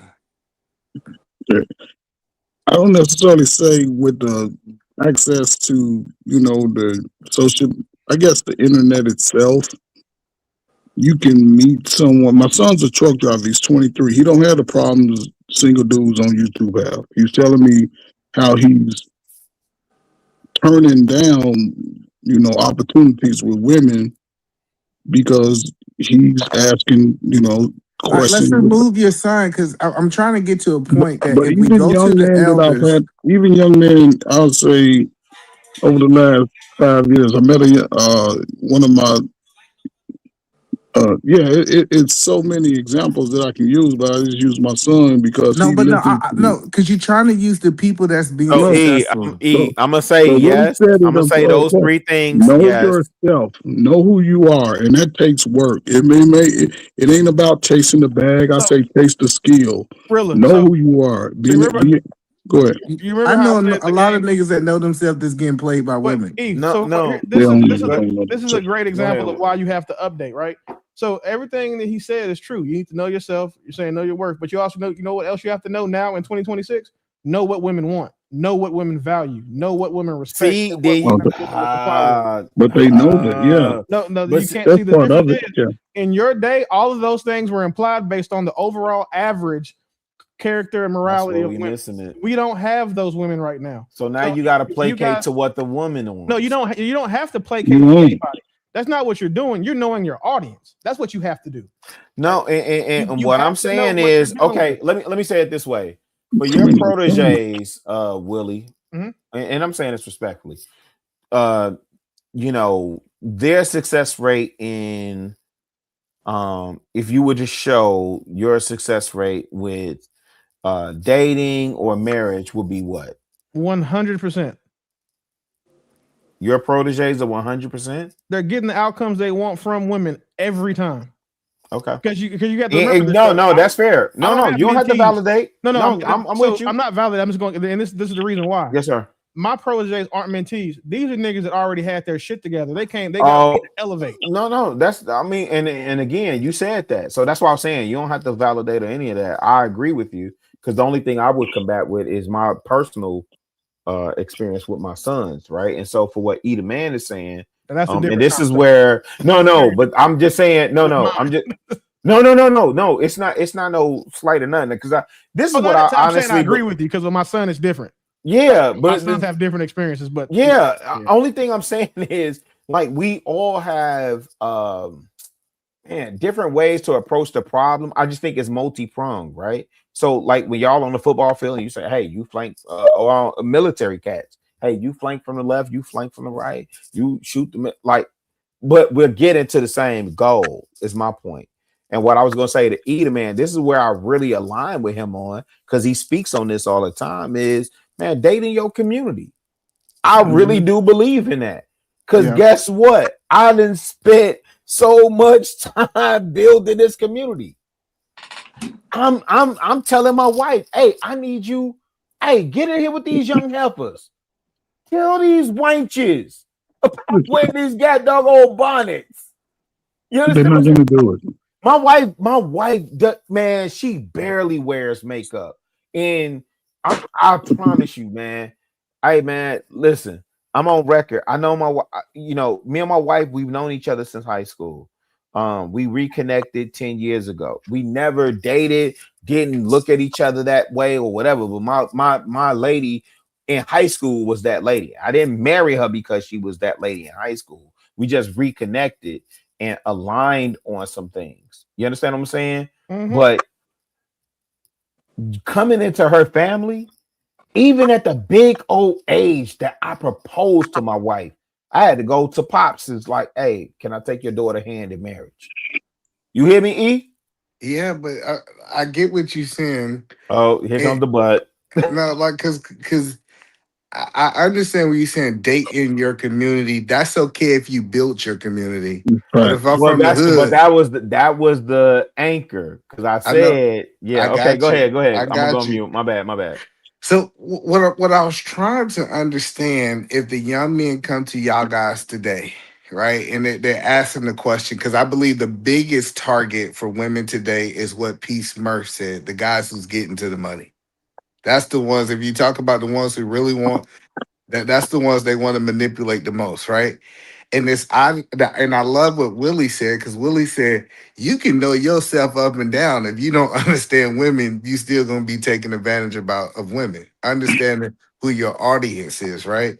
And I can't argue with Chicago Real, because that I believe that you should build a community for your kids to date, and not so much for you, but your kids should have a community of qualified young men and young women in that community they can choose from. It's y'all responsibility to create that. So if you have a group, like for example, me and my friends all had kids at the same time, we're creating a community that our kids have good choices to choose from, right? So I can't argue with that. I believe that we're supposed to do that as parents. But so I'm just trying to understand if my mentor, and I talk to the guys I'm mentoring all the time, if they're sitting down with you guys as elders, and I know they've been working on themselves, I know they try to get to the money, would they have better dating results? And I don't know if it's something tangible that they can actually hold on to apply once they're actually looking at the woman. See, it's easy to talk about getting myself together as a man, but when I actually got this woman in front of me, how do I vet that person That's what is? Kevin Samuels was talking about. Yeah. And so that was the thing is, yes, all of these things is qualifications for I me done to built be myself up. Yep. to Go do ahead. that. I'm just ad-libbing. Go ahead. Yeah, it's all these things are qualifying. But now that I'm sitting at the table from that woman, how do I know this is a good deal or a bad deal? And I was trying to get that information from y'all generation. But women are not of old. They're saying it out loud. What exactly they want from a man, and they're not categorizing. Man, they're saying any man. Men don't have to wonder what women want. The women are saying it out loud. So men just have to pay attention to it. If I just throw it in there, you have to pay attention to not just what she says, but how does she move after she says whatever she says to you. No, They can, Ferg. Either man is saying the last part. I will say either man, you correct me. In terms of what Kevin Samuel was saying, right? Like this man has built himself up to a certain stature, right? And he's looking for a woman that meets him at that level, and he can't find her. What do you say to that young blood? Because I think all of us are active. I think Willie, I know your pedigree, Coach Ferg, and Smurf and Trey and Edelman. I know all y'all pedigrees. So that's a really good question, because we speaking to the young bloods. For the young bloods, and we may be speaking to different young bloods, but for the premise that Edelman submitted, this man done built himself up. He's put in the work, the time, the effort to elevate himself, to have the network of alikes, right? And the net worth, right? That says he qualifies for a woman that really should complement what he's doing. What is our advice as elders is what Edaman is. And if I'm wrong, Edith, you correct me. But he's saying, what is our advice to that person? Yeah, it goes back to still it's part of the vetting process. One of the things I told the generation after me, which is my children, nieces, and nephews, one, you can't have a girlfriend or boyfriend till you 18. But what I want you to do is start looking at yourself, but then look at other people and how they treat you and the things that you would like and don't like in those encounters, right? Because the only difference when it all boiled down is going to be the sexual interaction, right? So if you get to talk to these individuals and get to see what their mindset is and looking at their background, you're gonna peek into a lot of things you normally wouldn't have looked at just as on the outside looking in. So it's you gotta vet them, right? Before me and my wife went on our first date, we talked for a month and a half. And I'm talking about ain't no texting, we talking. I know, but what do I keep hearing men of your age say that, and it's just a word. That's why I'm breaking down, Eve. My apologies.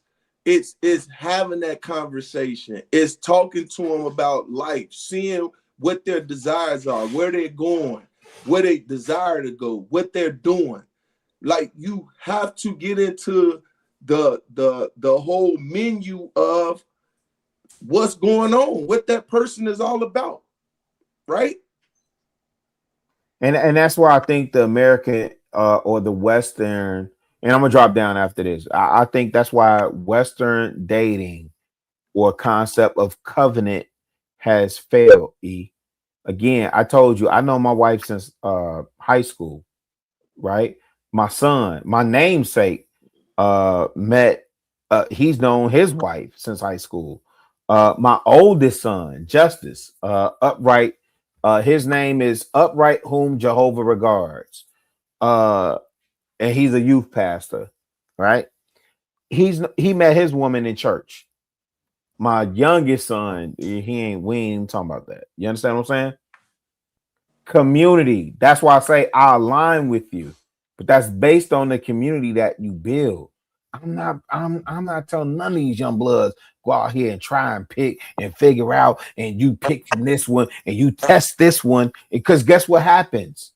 And we seen this time and time again. I don't understand why we see this time and time and again. This is where you get these and I'm not saying this against you, P. Smurf, or you, Ferg, but I'm saying this is where you get these, man, if your cat's talking about some, the biological imperative, right? I gotta run up in something, right? At 52, yo, fam, if I could take, you know how many females I would take off my roster? Because at 52, it don't mean nothing. Well, I'm finna run to y'all and tell, hey man, I ran up and so and woo woo, and I learned how to do the double fish hook whammy from this, that, and third. Like that don't mean nothing. I just bust a nut. I know, but right? Chicago, because go ahead. What I I'm heard drop what P down. what I heard what P said, he said vet them, and what we heard Wolf say, and what we heard all the men that's come before. I don't know what you mean by vetting. I don't know how to vet these women. So can That's you why give I'm me? on community. That's why I'm on community. I'm gonna drop down. I got you. Chicago Yeah. saying you don't vet them. Salute, fam. Love y'all, man. I'll holler at y'all in a minute. Hey, Trey, you got my math? Yeah, I got you. I'm gonna tap in with you tomorrow. Okay, all right, salute, fam. I love y'all, man. I'll holler at y'all in a minute. For sure. Yes, sir. And so we already came to the understanding that these men say they don't know how to vet. So when you just say vet them or have these conversations, they don't know how to have conversation. They don't know how to vet.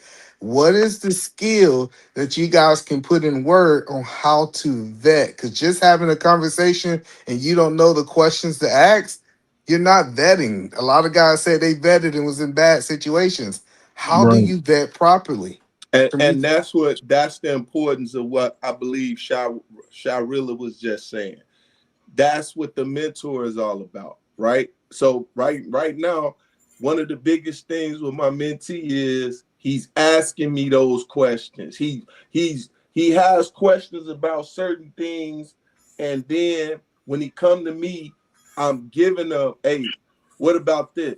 What's your thoughts on this? And now he knows, oh, I seen that. And I didn't peep that at first. Exactly. So what do you do now? What must happen now that you encountered those situations? And that's the importance of having the mentors, the elders, those that you can come to ask those questions. Because for the first time in a long time, we have that. And it's up close and personal. Gotcha. So you saying you don't have the skills to vet. You need to lean on the elders to help you vet. What about you, Coach Berg? It's unfortunate that we, in our community over the last 50 years, a lot of us haven't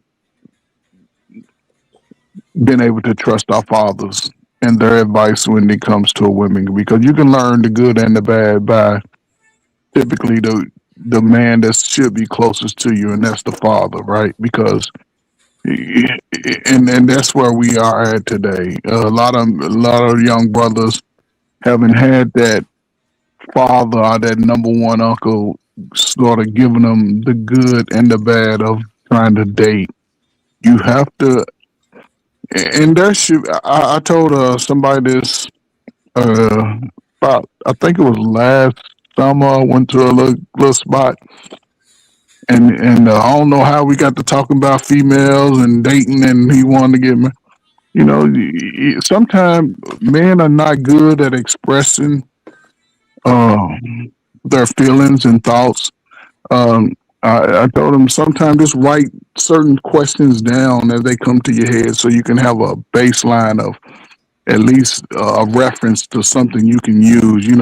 Like cheating on a test in a sense, because all of us are going by attractive first. Yeah, we like So that. That's why I give me came some over. questions. What do you think is some good questions? Even just slide it in about family. How does she feel about family? Are you close to certain family members? Because either man, I know you're a mama's boy, and you're gonna talk to your mama. So Every you day. want a woman to want to be able to let you talk to your mama and do things for your mama. Some women ain't with that. Even about father relationships. Do you speak to them? Do you hang out with them? Can I meet them? Things like that. Just are you willing to? What do you like to?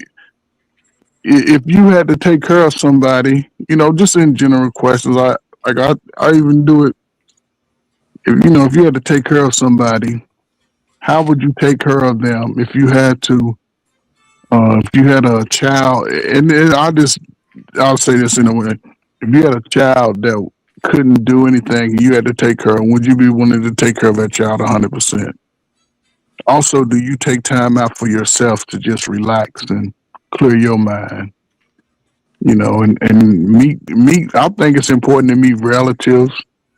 Pull up on a Friday, Saturday, meet them crazy cousins and those friends, and just do observations along with and have a sense of humor. Does the woman have a sense of humor? Can she take a joke? Who are her male friends? Check out. You ain't always gotta. Even sometimes you only have to ask questions. Just go to a spot where everybody in your community go and see how she responds to around people. Yeah, you know what I'm saying? So some of it's asking questions, some of it's just observing. But I'll say go to the people that she trusts the most. If you can get around them, then they'll tell you the truth.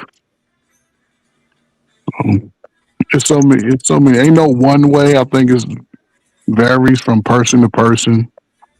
Because not all young men are having the confidence, even as, I wouldn't go with the YouTube questions, your body counts and all that. But at some point before you lay down, you should have some understanding of how she is moving sexually, even get a checkup.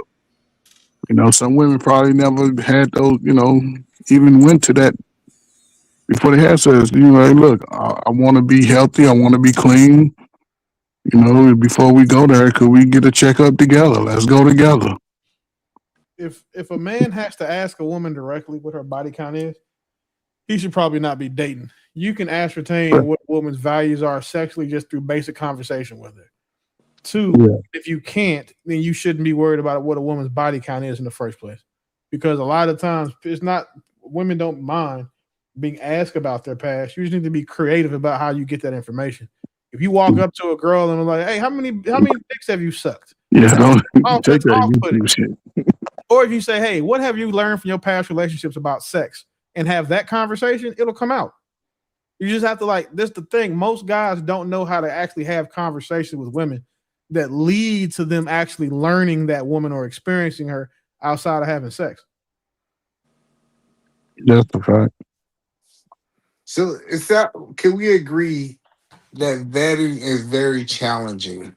It's not as easy as we have heard on these internet streets. Yeah, we think it's easy. I think we should also agree that if a man definitely challenging, why vetting is hard is because there's no way for men to practice it without dealing with multiple women, and then that fear of rejection that comes from, most people don't talk to girls because they feel like they're gonna say no. And that's too many men aren't told that no's are a part of life, because the goal should be to get to the next no. Because once you run out of no's, you start getting yeses. But men don't think of it that way. Those no's are like a blow to their ego. Those no's are like a blow to, what their perceived manhood is.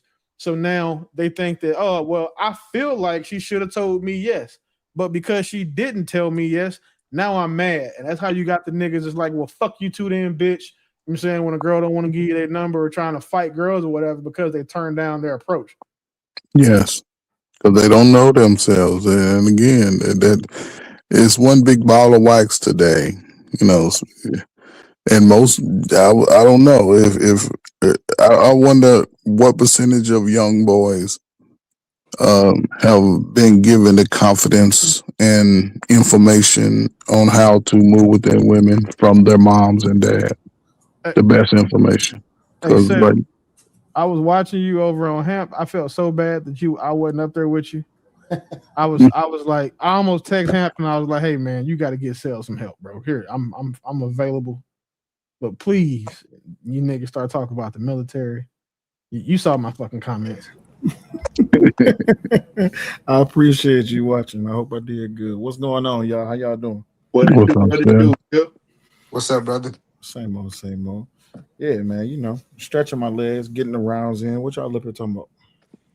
But no, I really kind of wanted to give Wolf some grace, man. Him saying that, vetting women was hard. I just want to prove that it wasn't as easy as people was trying to kind of do it. So that's why I was asking the fellas kind of like, what is vetting? And it's almost like it's common sense, but most people don't have common sense. So we can't expect them to be able to vet correctly or ask the right questions. Or I understand being able to sit in front of somebody and tell when they're misleading them or lying to them on purpose. You kind of get what I'm saying? Oh yeah, you know, I wrote a whole entire dissertation on this, right? Oh, let's hear it. Yeah. I wrote a whole entire dissertation. I think I called it titled the rejection of men, of women or something like that. Anyway, the biggest problem is a lot of these dudes don't know what it means to be rejected. That's their biggest problem. I don't know what. Yeah, that's what it's called. It's called men take rejection far harder than women. It's just the truth. Dude, niggas been getting. Hell yeah, they do. Again, absolutely. Like just on average, right? If we got again, you keep it a buck. How many times do you see a woman going up to a dude and getting rejected and trying to fight that nigga? compared to you seeing it to you compared to what you see the men. Now, I'm not saying you don't see it, but you more likely than not, a fuck you bitch is coming from a dude than it is a female that she tried to talk to. Or how many times you see women going out there and we even worried about being told no? Because pretty women aren't worried about being told no because they think that the world owes them everything, so they expect a yes. That's the difference between men and women. Women expect a yes, men hope for one. Facts. Trey, you mind pulling this up for just a quick second? I think it's yeah. These girls been talking about these niggas all their life. How would they not know rejection? That's crazy. I wrote this last year in January on the 9th. Actually, I got the idea because me and Izzy was going back and forth about who takes rejection harder, men or women. And Angry Man was like, you know what? You should write a dissertation about it. So I did. That's exactly what I did. I went ahead and I talked about the whole entire premise and why it is that men, and I even showed statistically. But what Willie Beeman just said is absolutely right. A lot of dudes, when they get rejected by a female, especially if it's a female that they really like, a lot of these dudes, because they don't know how to handle it, they become violent. And it's just, I hate to say it, but it's just the truth. So as far as Woodstack saying that it's hard to really vet women, well, that's because sometimes you just got to change, your fishing pool. You can't fish at the same hole every time. You know what I mean? Some women is there just for sex. Other women is there just for relationships. Somewhere is just for communication. But the vetting process is more so about you than it is about the woman. Yeah, and that's what I said earlier. A lot of you dudes don't know themselves. Mm-hmm. Because and that's the foundation of it to me. Just and it's not like something that you're gonna figure out like in a summer or two, but there has to be some repetitive messaging from I would say your parent, like Trey said, he talked about how his grandfather was always giving him nuggets on certain things. Mm-hmm. Those things become valuable as you get older because you start seeing those women around you act just like what somebody was saying, and you're not responding to it all negative just because again, when you go to the club back in the day, you walk all the way across the club to ask for a dance, and she say no. You done sit at the bar telling your friends, man, I'm gonna get her number. And you go walk all the way over and and she say no. Then you gotta walk back across the floor Mm-hmm. and your friends go give you that wall of shame, like, man, I told you, blah, blah, blah. And guess what? They gonna point somebody else out. They ain't gonna let you soak in it. They gonna say, man, that goes somebody else, man. Forget that. And you moved on. Because they gonna see you again. And when they see you again, you make sure I always had the mind frame, I'm gonna make sure I'm always look good out here. So when you don't choose me, you gonna regret that. But again, that came from confidence my parents gave me. My mother used to tell me about women all the time, like they gonna show you, they gonna say one thing, but they actions go always tell exactly if they like you or not. I just stuck with that, and it's always worked. Mm-hmm. I know, like, one of the things I tell young men a lot is that I believe if you want to master being able to talk to women, you should go into sales. And growing up, I always used to look at all the salesmen in my community. I always had the most beautiful women. Mm-hmm. And what I realized is salesmen's whole income is based on the fact of rejection. Being Absolutely. able to take that rejection or to be able to turn a yes into a no. And I'm not saying men should be trying to turn yes into no's, but it gives you the ability to understand the effective way to communicate and negotiate. So I just think that a lot of men, they shy away from that because kind of what Sarah was saying in his paper, his dissertation, is that they fear this thing. And I think a lot of men don't get the results they want in a relationship is because of fear. It have nothing to do with the woman. Absolutely. I said in my paper, I say rejection is a universal human experience that evokes emotional responses varying in intensity and duration. While both men and women experience rejection, evidence suggests that men are disproportionately affected due to a complex interplay of societal, psychological, and biological factors. I quoted Dr. T. Hassan Johnson. He says the emotional and psychological burdens placed on Black men and men in general by societal expectations of masculinity are immense and largely unaddressed. The real problem is a lot of people is not really understanding that when it comes to us as men, we're trained the we're molded to where no becomes a part of our not just our vocabulary but just our essence, right? Because we understand that that no is going to come more frequent than that yes do. So you know what happened to a lot of young dudes when they finally get that yes, they lose control. You see what I'm saying? Not of the situation, but of themselves. So uh, they not actually being properly taught in how it is that those no's is actually building that foundation that's making you better. But Because I think but Will, I think the yes is worse than the no because if the wrong woman tell you yes, you'll hold on to toxicity. and that's exactly what my point is, right? So if you get continuously rejected back to back to back to back to back, and you might be rejected by the right woman, you might be rejected by the woman that you like, but you got to be careful who it is. Now, to Wolfstack's point, it is hard a little bit vetting because that woman that tells you yes, since you've been told no all this time, you excited, you like, oh shit, hell yeah, she gonna give me a chance. But then, like you said, that toxicity. So now you got to deal with that toxicity because not only did you court this girl, but now you actually entering into something that you think is a going to be a good thing. When in truth, it's not. You just fell into a trap. And then you gotta realize, I remember when I used to sell cars, it seemed like everybody who had bad credit used to always say yes, they wanted to buy a car, right? And Mhm. it taught me something. That's not my last yes. And I think some men need to understand just because this person says yes doesn't mean that's the be all to yeses. And so once you first now get a woman who say yes, you want to do it, you supposed to vet that person. And I'm a big advocate of slow to hire, quick to fire, right? So Mhm. hey, get rid of toxicity because you say, you know what, I done got, and if anything, you should build the confidence of the man and say, I got one yes. That means that it's another yes out there. Mhm. Absolutely. But you know who really plays a huge part in this? It's society. The conversation that I was just having over on Hamp's show, we talk about societal expectations when it comes to being a man. We all understand as men, we're not given a fair shake just because one, we're a man, and then two, we're black. So now we suffering up under a double shot. You know, we don't have the opportunity to be able to introduce ourselves just because people see us as black and men. So they already have a preconceived notion of us. So when it comes to relationships, a lot of women are basing who you are as a one as a man, but two as a black man on what it is that they see going on in society, on social media.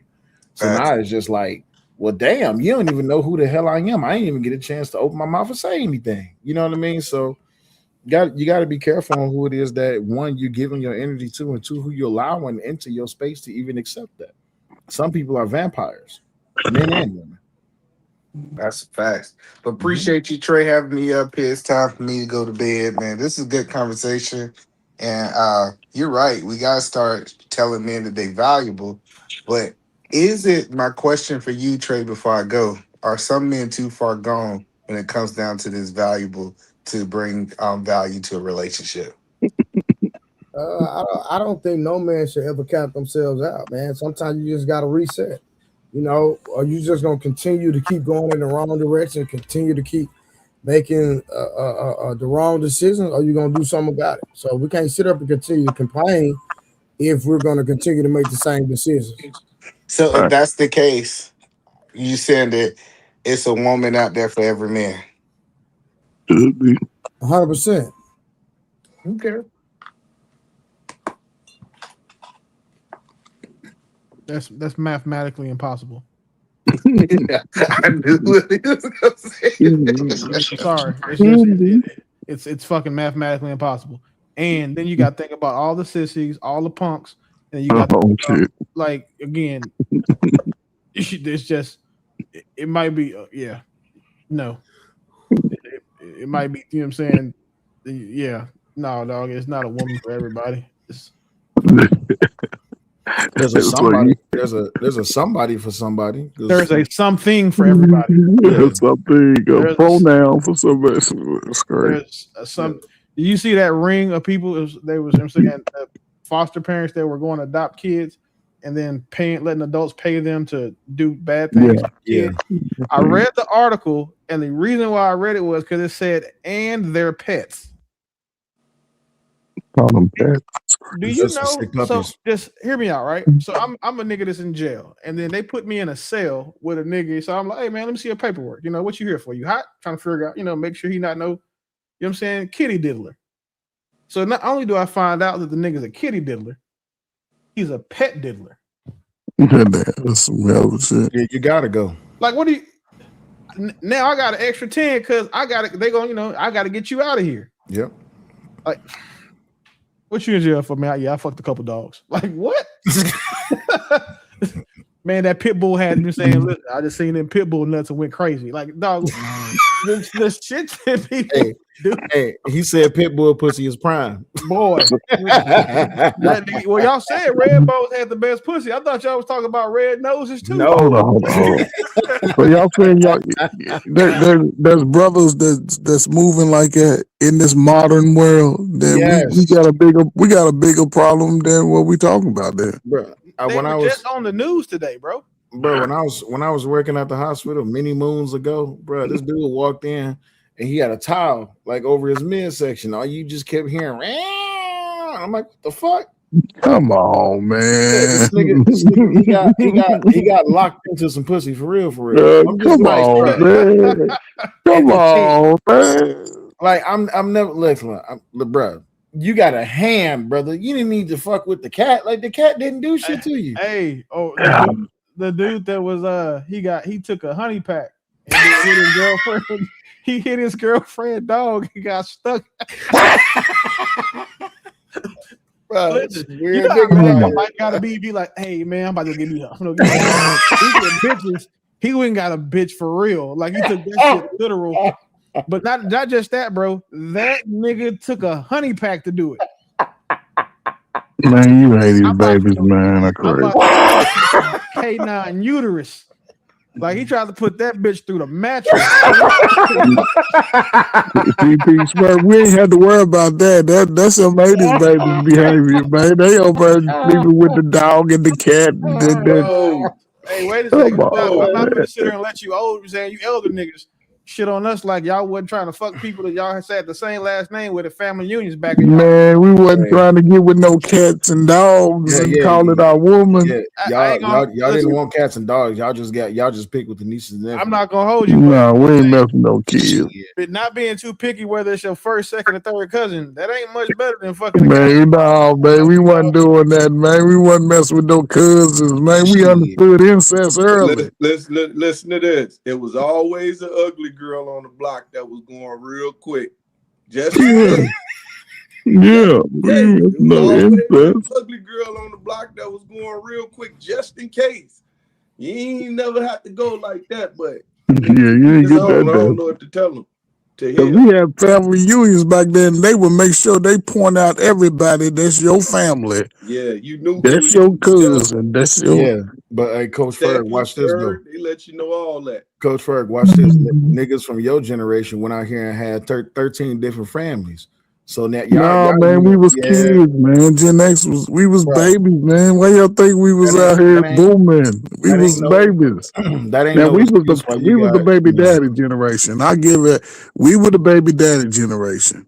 Y'all the generation to walk up to a bitch and be like, "Girl, this gun loaded, and I'm ready to bang, bang, bang." and yeah, she would be like, "Come on."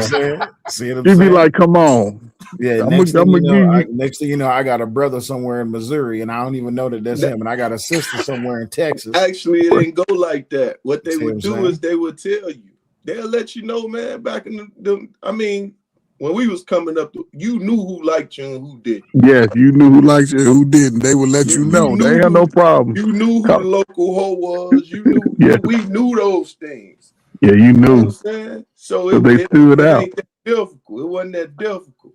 Yeah. Now, to some, it could have been. I mean, I ain't had those experiences, and thank God I had homeboys that were a lot more attractive to me than women. So I always got seconds and thirds. So I was cool. You always took one for the team. Yeah. What? Hey, they was looking out. Their homegirl was looking out. Cause where he come from? Yeah. I show up late on purpose. See, you got to be careful taking one for the team because you might get like the worst pick of the whole entire crop. You can't. No. You come late on purpose, you get your choice. No, sir. You may not get the initial one, but she already taken because that's how we got here. So, you know what I'm saying? You got some friends? Yeah, I got friends. All okay, we cool. I called myself being the ultimate wingman when I was in school, right? Like, how that work out? So we get to Houston. You the ultimate wingman. My partner was like, "Hey man, listen, I met these two chicks when we was saying signing up and we saying gonna pick our rooms, whatever." I'm like, "All right, cool, what's up?" He's like, "Yeah, come with me." So I wait, I go get dressed, wait, and they call me like 1:00. I said, "We finna go over there." I'm like, "Where you been?" He said, "I went to this other spot." So we get over there, right?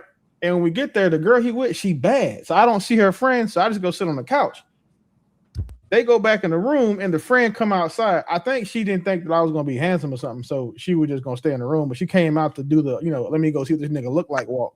And she went to the kitchen. The problem was this bitch is like 6'5", like 6'5", 325. But this is the thing though.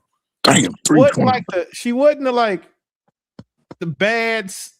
She had some shape. She was just big in the bitch. So she come out and she asked me, like, "You want something to drink?" I'm like, "I'll take a water." She said, cool, brought the water. We sit on the couch. So she talking, you know how you can tell like a girl is like, she's like, "Okay, I'm finna try something." She talking to me about a whole bunch of fucking nothing. So I put a movie on. I put in a Coming to America DVD. Yes, DVD, nigga. I'll get it, right? So we watched the movie, so we laughing, we talking, we having a regular conversation. I know I'm not about to hit her, but I know that's not gonna happen, but she cool. And she leaned over and tell me, she like, "Hey, you want to know something funny?" And I was like, "What's that?" And she's like, "She on her period. She ain't gonna give him none." So I'm like, "Damn, what do I do?" So do I get up and go tell him, or do I just make an excuse to leave? And she was like, "No, don't go in their room and say nothing, right?" So movie go off. Well, I'm gonna go to the bathroom. So she on her little what do you call them things? Little handheld. I think it was a PSP, whatever the fuck it was. She was on one of them little games playing it. So you talking about old school shit. So my nosy ass, right? So I hear him in there talking, but I don't hear what they saying. So I knock on the door and open it. I come in, this nigga looked like he was in his whole nose and chest was in a murder scene because she turned them lights off. So wait, how you don't taste blood though, man? Dog, listen, like that's not listen. So I look at this nigga in his eyes.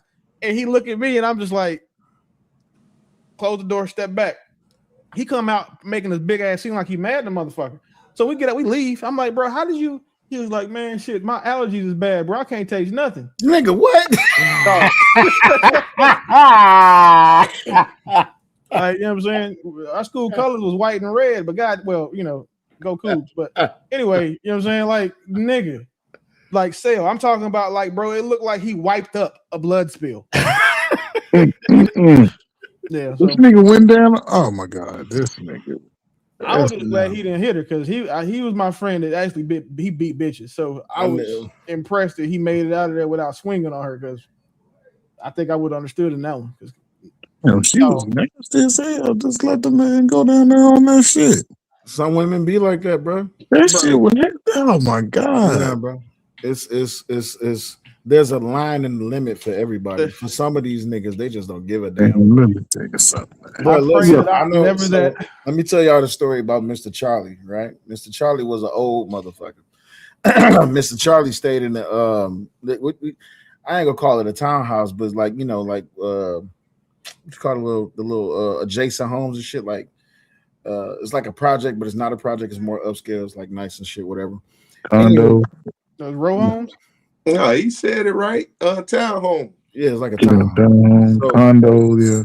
Yeah, Mr. Charlie, this motherfucker was wicked, bro. This nigga, he used to work for the big three. I can't remember exactly which one, but this nigga had a pension for the rest of his life. Mr. Charlie had a foot fetish, though. He didn't like having sex with women. He just wanted to see women's feet. And this nigga was paying women $300 to look at their feet. So this chick, she was working at our warehouse. She came into the warehouse, whatever, and all the dudes like, man, damn girl, you got some beautiful toes and shit like that.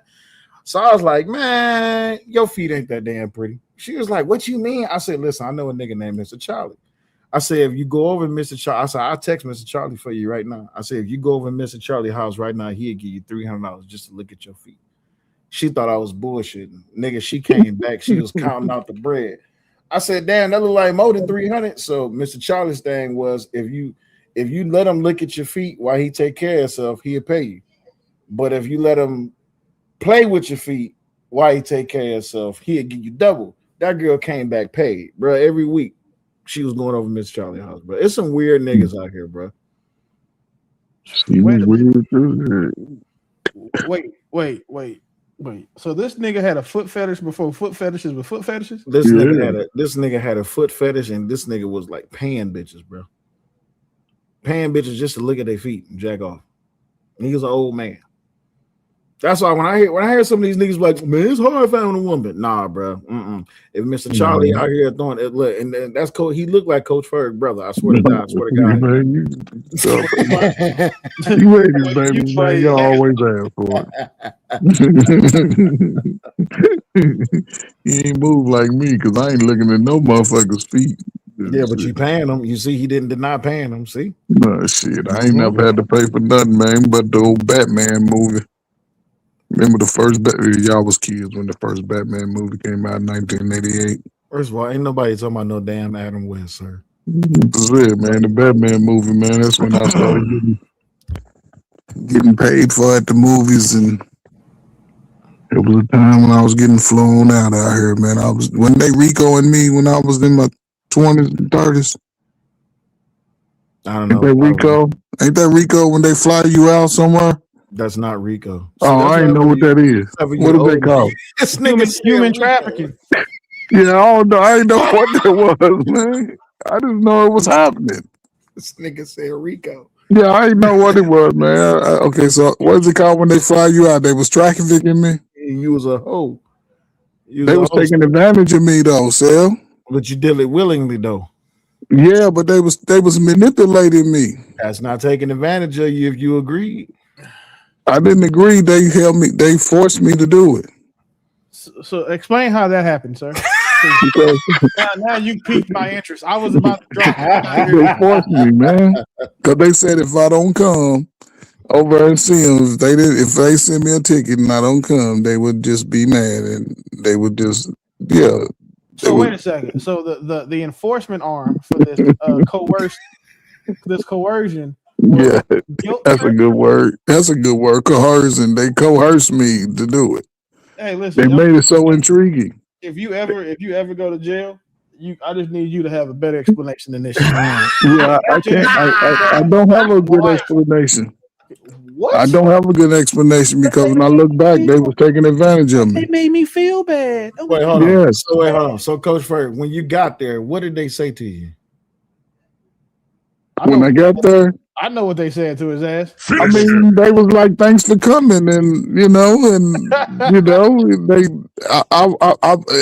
you know what, Sal? I'm gonna give you my states: Detroit, New Mexico, Florida about 6 times, Louisiana, Texas, and Virginia Beach. You know, Jersey, Brooklyn, and Jersey. Those two. What you know about Virginia Beach? My sister lives out there. She been living out there for about 30 years. She live in Chesapeake now, but yeah, I was at the beach, man. Now you got him talking about his family. All right, Trey, I gotta hit them. I gotta get ready for school in the morning. I'll just come up here and see what the hell y'all. Yeah, man. Salute to school, man. It's all Trey. good, man. I'm gonna go and shut it down. What up, family? I'm gonna drop. I gotta go be a dad for like 15 minutes. So I'm gonna go on the stream, man. We'll just pick up tomorrow, fam. All right, y'all niggas, man. Stay out of trouble. Most definitely. Y'all take it easy.